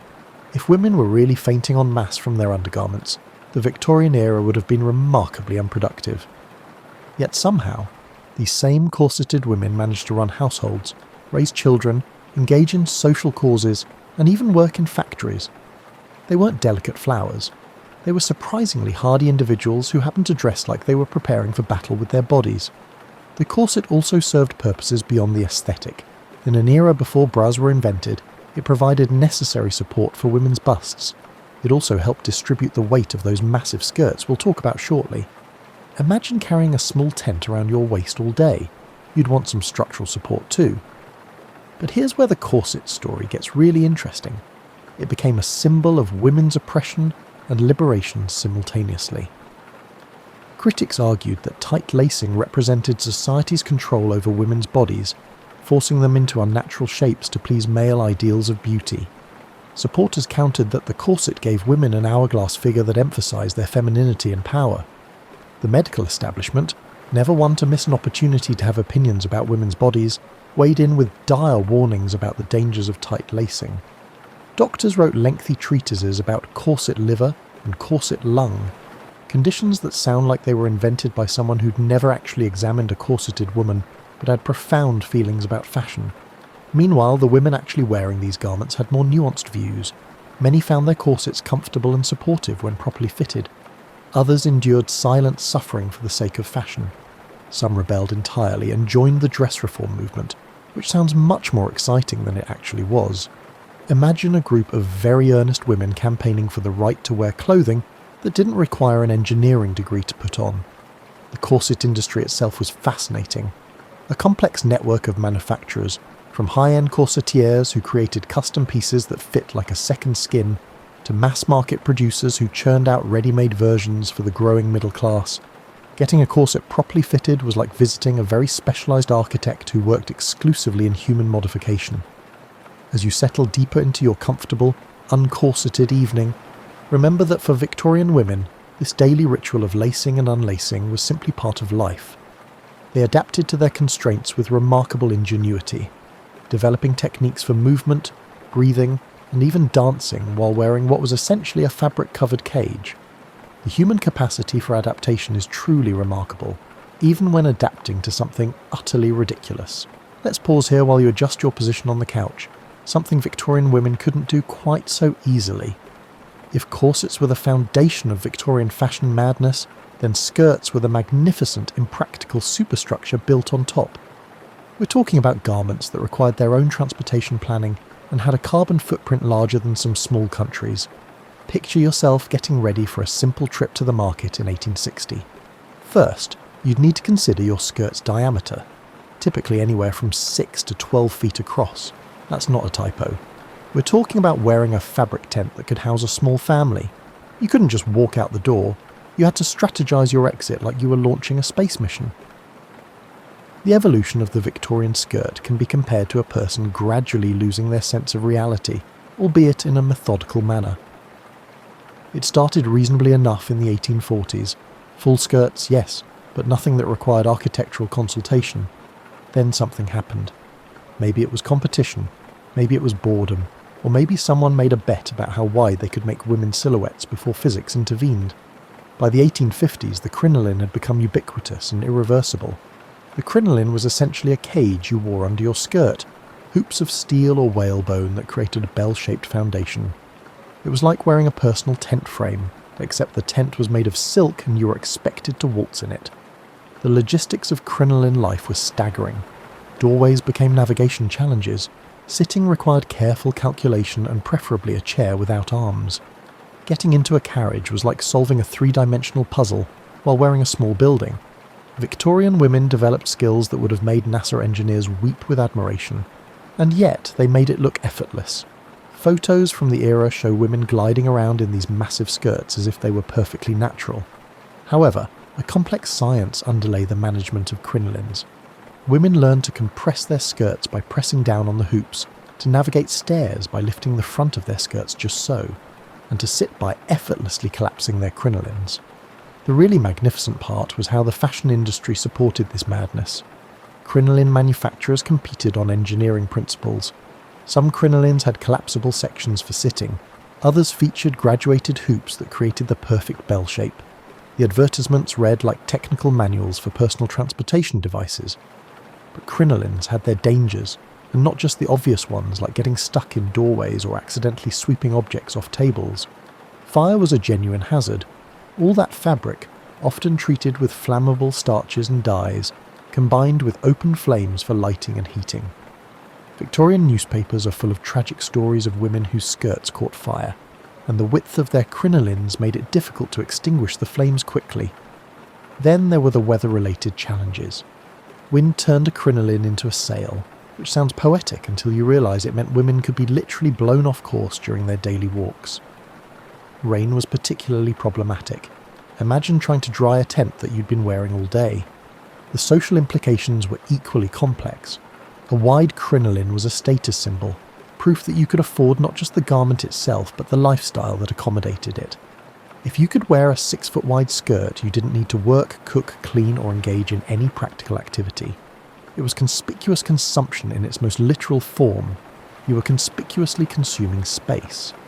But here's what makes the crinoline era so endearing in retrospect. Victorian women took these absurd constraints and somehow made them work. They developed elaborate etiquettes for crinoline navigation, techniques for managing their skirts in various social situations, and even sports modified for women wearing personal tents. Croquet became popular partly because it was one of the few activities where a crinoline wasn't a complete impediment.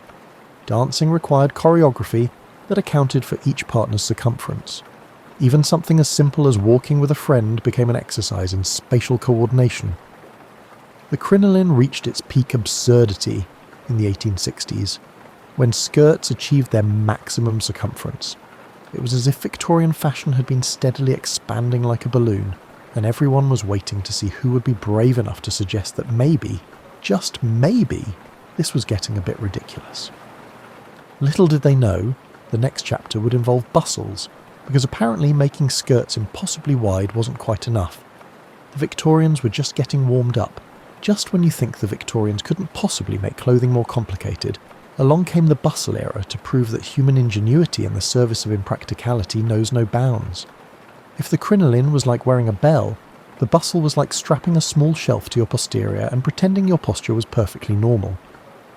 The transition from crinoline to bustle in the 1870s wasn't gradual. It was like watching a balloon deflate and then reinflate in a completely different shape. One day women were navigating doorways sideways because of their width, and the next they were backing into rooms because their skirts projected 3 feet behind them. It was as if Victorian fashion designers had gotten bored with horizontal challenges and decided to explore vertical possibilities. The bustle itself was a marvel of engineering that would have made bridge builders jealous. Early bustles were essentially wire cages designed to create a shelf-like projection at the back of the skirt. Later versions became increasingly elaborate.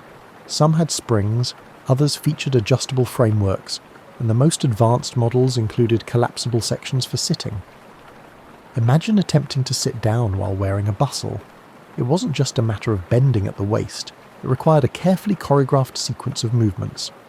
You'd approach the chair from the side, collapse your bustle by pressing down on it, lower yourself carefully while managing several layers of skirt, and then somehow arrange all that fabric so you didn't look like you were being swallowed by your clothing. The logistics of bustle life were even more complex than crinoline management. At least with a crinoline, you knew you needed extra space in all directions. You never know what's going on behind you when there's a bustle. Victorian women developed a kind of spatial awareness that modern people can't imagine.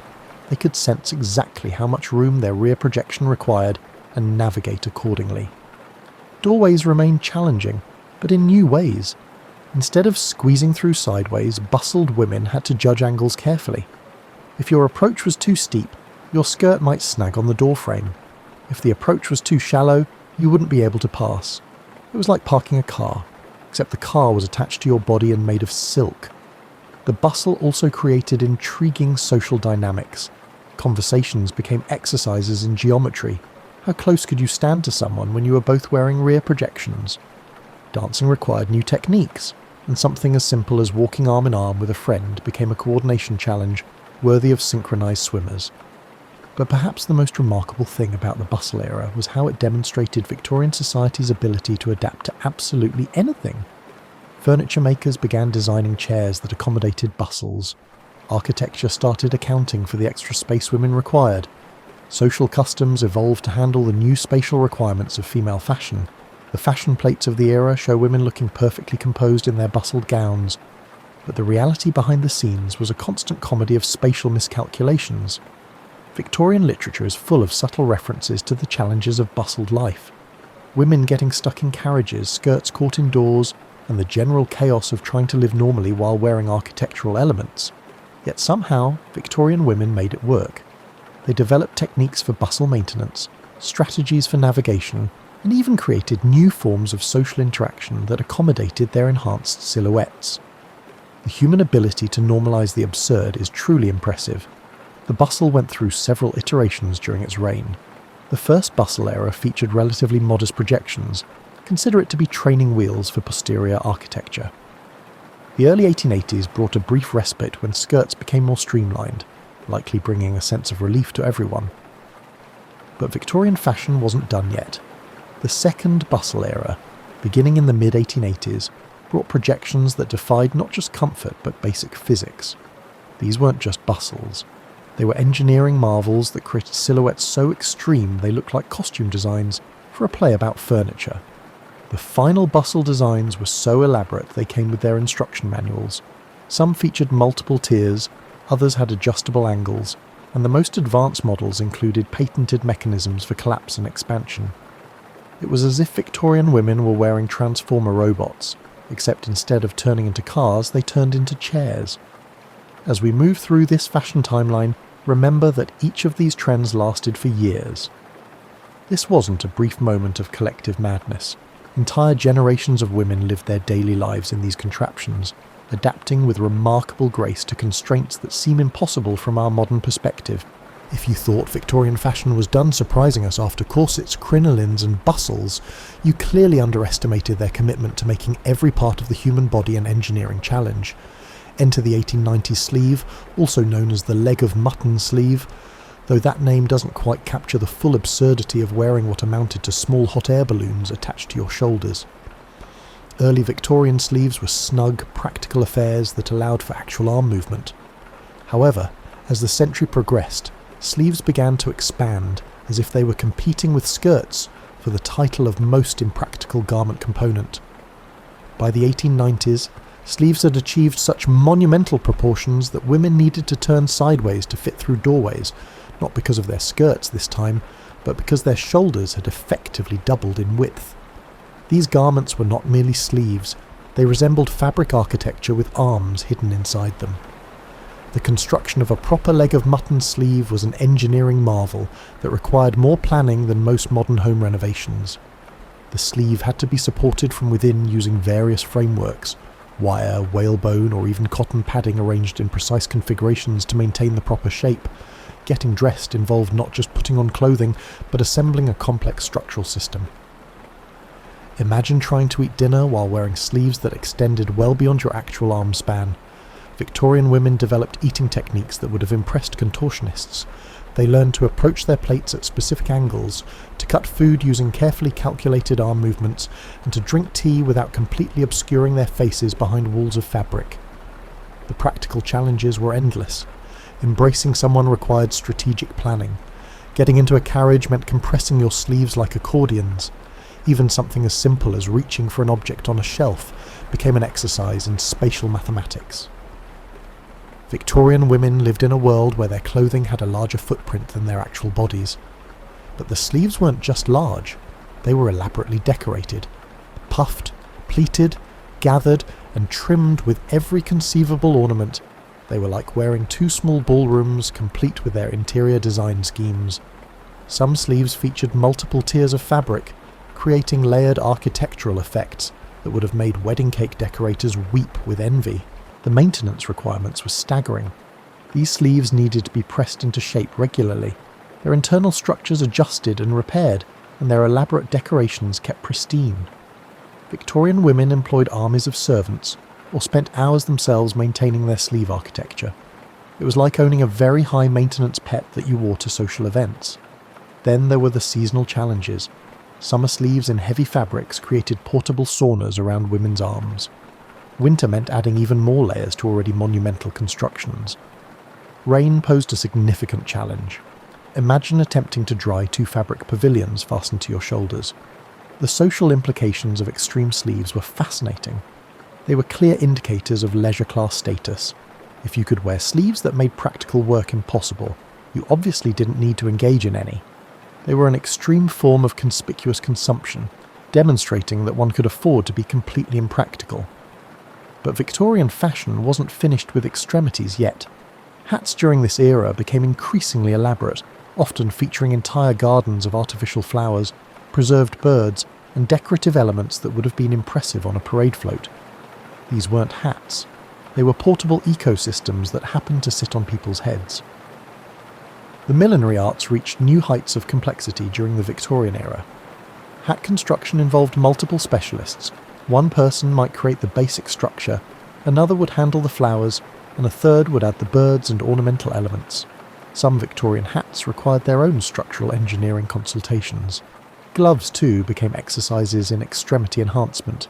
Victorian gloves were often so long they disappeared entirely under those enormous sleeves, creating the impression that women's arms simply ended in fabric somewhere around the elbow. The longest gloves extended past the elbow, requiring complex systems of buttons and hooks for removal. Even shoes joined the extremity enhancement project. Victorian boots often featured dozens of tiny buttons or an elaborate lacing system that required special tools to fasten. Getting dressed from head to toe could take hours and often required assistance from servants or family members.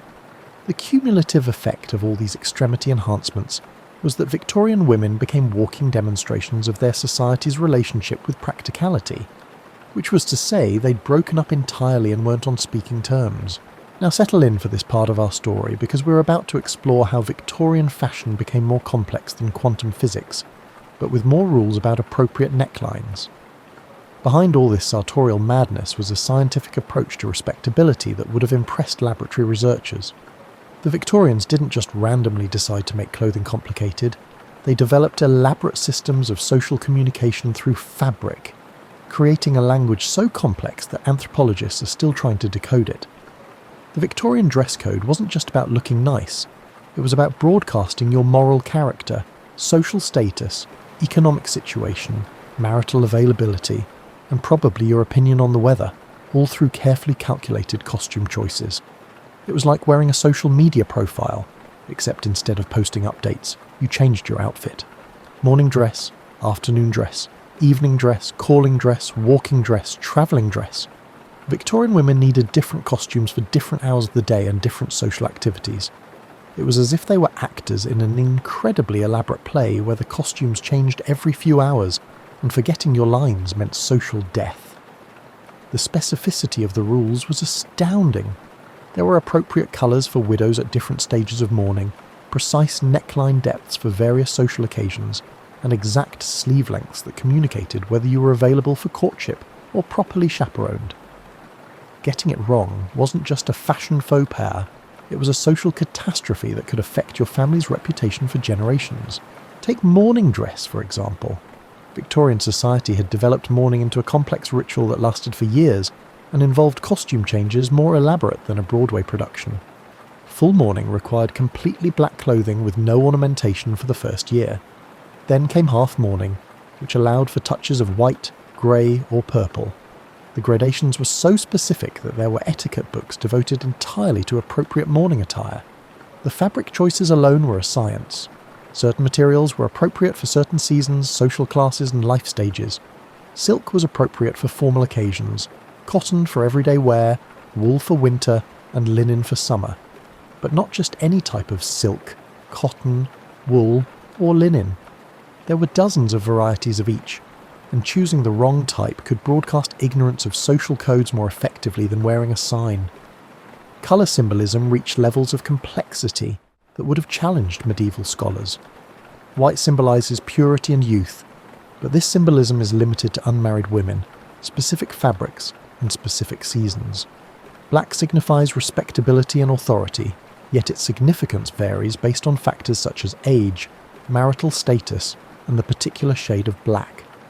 Purple was mourning, but also royalty, but also dangerous if worn by the wrong person at the wrong time. The trimming and decoration systems were equally elaborate. Ribbons, lace, embroidery, buttons, and bows weren't just decorative elements. They were parts of a complex communication system. The amount of ornamentation appropriate for your age, social status, and the occasion required calculations more complex than filing tax returns. Even undergarments were part of this social communication system. The right corset, chemise, drawers, and petticoats weren't just about creating the proper silhouette. They were about demonstrating that you understood and could afford to participate in the full complexity of Victorian fashion culture. The economic implications were staggering. A proper Victorian lady's wardrobe required a fortune not just to acquire but to maintain. The cleaning, pressing, mending and updating needed to keep pace with fashion changes meant that clothing consumed a significant portion of middle and upper class household budgets. Dressmakers became crucial figures in Victorian society, not just as craftspeople, but as cultural interpreters. A competent dressmaker didn't just sew, she guided her clients through the complex social codes embedded in fashion choices. She was part counsellor, part artist, part social strategist, and part structural engineer. The seasonal transitions were particularly complex. Spring cleaning wasn't just about houses, it was about wardrobes. Summer and winter wardrobes were stored separately, with elaborate systems for preservation, moth prevention, and maintaining the shapes of complex garments during storage. Fashion magazines became essential reading, not for inspiration but for survival. They provided the constantly updated information necessary to navigate the changing rules of appropriate dress. Reading Godey's Lady's Book or Peterson's magazine wasn't leisure. It was continuing education in the science of social acceptability. The really remarkable thing is how Victorian women managed to internalise all these rules while making their complex fashion choices appear effortless and natural. Behind every graceful Victorian lady gliding through a social gathering was someone who had mastered a system of cultural communication more complex than most modern professional training programs. By the 1890s, something crazy was happening in the world of Victorian fashion. People were beginning to realise that clothing should allow for basic human functions like breathing, sitting, and moving one's arms. Although it took several decades for this revolutionary concept to gain traction, women's freedom to move was a significant catalyst for change. The dress reform movement had been percolating throughout the Victorian era, led by brave souls who dared to suggest that perhaps women's clothing shouldn't require engineering degrees to operate. These fashion rebels proposed radical ideas like skirts that didn't require their own zip codes and sleeves that acknowledged the existence of human arms. Dr. Gustav Jaeger introduced the world to woolen undergarments that prioritised health over silhouette manipulation. The rational dress movement promoted clothing that allowed for actual physical activity. As casual clothing that valued comfort over structural soundness, tea gowns gained popularity. It was like watching civilization slowly remember that humans had bodies underneath all that architectural clothing. The bicycle craze of the 1890s delivered a particularly effective blow to impractical fashion. You simply cannot ride a bicycle while wearing a bustle, and Victorian women were not about to give up this exciting new form of transportation just to maintain their rear projections. Cycling costumes featured a revolutionary concept, divided skirts that allowed women to actually move their legs independently. Sports in general began to influence fashion in ways that prioritised function over form. Tennis required clothing that allowed arm movement. Golf needed skirts that didn't interfere with swing mechanics. Even croquet, that most Victorian of games, worked better when players could actually see their feet and move without strategic planning. The influence of artistic movements cannot be understated. The aesthetic movement promoted artistic dress that prioritised beauty and comfort over rigid social signalling. Pre-Raphaelite artists painted women in flowing gowns that actually followed the lines of the human body, rather than imposing geometric shapes upon it. It was as if artists were reminding society what people actually looked like under all that structural engineering. World War I would ultimately bring an end to the excesses of Victorian fashion, But by 1900, the seeds of change had already begun to emerge. Women were entering the workforce in increasing numbers, pursuing higher education, and engaging in social causes that required practical clothing. You can't effectively advocate for social change while wearing a garment that requires two people and a manual to put on. The corset began its long, slow retreat from maximum tightness. The S-curve silhouette of the early 1900s, while still involving serious foundation garments, allowed for a somewhat more natural waist placement. Skirts began to narrow, sleeves returned to more reasonable proportions, and hats stopped requiring their own postal codes. Fashion magazines began featuring articles about healthful dress and rational clothing choices. Doctors, who had warned for decades about the dangers of tight lacing, were finally receiving attention. Social pressure for impossible silhouettes was beginning to give way to the medical establishment's concerns about corset liver and compressed organs. Perhaps most importantly, women themselves were beginning to question why their clothing should be more complex than their educations. The new woman of the 1890s and early 1900s wanted clothing that matched her expanded role in society. Practical enough for work, comfortable enough for an active lifestyle, and sensible enough to allow for the full range of human activities. The transition wasn't immediate or complete. Many Victorian fashion elements persisted well into the 20th century, and some never entirely disappeared.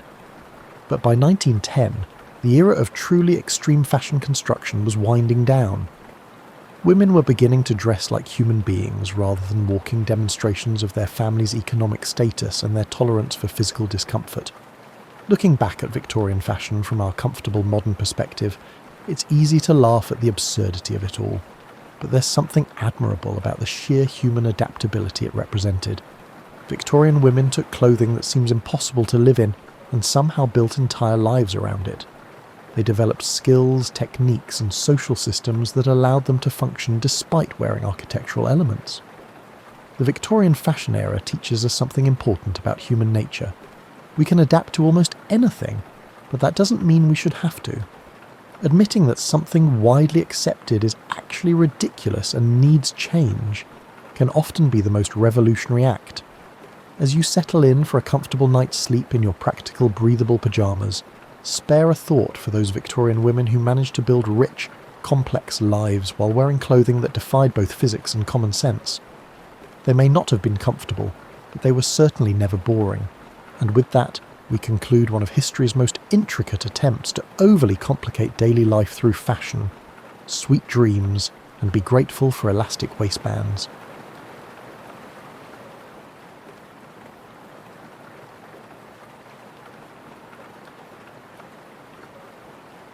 Imagine America in 1928, a nation that had figured out the key to eternal bliss.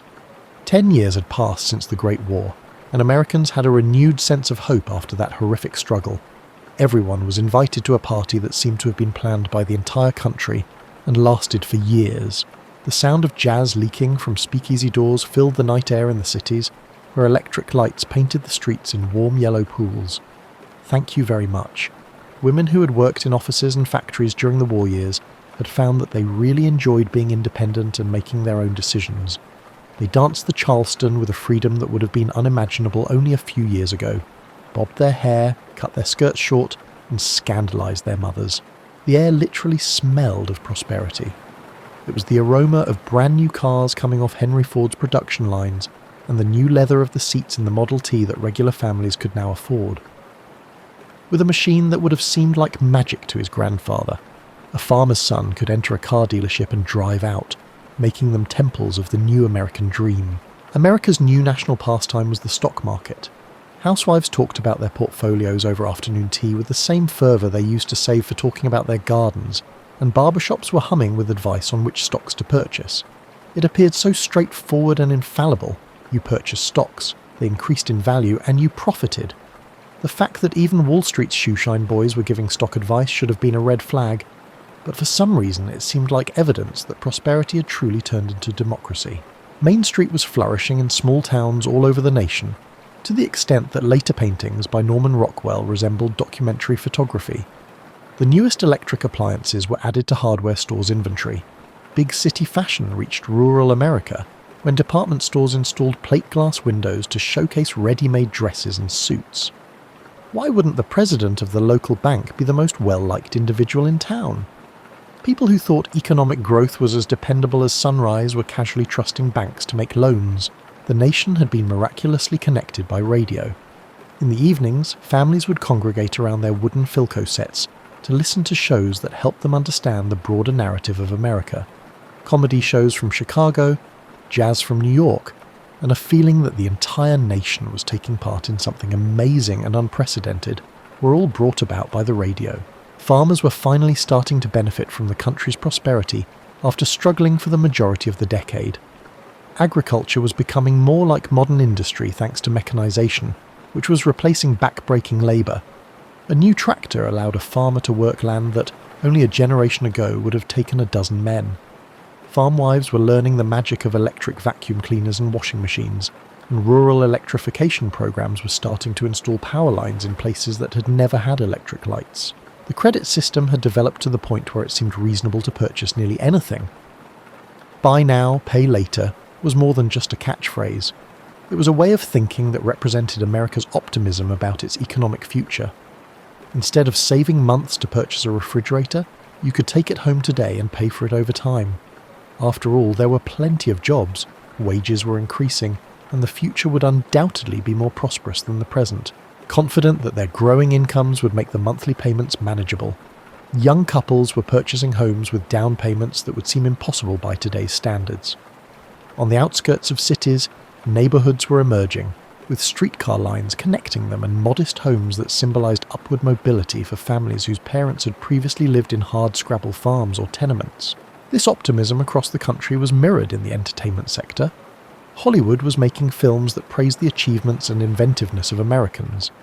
As if human endurance itself was growing along with the economy, dance marathons attracted audiences who marvelled at couples who could dance for days. With figures like Babe Ruth representing a sort of exaggerated American success story, professional sports was starting to take off. The confidence of the time was even reflected in fashion. While women's clothing celebrated a new kind of freedom and mobility, men's suits became more relaxed and comfortable. Simple, elegant designs replaced the constricting corsets and ornate dresses of earlier generations, enabling the active lifestyles that prosperity was enabling. Most significantly, though, Americans in 1928 had grown to have an unwavering faith in progress itself. Problems were being solved by technology more quickly than they could be created. Everything from manufacturing to medicine was being revealed by science. Like a train that had left the station and could not be stopped, the future appeared not only bright but inevitable in its brightness. At the time, it didn't feel naive, but this wasn't naive optimism either. The prosperity of the United States was actually demonstrated. Innovations were changing everyday life, at a rate that left even the most astute observers speechless. Production was up, and unemployment was low.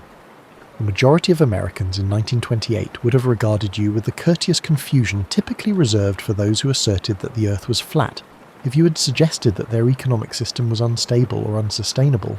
Of course, the warning signs were there. Farm prices were declining due to agricultural overproduction. Incomes were not keeping up with the rate of increase in consumer debt. The stock market was acting in a way that was speculative enough to worry experienced investors. However, these appeared to be small technical problems that could be readily fixed by the same American resourcefulness that had resolved all the other issues. As 1929 got underway, the majority of Americans were making plans for what appeared to be a better future than the one they were living in at the time. One that was more prosperous, more comfortable, and full of opportunities that would make rising in the morning an adventure rather than a chore. The crisp autumn weather that typically made people feel energized and optimistic arrived in New York in October 1929. The city had that strange clarity that comes with the first cool days after a long summer, and the leaves in Central Park were turning brilliant shades of red and gold. With men in dark suits moving with purpose down winding streets, the familiar sounds of construction and traffic, and the comforting bustle of a financial district that seemed to operate on pure confidence, Wall Street appeared exactly as it had for months. However, if you had been listening carefully that October, you may have observed minor shifts in the daily routine. Restaurant conversations were a little different now, still hopeful but with a hint of worry that had not been present during the summer. Like a normally dependable car that had begun to make strange noises, stock prices had been acting strangely, dropping sharply and then rising again. The morning of Thursday, October 24th started out in Manhattan just like any other fall morning. From subway stations, office workers came out with newspapers that contained the typical mix of social gossip, sports scores, and political news. There were some alarming figures in the financial pages, but nothing that would have seemed disastrous to the untrained eye. The majority of people were not as interested in the technical aspects of stock market fluctuations as they were in the latest Hollywood scandals or the World Series. However, something extraordinary was taking place inside the New York Stock Exchange.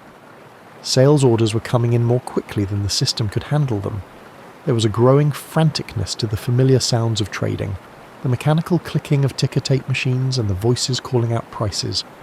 By mid-morning, the market was unable to operate normally due to the overwhelming selling pressure. The mechanical wonders known as ticker tape machines, which had provided America with stock price updates, started to deteriorate rapidly. Crowds gathered around the slow-moving tape in brokerage offices across the nation to watch their investments vanish in real time. Due to the delay, stock prices were frequently significantly out of date by the time they were seen. Imagine seeing grown men looking at ticker tape in a general store in Iowa or a barbershop in Detroit with the expressions of those who have just been in a car accident. Like morning mist, the informal confidence that had defined stock market conversations for years vanished. What started out as discussions about which stocks to purchase turned into urgent, whispered consultations about whether to sell. It was heartbreaking and surreal to watch the human drama unfold in brokerage offices. Well-dressed businessmen who had come feeling rich that morning found their paper profits gone by lunchtime. Clients would call secretaries in a panic, asking if the numbers they were seeing were legitimate. As it turned out, Black Thursday was like witnessing a masterfully composed symphony fall apart into anarchy. When put to the test by real panic, the financial system that had appeared so stable and predictable turned out to be surprisingly brittle. As they went about their daily lives, however, the majority of Americans saw the day not as an immediate crisis but as a distant rumble of trouble. A brief reprieve and a glimmer of hope that maybe the worst was over were brought about by the weekend. Financial leaders made comforting claims in newspapers that the market's fundamentals were still stable. The administration of President Hoover made optimistic forecasts regarding the disruption's transient nature. That weekend, a lot of Americans convinced themselves that the market's actions had been an anomaly rather than a warning. However, any last illusions regarding the crisis' transient nature were destroyed on Tuesday, October the 29th, also known as Black Tuesday. With even more vigour, the selling that had started the week before resumed. This time, there was no comeback, no rally in the afternoon to boost spirits. Millions of frantic decisions to sell at any price caused the market to simply collapse.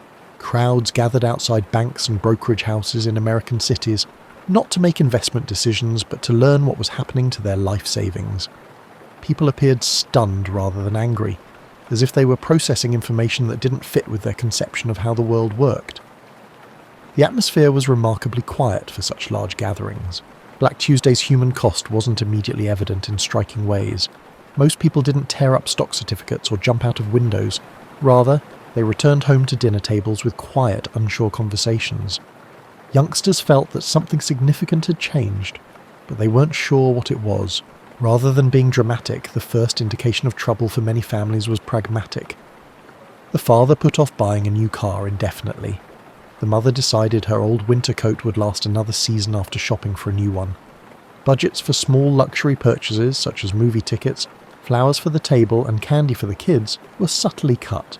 Perhaps even more important than the immediate financial harm was the psychological toll.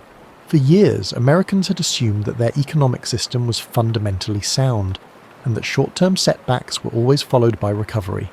That basic premise was called into question by Black Tuesday in ways that would change people's perspectives on money, security, and the future. Bank tellers were asked questions they were unable to respond to after years of urging clients to put their savings into the stock market. How do you tell a depositor that their money, which they believed was growing safely in conservative investments, has just disappeared?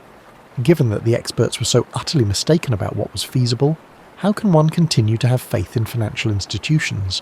Suddenly, small business owners who had grown their operations on the basis of easy credit were exposed and overburdened. After stocking up for the holidays, the corner grocer found that consumers were suddenly much more frugal with their money.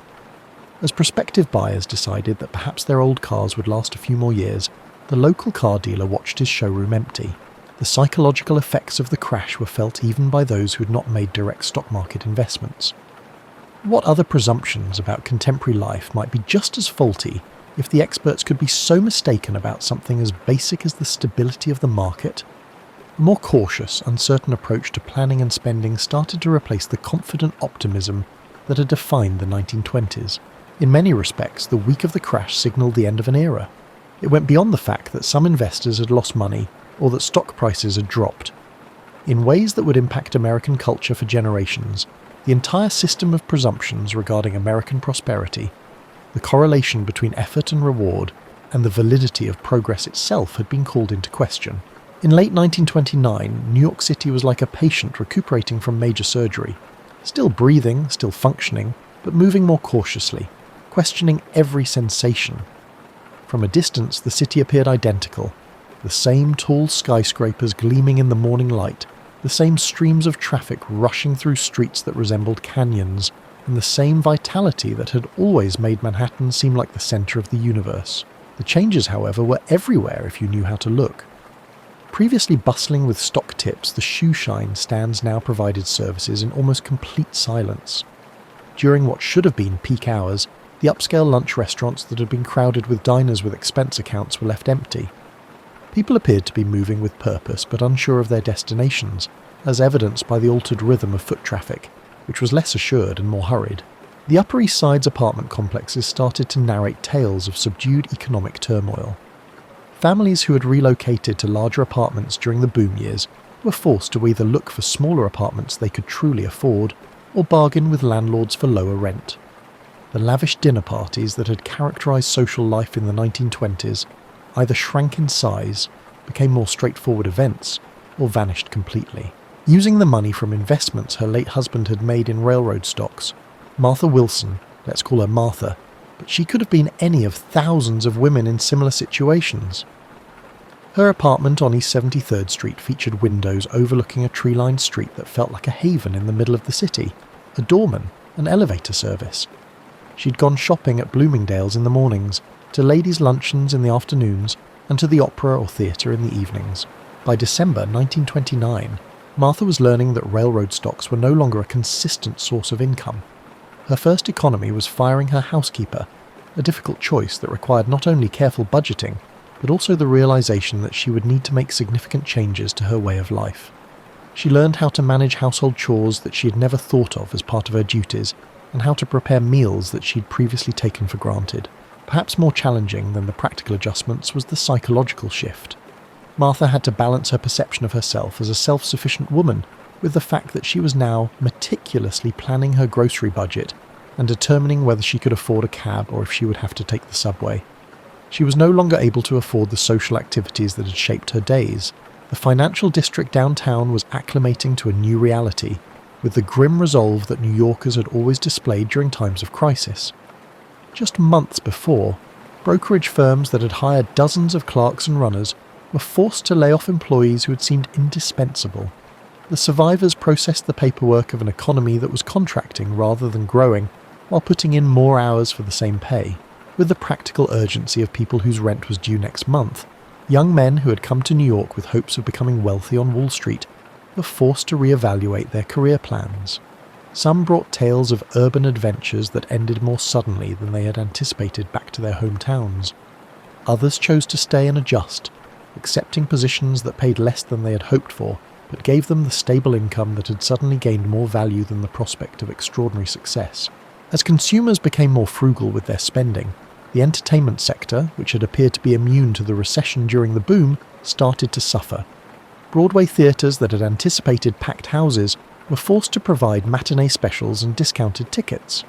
Double features and prize nights were introduced by movie theatres in an attempt to attract patrons who now considered entertainment to be a luxury rather than a need. Restaurants in the city adjusted with the kind of inventiveness that is frequently stimulated by economic pressure.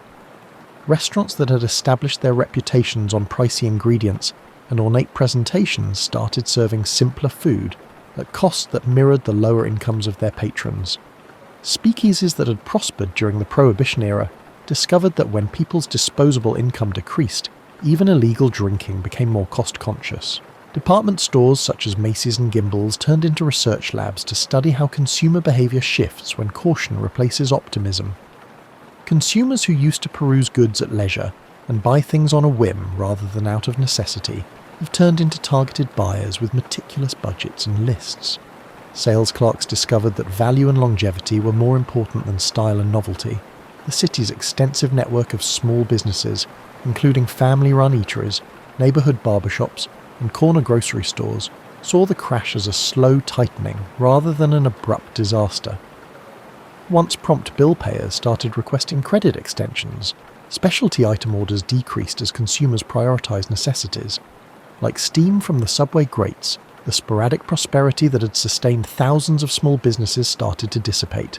People who had previously used taxis now shared buses and subway cars with a wider range of the city's population, making public transportation a more democratic experience.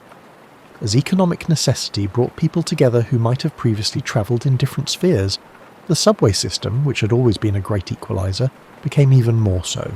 As a free venue for recreation and entertainment, Central Park gained new importance. Families that had previously spent weekends at pricey entertainment venues learned to enjoy easy picnics and strolls along the park's meandering paths. Conversations about jobs, prospects, and the uncertain future that everyone was attempting to navigate took place on the park benches informally. Communities of immigrants who had historically made up the majority of the city's workforce were especially susceptible to changes in the economy. Increased demand and dwindling resources put pressure on the networks of mutual support that had helped newcomers establish themselves, and factory jobs that had offered stable employment started to disappear.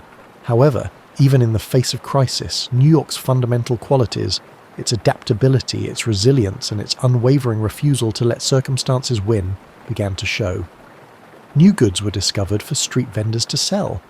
In the evolving economy, entrepreneurs found opportunities. The city that had established a reputation for ingenuity and ambition started the process of redefining itself for a world that was becoming less certain. The people navigating the streets below had learned some hard lessons about the distinction between appearance and reality, between fleeting prosperity and long-term security. But the skyline still soared toward heaven with the same bold confidence. Although New York was still New York, it was evolving into a more deliberate, cautious form of itself. There was little you could do but prepare as best you could and hope your preparations would be sufficient when the crash struck rural America like a slow-moving storm system. The rural experience was more akin to watching water slowly drain from a bathtub, steady and unrelenting but not necessarily disastrous on any given day, in contrast to the dramatic, immediate impact felt on Wall Street. In 1929, Tom Henderson, who could speak for any of the thousands of farmers in the Midwest, had been cautiously optimistic about his future. Harvest season had shown the value of the new tractor he had purchased on credit the year before, and his farm outside of Topeka, Kansas, had been yielding respectable corn and wheat crops. Given their recent success, his wife, Sarah, had been discussing improvements like installing indoor plumbing and possibly electricity. It was the weekly trip to town for mail and supplies that brought the crash to Tom's farm, not ticker tape or desperate phone calls. The banker who had granted Tom's tractor loan gave him a phony smile and said they might want to talk about adjusting the payment schedule to reflect the state of the economy. Although the conversation was courteous, even friendly, there was a subliminal message that Tom's financial status had deteriorated overnight. Cautious discussions about what was happening in the cities and what it might mean for rural communities replaced the weather and crop prices that had previously dominated conversations at the general store. In private, the storekeeper, who gave credit to the majority of his farming clients, was concerned about the number of accounts that might become challenging to collect. However, knowing that rural communities relied on mutual trust and support, he kept his worries to himself. Sarah Henderson felt the impact of the crash through a gradual tightening of the household budget that required constant small adjustments. The Chicago-based magazines she subscribed to ended up being an unnecessary expense. New kitchen curtain plans were put on hold indefinitely. The family's routine gradually vanished, along with the little comforts that had made farm life more enjoyable, such as store-bought cookies for the kids, a new dress for church, and sporadic outings to the county seat for entertainment. The rhythm of rural life served as a sort of buffer against the sharp fluctuations of the urban economic crisis. Regardless of the state of stock prices, farmers still had to milk cows twice a day. In accordance with natural cycles that had little to do with human economic systems, crops still had to be planted in the spring and harvested in the fall. During a period when many city dwellers felt totally disoriented, this routine offered both stability and perspective. However, in ways that earlier generations of farmers might not have noticed, the crash also revealed rural America's growing reliance on the larger national economy. Tom's corn was now used in commodity markets that spanned the continent, not just to feed his family and the neighbourhood. Individual farms experienced the repercussions of those markets' contraction with unexpected force and speed. The tensions of the larger financial system started to be reflected in the local bank, which had previously appeared to be such a pillar of community stability. The bank president was torn between the human needs of his community and the increasingly strict requirements of banking regulations and economic reality. He knew most of his customers personally and had granted loans based on character as much as collateral. Small-town business owners found that their clients' spending habits had changed in minor but important ways. The owner of the hardware store observed that farmers were fixing their equipment more frequently rather than replacing it. Instead of buying ready-made clothing, the dress shop discovered that women were buying fabric to make their own clothes. Although these were not significant changes, they did reflect a move towards self-sufficiency and a waning faith in future prosperity. The Henderson Children's one-room schoolhouse served as a window into the impact of the crash on rural families. Youngsters started to wear older clothing, bring simpler lunches, and engage in fewer activities that cost money. The teacher, who frequently boarded with local families, turned into an unofficial social worker who was able to identify which kids might be lacking proper clothing or food. After urging farmers to modernise and expand their operations during the 1920s, agricultural extension agents found themselves providing a variety of advice in late 1929. Efficiency and conservation became more important than expansion and innovation. Farmers were now urged to diversify and make sure they could provide for their families regardless of market conditions, after previously being urged to focus on cash crops. A lifeline for information and emotional support, the rural telephone system was still relatively new in many places. Party lines buzzed with conversations about who was struggling, who might need help, and how communities could support their members through uncertain times. The local exchange's operator took on the role of an unofficial community coordinator, bringing together those in need of help and those who might be able to offer it. Church congregations discovered that they were taking on more responsibilities as networks of practical and spiritual support.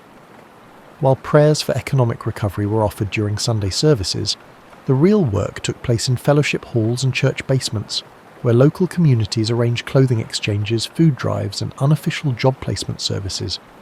The minister frequently turned into a financial advisor, assisting families in making tough choices regarding debt and expenditure. Country doctors found that their patients were delaying medical care that wasn't absolutely necessary, paying for services with labour or produce instead of money, and using folk medicine and home remedies more and more. The doctor's rounds grew longer and more intricate as he struck a balance between his knowledge of his patients' financial constraints and professional medical judgment. The local newspaper, which had chronicled the community's prosperity during the boom years, began to focus more on practical advice and community cooperation. Once praising modernisation and progress, editorial pages now highlighted the benefits of self-reliance, thrift and camaraderie. Reports of lavish parties gave way to stories about collaborative efforts and community service projects in social columns. However, the reaction of rural America to the crash also demonstrated advantages that urban regions occasionally lacked. Farming communities had always been aware of economic uncertainty. They lived in constant fear that their prosperity could be drastically impacted by uncontrollable market forces, illness, and weather. They had developed resilience and adaptability as a result of this experience, which helped them when the overall economy collapsed. The customs of rural life, such as quilting bees, barn raisings, and harvest cooperatives, gained new importance as economic necessities. When resources became limited but labour and camaraderie were plentiful, communities that had appeared to be moving away from these antiquated customs found their value again. During this time, children who grew up on farms learned lessons about community cooperation and self-sufficiency that would shape their entire outlook on life. They witnessed their parents handle tough choices with grace, adjust to uncontrollable situations, and hold on to hope for better days while navigating the realities of the present. In the months after the crash, the ability of regular Americans to innovate, adapt, and maintain their dignity in the face of unimaginable adversity was made evident. In late 1929 and early 1930, millions of people were subtly reimagining their everyday lives with a creativity born of necessity, but it wasn't as dramatic or newsworthy as breadlines and bank failures would later become. Eleanor Murphy, a secretary in an insurance office in Detroit, found that her small investment portfolio suddenly had far less value than her clerical skills. Those who stayed had to perform the duties of 2 or 3 people as companies started to lay off employees. Even though Eleanor's days grew longer and more demanding, she was thankful for her stable job at a time when many others were losing theirs. She increased her typing speed, learned shorthand, and became indispensable by taking on tasks that had previously been split among several employees. Her evenings, which she used to spend with friends at restaurants or movies, were now devoted to household engineering, figuring out how to stretch her pay to pay for things that used to seem doable. She discovered how to make economical and nourishing meals, how to repair rather than buy new clothes, and how to find entertainment that didn't require her to spend money she needed for groceries and rent. The apartment complex where Eleanor lived turned into a miniature example of urban adaptation. Once courteous strangers, neighbours started to work together in little but significant ways. Alterations were provided by a person with a sewing machine. After losing his job as a shoe salesman, another tenant started fixing shoes for the building's occupants. A woman whose husband was on business established a small laundry service, drying her clothes on the building's roof and in the bathtub of her apartment. The Kowalski family in Chicago found that in order to thrive in the shifting economic climate, their modest grocery store had to change. Stefan Kowalski had established his company by offering a community of working-class families high-quality goods and amiable service. He adjusted by providing credit, taking barter agreements, and carrying less costly substitutes for the name-brand goods that had been his staple as his clients' incomes grew less consistent. In ways that surprised both of them, Anna Kowalski, who had previously concentrated on running the home while Stefan operated the store, joined him as a business partner. Despite having to make tough choices regarding pricing and credit due to economic pressure, she found a knack for bookkeeping and customer service that allowed the store to keep its ties to the community. Their kids gained hands-on experience in business and the realities of financial hardship by learning to work in the store after school. An unofficial economy built on cooperation and innovative problem-solving emerged in the area surrounding the Kowalski store. Mrs. O'Brien began taking in laundry and doing repairs after her husband was fired from the steel mill. The Rossi family grew a garden in their backyard and started selling vegetables. An unofficial garage was established in the alley behind his apartment building by Mr. Johnson, a laid-off mechanic who fixed cars and bicycles for neighbours who paid him with food, small loans or promises of future work. Children displayed the extraordinary resilience that frequently defines young people facing adversity as they adjusted to the changing circumstances. They learned to find amusement in small pleasures, created games that didn't require store-bought toys, and gradually realised that their family's less fortunate circumstances meant they had to be more responsible and less demanding than they might have been in more prosperous times. Families who believed that education was the key to better opportunities for their kids placed an even greater value on education. Even in situations where immediate income would have been useful, parents who had previously thought about letting older children drop out of school to pursue employment opportunities now insisted that education was an investment that couldn't be compromised. In addition to being educators, teachers also became social workers and community counsellors, assisting families in overcoming the psychological and practical difficulties brought on by unstable economic conditions. As people looked for free entertainment and education, libraries saw a resurgence. Once mostly used by academics and researchers, the reading rooms were now open to families searching for inexpensive evening activities. Library programs grew to include useful workshops on subjects like cooking, budgeting, and home repair, and librarians became informal counsellors on everything from household management to job hunting tactics. Congregations of religious people became more and more significant as hubs for both practical and spiritual support. Food pantries, clothing drives, and job placement services were arranged by churches, synagogues, and other places of worship. Religious communities became test sites for the type of mutual aid that would eventually be codified in government programs, and religious leaders found themselves advising families on matters of both financial and spiritual concern. Local businesses that survived the initial shock of the crash did so by developing closer relationships with their customers and communities. Men began exchanging information about job openings at the corner barbershop, which evolved into an unofficial employment agency. Regular patrons were given credit at the neighbourhood diner, which also served as a gathering spot for those planning community service initiatives. In order to provide the social services that larger corporations were unable or unwilling to provide, small businesses learned to operate on thinner margins. Specifically, women found that the crisis had created new chances for initiative and leadership. Whether through formal employment or the unofficial economy of food preparation, small-scale manufacturing, and domestic services, many became the main providers for their families.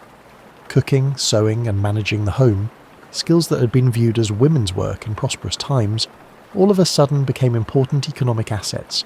Though subtle, the cultural shift was significant. What could be referred to as conspicuous competence replaced the conspicuous consumption that had defined the 1920s. People took pride in their capacity to get by on less, to come up with innovative solutions to real-world issues, and to preserve their sense of self and community despite less favourable circumstances. Once centred on social activities, neighbourhood organisations started to focus on practical needs. Cooperative buying groups were established by women's clubs in order to obtain better deals on household goods and groceries. Fraternal groups for men developed into networks for exchanging job openings and planning volunteer projects in the community. Potluck dinners, amateur theatrical productions, and other recreational activities that prioritise participation over consumption replaced costly entertainment as the primary social activity. Families split up by the pursuit of employment and opportunity were reunited by the postal service. Letters contained useful information about jobs, living conditions in various cities, and survival tactics that had worked in other communities in addition to personal news. In times of uncertainty, the custom of sending and receiving letters offered emotional support that kept people connected and hopeful. The new reality even affected fashion. Instead of replacing their entire wardrobe, women learned to update it with accessories and alterations. Men carefully repaired and maintained their suits to extend their lifespan. Classic styles and practical considerations became the focus of fashion magazines that had previously encouraged constant change and novelty. In the immediate aftermath of the crash, Americans showed greater resourcefulness, community spirit, and adaptability than the 1920s prosperity had demanded. Qualities that had always existed but had been obscured by the ease and optimism of the boom years were brought to light by the crisis. Shock can be absorbed by culture and turned into something that makes sense of the experience. American culture underwent a subtle but profound transformation in the months after the crash, not immediately, not drastically, but with the kind of slow change that only becomes apparent in hindsight. Exuberant jazz, upbeat dance tunes, and songs that celebrated youth and prosperity, the music that had characterized the 1920s, started to sound a little out of step with the prevailing sentiment in the country. Having always been keen observers of public opinion, musicians and songwriters began to produce music that represented a wider range of emotions. The blues-influenced melodies that acknowledged struggle while retaining hope replaced the brassy confidence of earlier jazz. Radio programming was remarkably sensitive to the shifting circumstances of its listeners. Programs that provided helpful advice, amateur talent competitions involving regular people, and serialized dramas that addressed family issues and community collaboration gradually supplanted shows that had previously concentrated on glitzy lifestyles and pricey entertainment. The radio evolved into a mirror reflecting the experiences of its listeners rather than a window into an idealized world. Hollywood, which had made its name on glitzy fantasies and escapist entertainment, started making movies that addressed viewers who were facing financial instability. Movies about regular people dealing with extraordinary challenges joined the late 1920s sophisticated comedies and romantic dramas.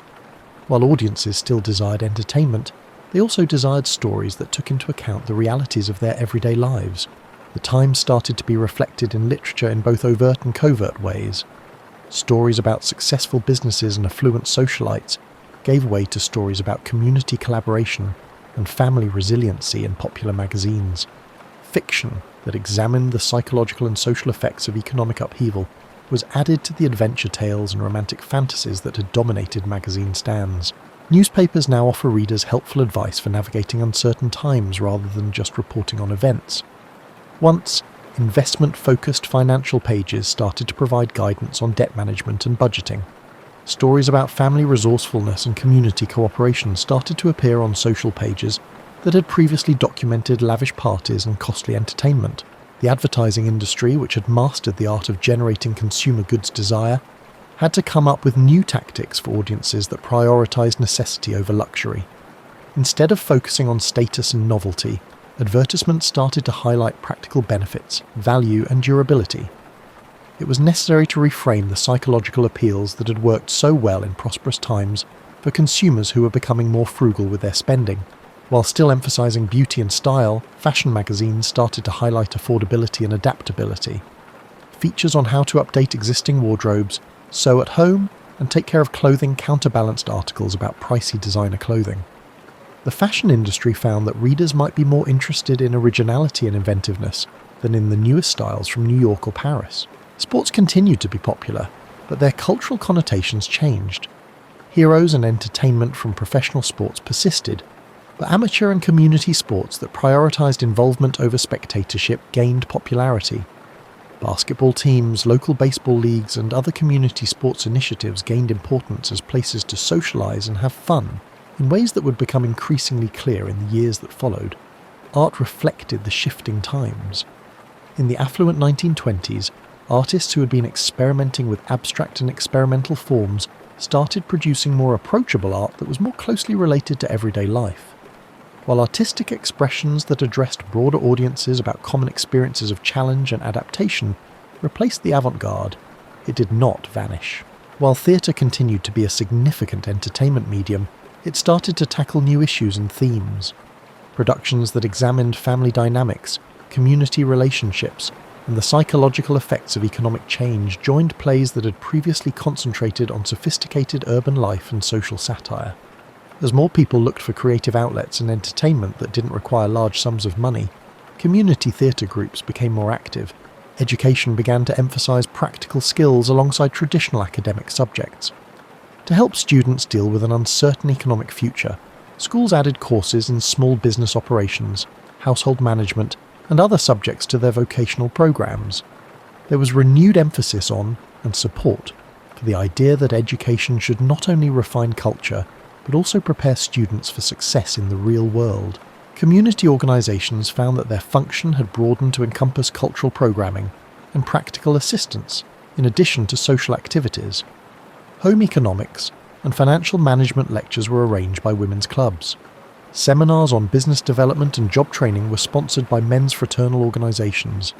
Congregations expanded their traditional spiritual mission to include community education and social services.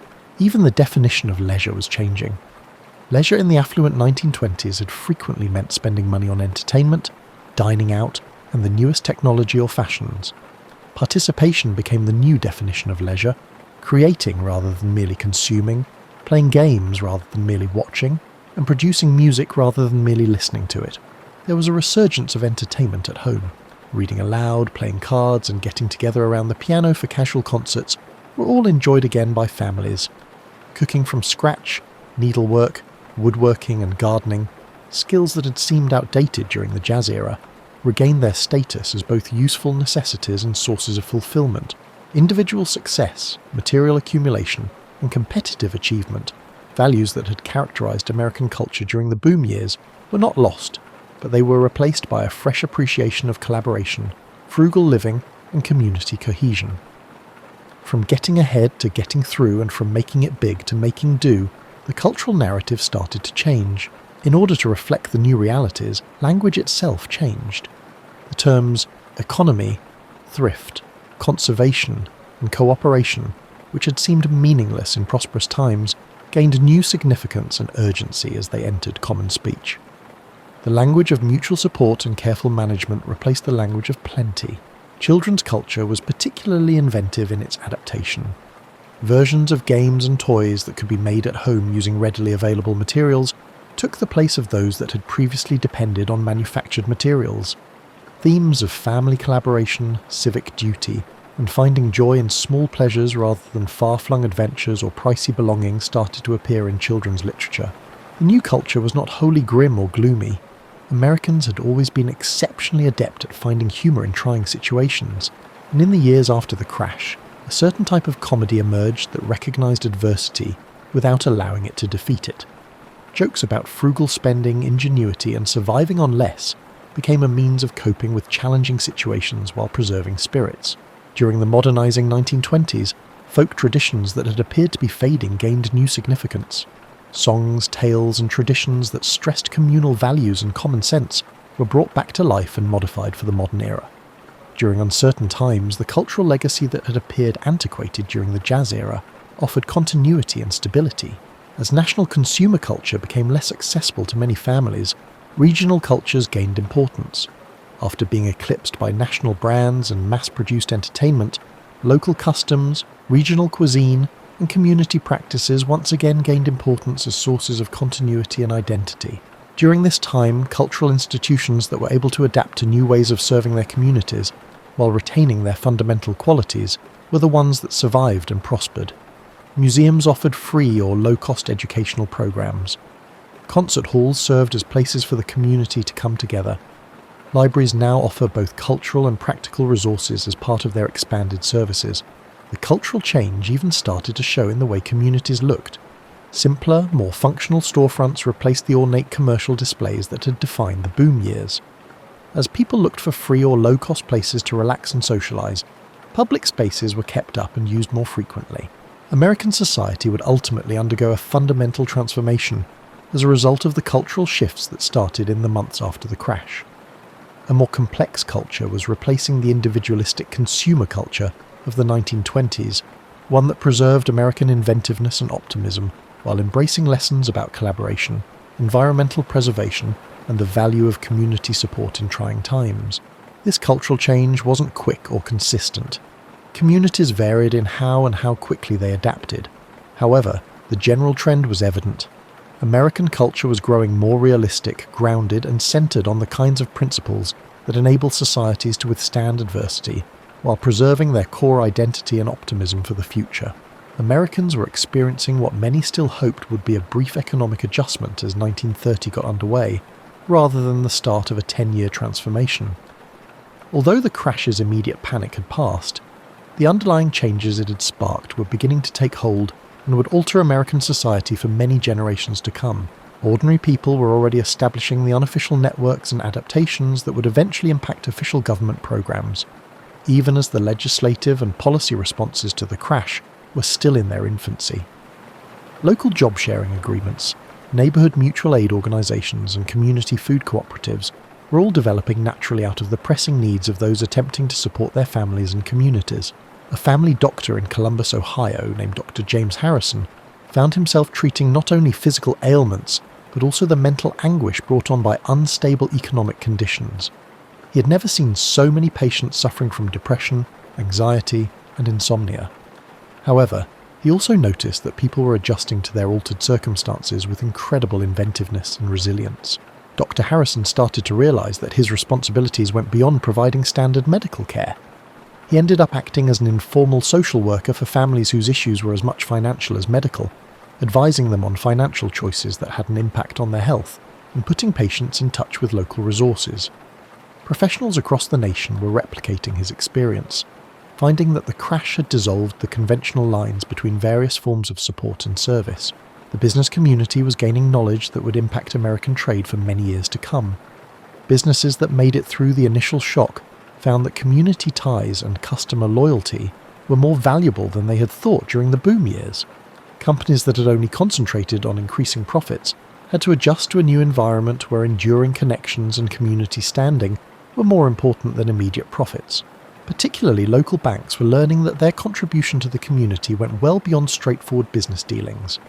During uncertain times, bank presidents found themselves acting as unofficial economic advisors, coordinators of community development and sources of stability. Banks that recognized their role as community institutions rather than solely as profit-making businesses were the ones that made it through. Fundamental issues regarding their function in preparing youth for an uncertain future were starting to be raised by educational institutions.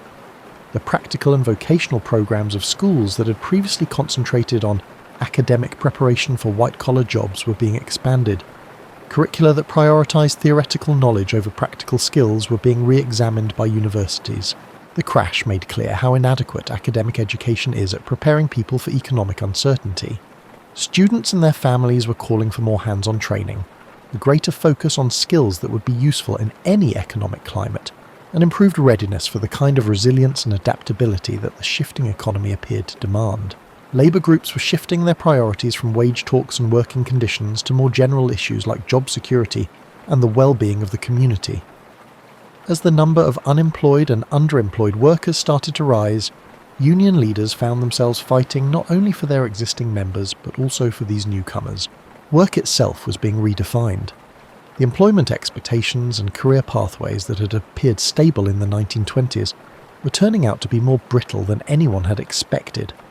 Employees were being taught to acquire a variety of skills, to think of their careers in terms of flexibility rather than straight-line advancement, and to see job security as something they had to create rather than something their employers would offer. As a result of shifting social norms and economic necessity, women's roles in families and communities were growing. Women who had never thought of working outside the home were learning how to make money. Women who had previously worked were staying in the workforce longer or going back to work when their family's financial situation demanded it. As everyone had to contribute in whatever way they could due to economic pressure, the traditional division of labour within families was becoming less rigid. Men were forced to learn skills that had previously been viewed as the domain of women. Women's roles were extended beyond traditional household management, and children were given greater responsibility. Community and religious groups were creating new services and programs that would eventually serve as models for social programs run by the government. Churches were setting up systems for food distribution, family counselling, and employment networks. Cooperative businesses, skill-sharing initiatives, and networks of mutual support were being established by community organisations to help people retain their dignity while getting aid. A more realistic view of technology's role in social and economic stability was tempering the technological optimism that had defined the 1920s. Instead of just making life more exciting or opulent, people were learning to value innovations that made life more economical and efficient. Technology as a useful tool replaced technology as a spectacle. A change in agriculture was starting that would eventually change rural America. Farmers were learning to think of themselves as part of larger economic systems rather than as independent operators, to diversify their crops and sources of income, and to use scientific methods to improve efficiency rather than just increase production. New perspectives on agricultural policy and rural development were necessary as a result of the crash's demonstration of the interdependence of the rural and urban economies. Farmers were coming to understand that the health of the larger economy, which bought their goods and met their needs, was just as important to their success as their own hard work.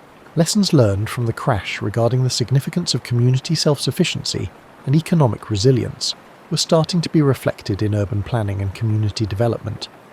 Communities were starting to consider how to preserve vital services and economic opportunities during times of diminished prosperity, and cities were re-evaluating development patterns that had prioritised growth over sustainability.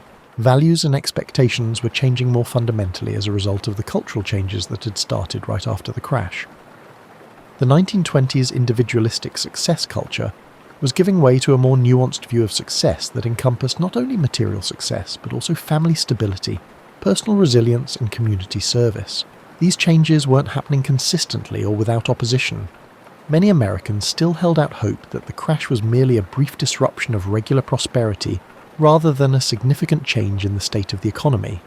However, the changes people were making in their daily lives were establishing new norms and expectations that would have an impact on American culture long after the economy had improved. Eventually, the social programs, business practices, and cultural values that would define American society for the remainder of the 20th century would sprout from the seeds sown during this time of adaptation and adjustment. Formal social safety nets would develop from the unofficial networks of support. Corporate policies would eventually adopt the business practices that prioritized community connection. Instead of being the exception, educational methods that struck a balance between theoretical knowledge and real-world experience would become the standard. Most significantly, Americans were learning that security and prosperity were not something to be taken for granted. But they were also learning that their society had reserves of creativity, resilience, and support for one another that could enable them to deal with uncertainty while preserving their core beliefs and aspirations for the future.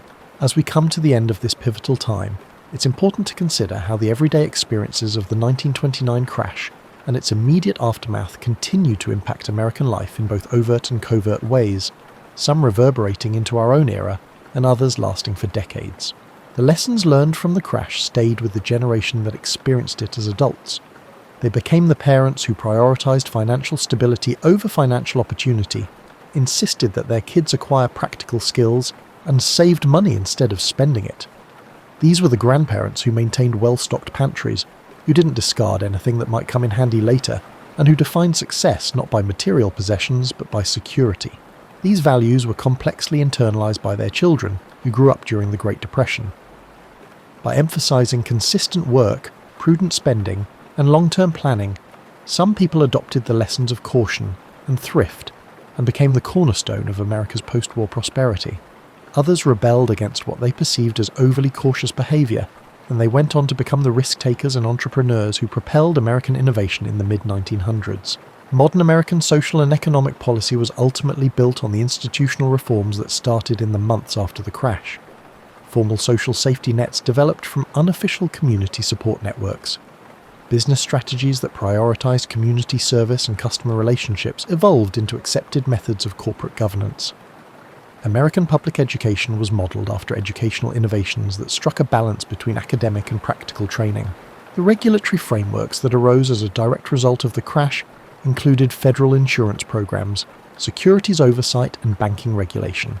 However, the informal adaptations made by regular people in the immediate aftermath of the crisis served as the basis for these official policies, a fundamental shift in American values that affected everything from family structures to artistic expression was a result of the cultural shifts that started in 1929. A more complex culture emerged from the consumer culture of the 1920s, one that incorporated lessons about the value of community, conservation, and mutual support while retaining American optimism and inventiveness. This era gave rise to literature, music, and art that reflected themes that would reverberate across American society. The value of family and community ties, the dignity of routine labor, the fortitude of individuals confronting extraordinary adversity, and the potential for finding fulfillment and meaning in situations that did not involve material abundance. Communities' responses to the crash varied by region, which led to long-lasting differences in American social and political culture. Communities that established robust customs of mutual aid and community collaboration served as the cornerstone for collective action and the support of social programs. American traditions of entrepreneurship and personal accountability have persisted because of regions that prioritized individual adaptation and self-reliance. Modern macroeconomic policy eventually grew out of the economic theories and methods that arose from the crash's analysis. For many years, government policy was shaped by the realization that economic systems needed active management as opposed to straightforward laissez-faire methods. It became a fundamental premise of American political discourse that the well-being of individuals and communities was linked to the stability of the economy as a whole. The spectacular but unworkable technological advancements of the boom years were frequently outperformed by those that arose during the period of economic constraint in terms of durability and usefulness. Post-crash innovation's emphasis on effectiveness, robustness, and real-world use became a defining characteristic of American technological advancement. Additionally, the crash had a long-lasting impact on Americans' perceptions of risk and security. The relationship between opportunity and danger was better understood by the generation that experienced the immediate aftermath. They improved their ability to spot early indicators of economic instability and strengthened their resolve to keep reserves and backup plans in place in case of emergencies. Libraries that extended their services, churches that created social programs, and schools that balanced academic and practical education were among the community institutions that successfully adjusted to the post-crash environment. These institutions became models that impacted institutional development across the United States. Americans learned from the crash that their most valuable institutions were those that could change to meet the needs of the community in both prosperous and challenging times. The crash's global ramifications and the US response to it created trends that would shape US foreign policy for many years to come. A fundamental tenet of American foreign policy is the recognition of the link between global and domestic economic stability. Everything from trade policy to international development initiatives was impacted by the realization that American prosperity was partially dependent on the state of the world economy. Long-lasting alterations in American gender roles and family structures were also influenced by the crash and its aftermath. Long-term shifts in perceptions of women's potential and opportunities were influenced by the economic necessity that forced women to assume larger roles in both families and communities. More adaptable views of gender norms and family duties resulted from the experiences of men whose traditional roles, as the main breadwinners, were called into question by economic conditions. Although not entirely understood at the time, the crash's effects on the environment were also noteworthy. Early recognition of the significance of sustainable resource use was aided by the emphasis on efficiency and conservation that resulted from economic necessity. Patterns that would later impact agricultural and environmental policy were established by the local food production and consumption that became necessary during times of economic hardship. Most significantly, the crash showed that American society had extraordinary reserves of fortitude, ingenuity and camaraderie that could be called upon in emergency situations.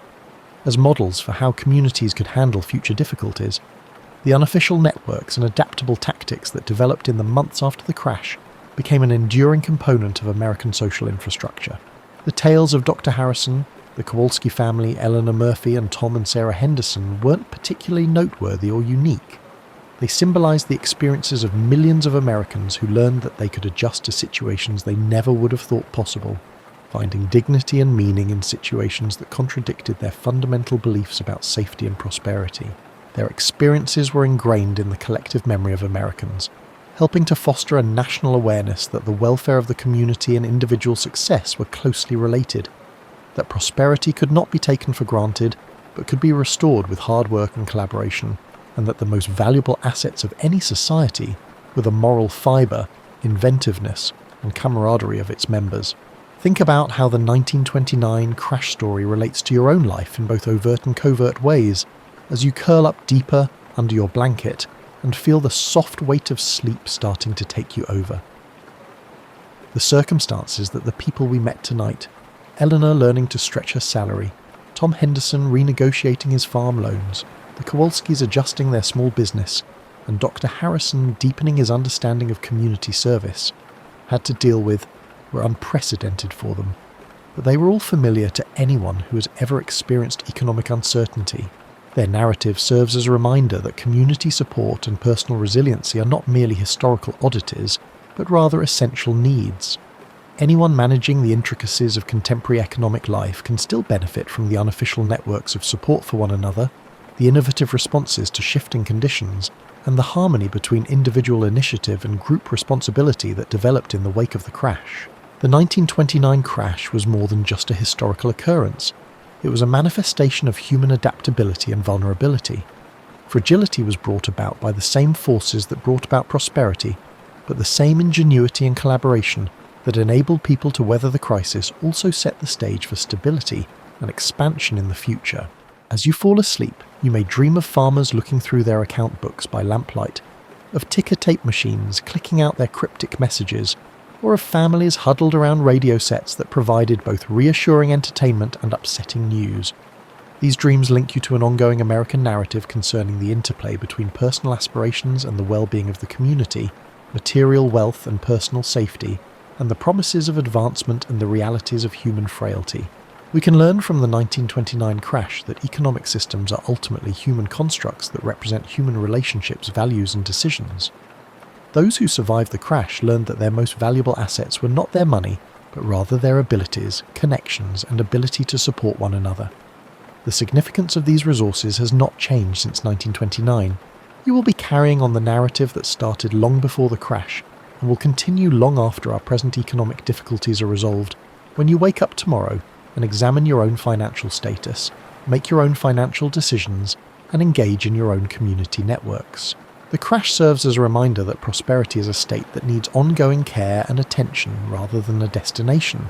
Security comes from building the institutions, connections, and abilities that will enable us to deal with any situation that may arise, not from amassing wealth. The crash's most significant lesson, though, may be that people are incredibly resilient, inventive, and adaptive when they cooperate. Anyone dealing with uncertainty or change can learn from the unofficial support systems, innovative solutions to real-world issues, and the harmony between individual initiative and group collaboration that arose following the crash. You can rest easy knowing that you're a part of the ongoing human narrative of adaptability, fortitude, and camaraderie. Although the difficulties you encounter are personal, You're connected to everyone who has ever had to adjust to situations beyond their direct control by the resources you have.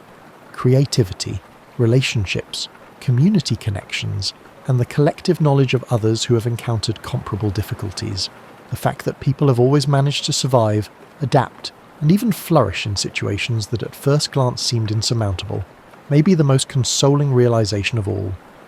The people of 1929 had no idea how their story would turn out, but they handled it with honour, ingenuity, and camaraderie, which enabled them to rise above the rubble of what they had lost and create something better.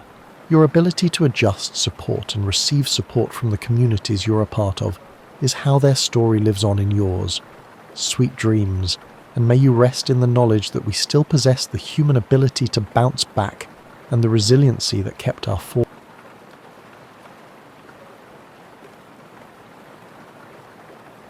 In 1158, a 7-year-old noble boy named Conrad leaves his family manor to serve as a page in the castle of Duke Otto in the Holy Roman Empire.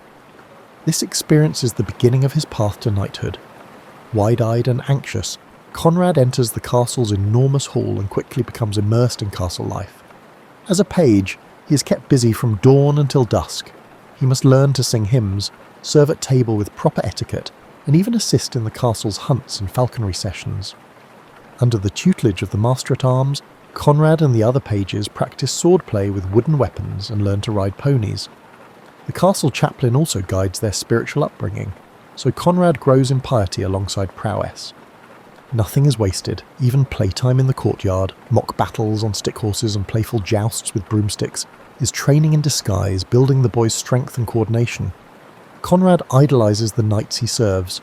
One friendly knight, Sir Reinhard, sometimes shares tales from the hearths of legendary warriors and battles, fueling Conrad's dreams of valour. Through hard work and keen observation, Conrad grows in both body and character. By age 14, he graduates to the rank of squire. He is now assigned as Sir Reinhard's personal attendant and protégé. His duties intensify. Conrad rises at dawn to help Sir Reinhard don his mail armour and spurs, tends to the knight's horse, and accompanies him everywhere. Being a squire resembles an apprenticeship. Conrad learns by doing, cleaning armour, sharpening swords, and practicing jousts with real lances under Sir Reinhard's guidance. In the afternoons he practices falconry, or joins Sir Reinhard in weapons training, aiming his lance at the quintain, a spinning target, to hone his accuracy on horseback. Mistakes earn stern correction, but also patient instruction. In quiet moments, Sir Reinhard stresses the code of chivalry. A knight must be brave, but also just and merciful. Conrad takes these lessons to heart, determined to one day embody those ideals.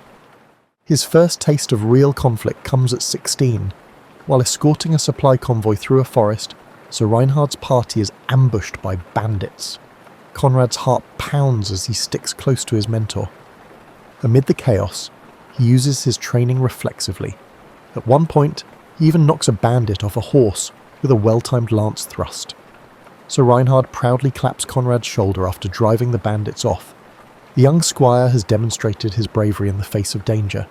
This brief skirmish shows Conrad the stark reality of combat.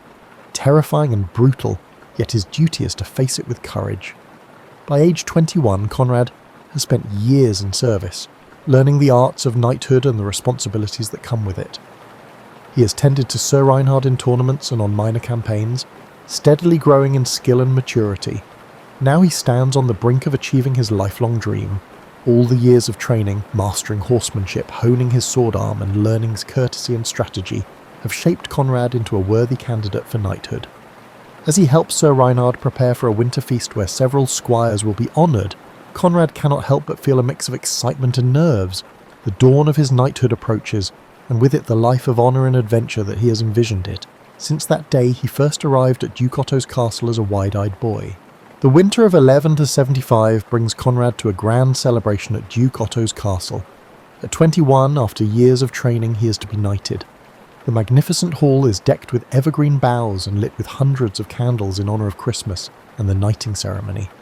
Dressed in a simple white tunic, symbolising purity, Conrad stands alongside other squires awaiting the rite. He feels his heart pounding with a mix of excitement and nerves. Sir Reinhard squeezes his shoulder in support, recalling his knighthood and assuring Conrad that he is ready. On the eve of the ceremony, Conrad undergoes the traditional vigil of arms. He bathes and dons a clean white robe and a red cloak, for the blood of martyrs and courage of a knight.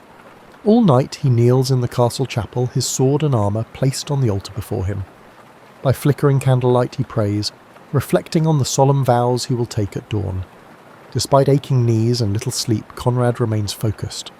This vigil is a spiritual purification, a time to seek God's blessing and contemplate the chivalric code he must uphold. He promises himself to be a just, loyal, and pious knight, devoted to protecting the weak and serving the church. At first light, Mass is celebrated. The squires confess their sins and hear a final blessing. Then comes the oath swearing. One by one, each squire stands before the gathered nobles in the chapel. When Conrad's turn arrives, he declares his knightly vows in a clear voice. He will speak truth, uphold the faith, obey his lord, defend the helpless, and be honourable in all their things. Each promise rings out in the cold morning air, sealing Conrad's commitment to the ideals of knighthood. Even before the sword touches his shoulders, he feels the weight of responsibility settle on his shoulders. That evening, a formal knighting ceremony, the accolade, takes place in the Great Hall. Duke Otto, resplendent in fur-trimmed robes, calls Conrad forward. Conrad kneels on the rush-strewn floor before his lord. In the hushed hall, the Duke gently taps Conrad's shoulders with the flat of a sword and proclaims in French, "Soyez chevalier," meaning, "Be a knight." Conrad bows his head, overcome with emotion as those words transform him from squire to Sir Conrad. Applause breaks out among the assembled lords and ladies. Sir Conrad rises, heart swelling with pride and humility. All his years of hard work have led to this moment. He is now a knight of the realm. Following the accolade, Conrad is bedecked in the symbols of knighthood. Sir Reinhard fastens gilded spurs to his boots, the sign that Conrad is now a knight of the spur. Another attendant buckles on a sword belt holding a finely crafted sword. Conrad dons his family's coat of arms over his mail, and a herald announces his new title, Sir Conrad of Dornburg. Cheers echo in the hall. Conrad's father, who travelled here for the occasion, wipes proud tears from his eyes. Duke Otto then presents Conrad with the final symbol of knighthood, a heavy sword belted at his side.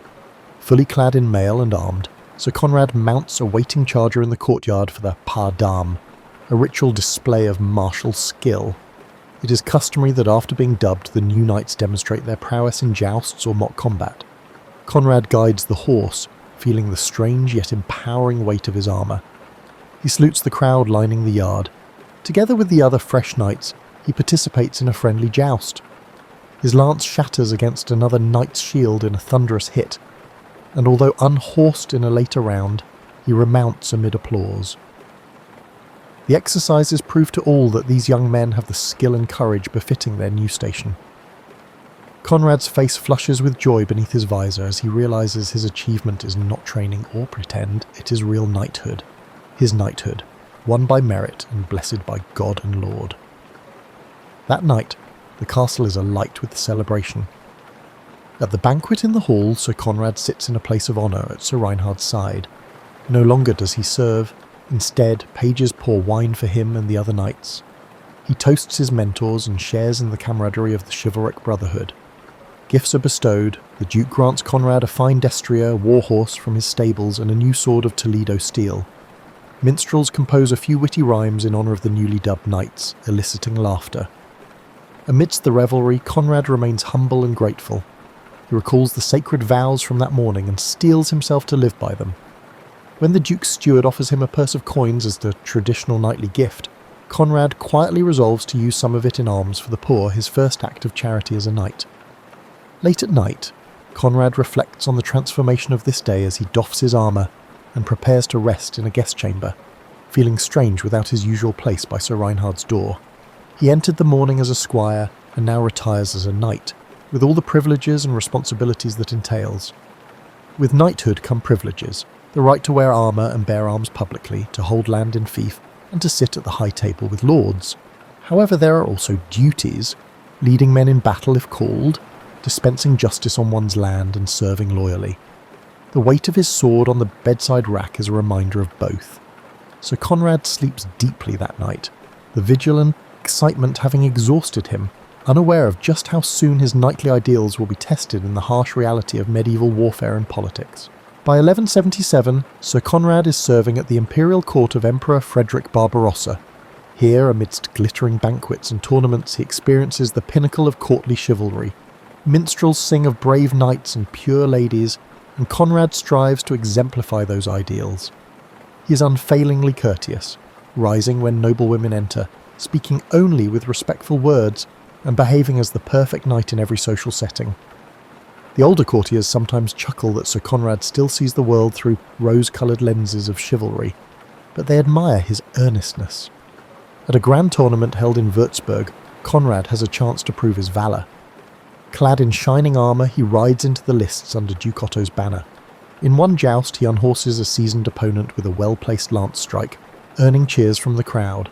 Later, he restrains himself in the melee, the mock battle, showing mercy by not striking a fallen opponent.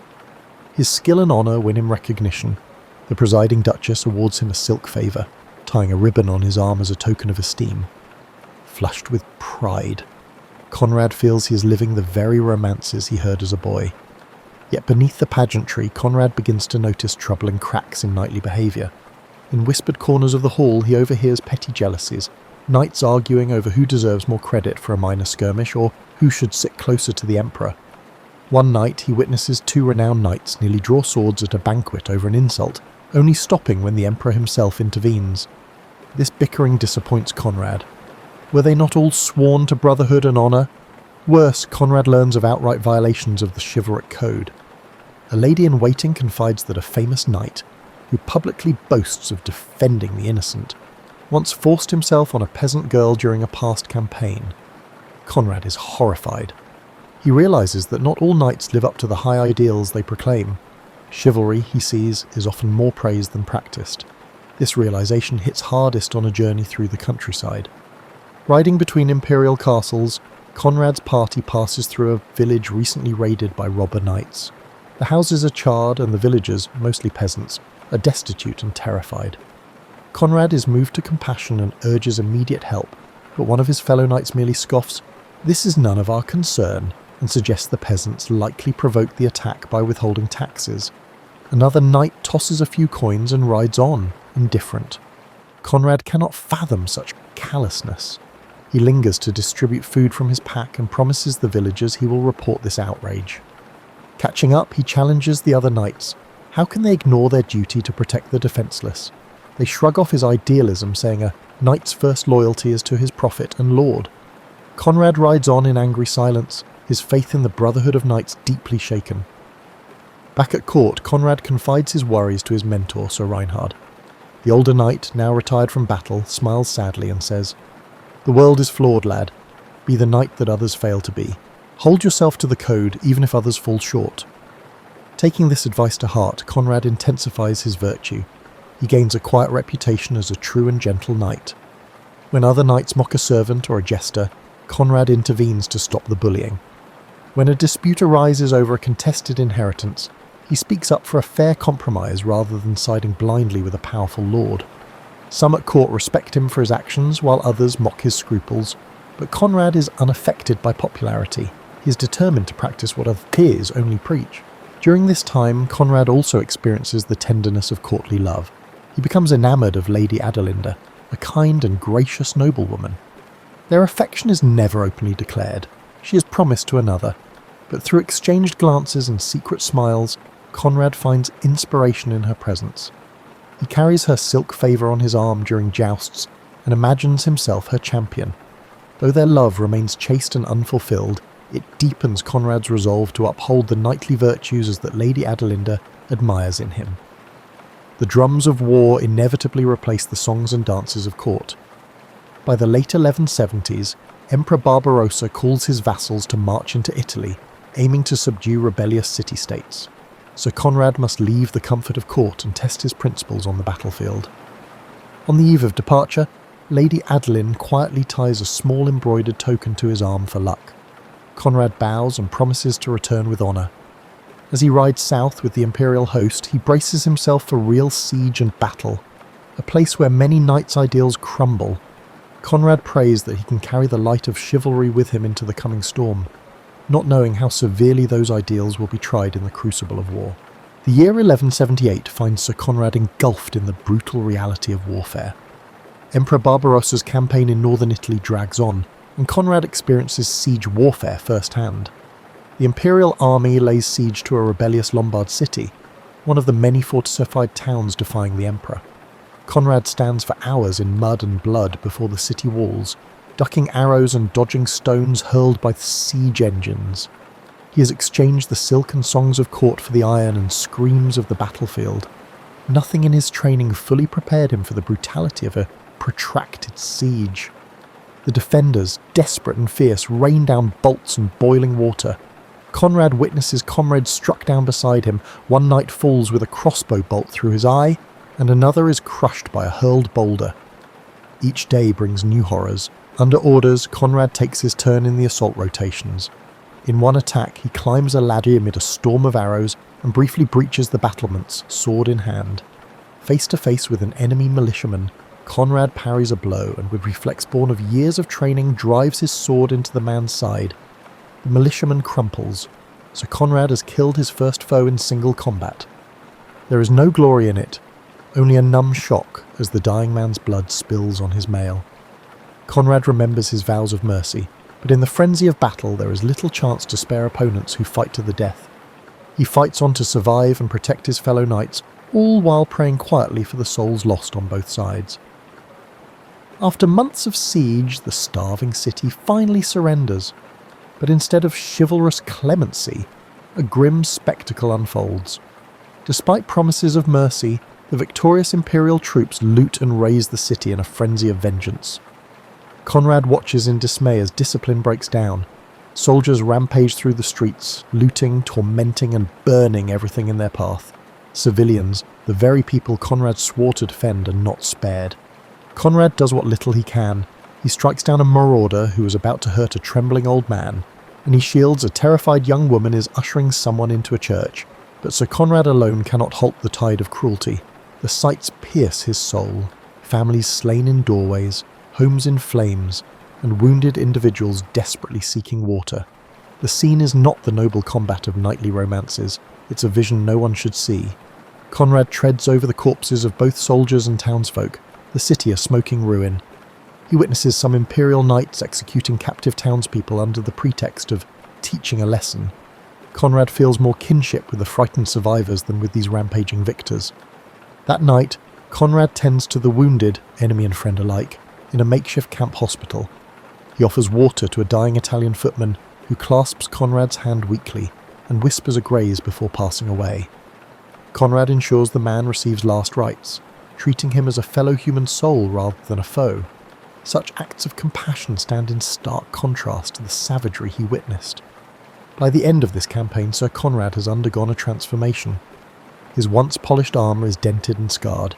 He himself bears a deep cut on his thigh and a burn scar on his forearm, lasting reminders of these brutal campaigns. More profoundly, a sober understanding of the true nature of war has tempered the idealism of his youth. Even so, Conrad's core values persist. He did not descend into wanton cruelty. He maintained honour where he could, sparing those who yielded and aiding the helpless amid chaos.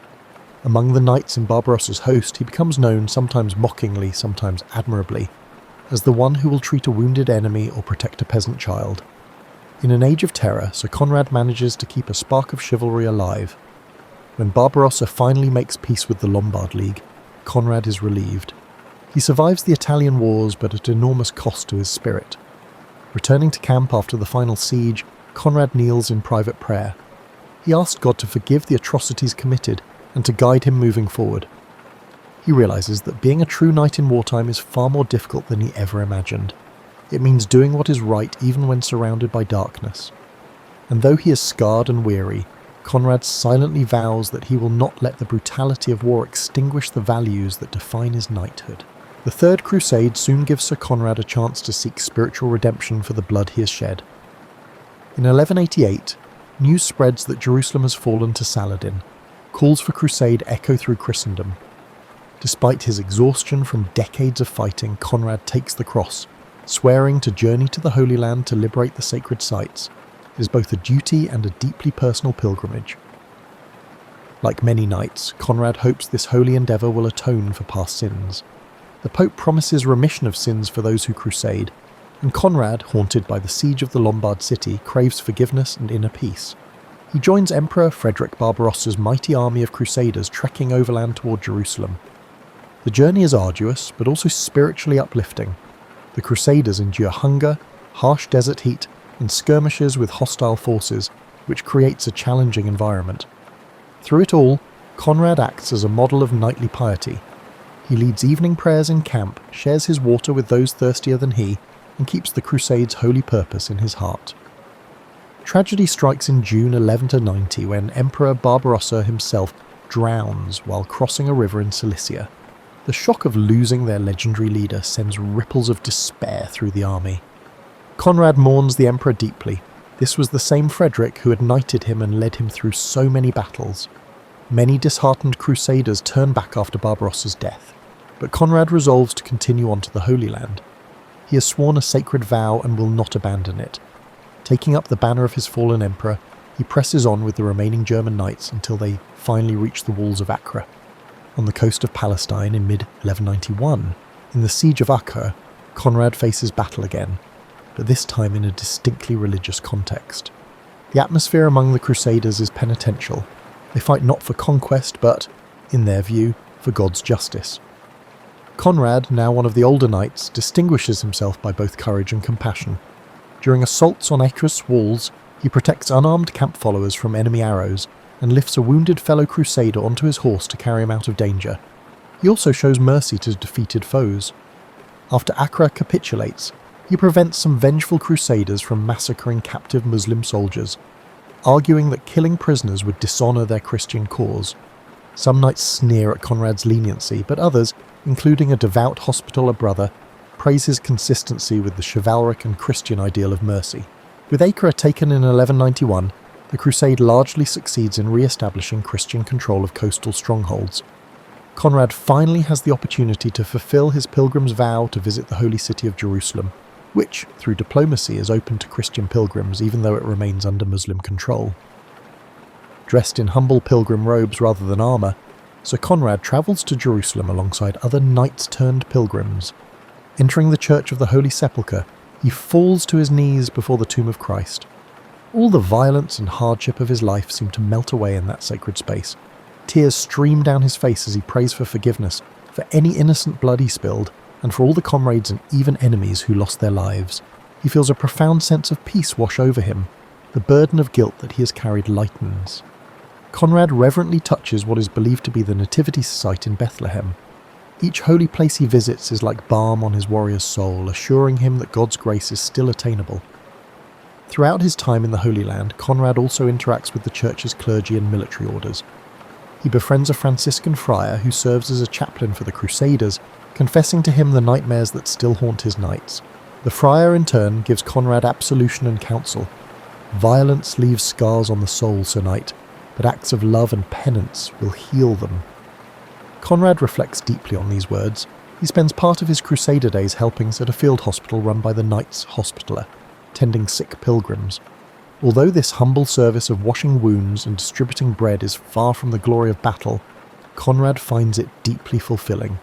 In caring for others, he reconnects with the core Christian virtues of charity and humility that are sometimes lost in a knight's life. By 1192, Sir Conrad begins his journey home to Germany, spiritually renewed. He returns with a few keepsakes from the Holy Land and, more importantly, with a heart that feels cleansed. Through the trials of crusade and pilgrimage, he believes God has granted him forgiveness and a chance to live anew. The aging knight rides back to his homeland not in triumph, but in quiet contemplation, determined to spend his remaining years living out the lessons of mercy and devotion he learned on this holy journey. Returning home to Germany in the 1190s, Sir Conrad finds a realm in political turmoil. Emperor Barbarossa's death has been followed by disputes over the crown. Rival factions of nobles support different claimants. One side backs Barbarossa's son, the Hohenstaufen heir, and another backs a Welf prince. The once united empire fractures into camps. As a knight who has served the Empire faithfully for decades, Conrad is dismayed to see former comrades prepared to fight each other for power. Conrad's loyalty is tested when his lord pressures him to support a rival claimant. Conrad refuses. He will not betray the oath he swore to what he sees as the rightful king. His principled stand nearly costs him his lands and makes him powerful enemies, but Conrad holds fast while many other knights compromise their honour. The conflict that ensues, a brief civil war, plunges the land into chaos. Without a strong central authority, robber barons spring up across Germany, taking advantage of the disorder. Bands of rogue knights fortify castles and extort travellers and peasants. People say that Germany descends into a state of near anarchy, where robber barons operate without opposition. Sir Conrad, now in his 50s, can do little to influence imperial politics, but he becomes a pillar of stability in his district. When local knights feud or prey on merchant caravans, Conrad intervenes as a mediator. His reputation for honesty is well established by this point. Both commoners and nobles trust his counsel. On more than one occasion, Conrad rides out to confront a marauding Raubritter, robber knight, who has been terrorising villages. On one occasion, a rash young robber knight challenges him, only to be swiftly disarmed and shamed into repentance by the veteran. Word of Sir Conrad's fearless stand against lawlessness spreads. To peasants, he becomes something of a folk hero, the ageing knight who still protects them when others exploit them. Despite the chaos, Conrad never loses sight of the chivalric code. He advises the local abbey and town council on how to fortify against brigands without themselves committing excess. He hosts peace talks between quarrelling minor lords, invoking the old ideals of knighthood to shame them for shedding the blood of fellow Christians, while heathens nearly conquered the Holy Land not long ago. Some heed his words, others do not. Nevertheless, Conrad's presence is a stabilising force. Sir Conrad's conduct shines all the more brightly in an era where many knights tarnish their name with greed or cruelty. Civil strife subsides by 12 o'clock, marking the recognition of a new emperor, the young Frederick II.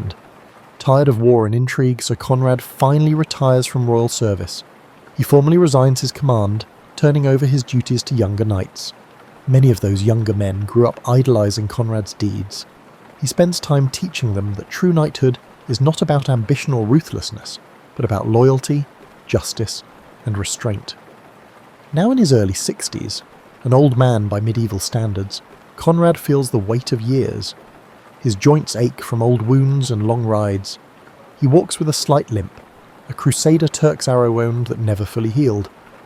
Yet his mind remains sharp and his spirit resolute. In these twilight years, Conrad focuses on his legacy. He strengthens the management of his estate to ensure his peasants are protected and prosperous. He quietly finances the rebuilding of a village church that was burned by raiders during the dark times, considering it an act of thanksgiving for his survival. With imperial peace restored, Conrad can at last lay down his sword. He spends his days quietly overseeing his lands, defending the weak in his jurisdiction, and advising his neighbours in matters of justice. The younger knights in the region often seek his counsel, and many salute him respectfully whenever he appears, a living legend of Intergriessen in their midst. Looking back, Sir Conrad realises that his life's true battles were often not determined by swords, but by the moral decisions he made. He has outlived most of his contemporaries and witnessed the worst and best of knighthood. Though the Holy Roman Empire will always have its strife, Conrad's steadfast example has influenced a generation in his corner of the world. And as he settles into a well-deserved retirement, he does so with his honour intact and his conscience clear, having navigated the shifting tides of politics and war without compromising the knightly virtues that define his very being. In the year 1215, Sir Conrad, a venerable knight of about 70, sits by the hearth of his manor. His hair is white and his hands tremble slightly, but his gaze is warm and clear.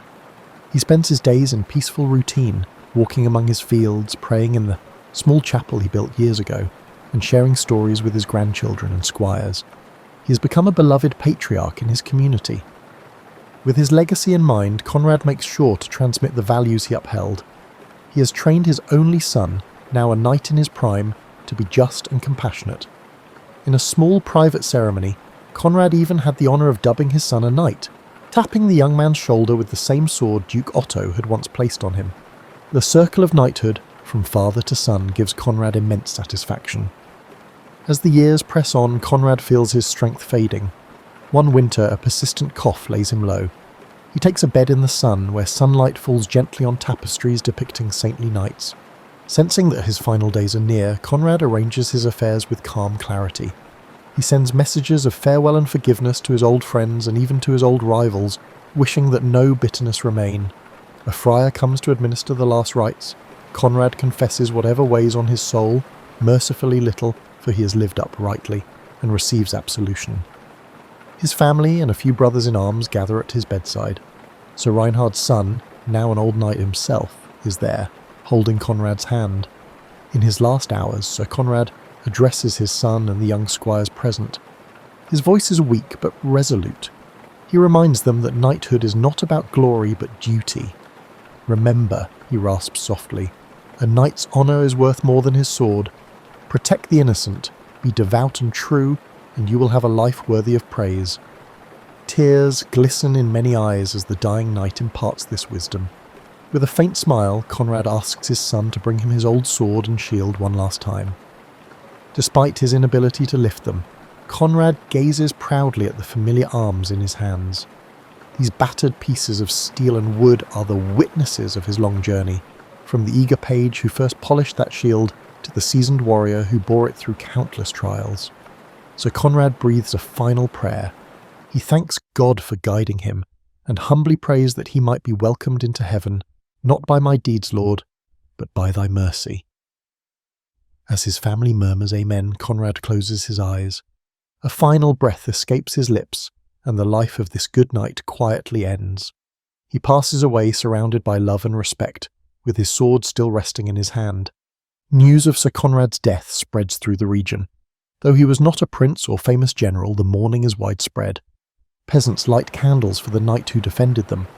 The local abbot orders the church bells tolled at midday in Conrad's honour. At his modest funeral, villagers and nobles stand side by side in the small church he helped rebuild. The choir's final requiem leaves no one unmoved. As is custom, Conrad's shield, emblazoned with his coat of arms, is hung high on a pillar inside the church to commemorate him. Those who attend the service whisper that the world feels poorer without Sir Conrad's steady presence. Yet his legacy lives on in the lives he touched. His son carries forward his lineage and his principles, governing their lands kindly. The squires trained under Conrad recall his teachings when they themselves face moral dilemmas. In taverns and great halls alike, minstrels sometimes sing a verse about Conrad the Constant, the gentle knight, who remained true from youth to old age. The tale of his life, full of hardship and triumph, doubt and faith, war and peace, becomes an example to others. Thus ends Sir Conrad's story. He journeyed from a bright-eyed page to an old knight full of wisdom, navigating a changing world without forsaking his ideals. In an age of violence and uncertainty, he proved that a knight's true greatness lies not in the battles he wins, but in the honour, compassion and faithfulness with which he lives and dies. In the year 1215, Sir Conrad, a venerable knight of about 70, sits by the hearth of his manor. His hair is white and his hands tremble slightly, but his gaze is warm and clear. He spends his days in peaceful routine, walking among his fields, praying in the small chapel he built years ago, and sharing stories with his grandchildren and squires. He has become a beloved patriarch in his community. With his legacy in mind, Conrad makes sure to transmit the values he upheld. He has trained his only son, now a knight in his prime, to be just and compassionate. In a small private ceremony, Conrad even had the honour of dubbing his son a knight, tapping the young man's shoulder with the same sword Duke Otto had once placed on him.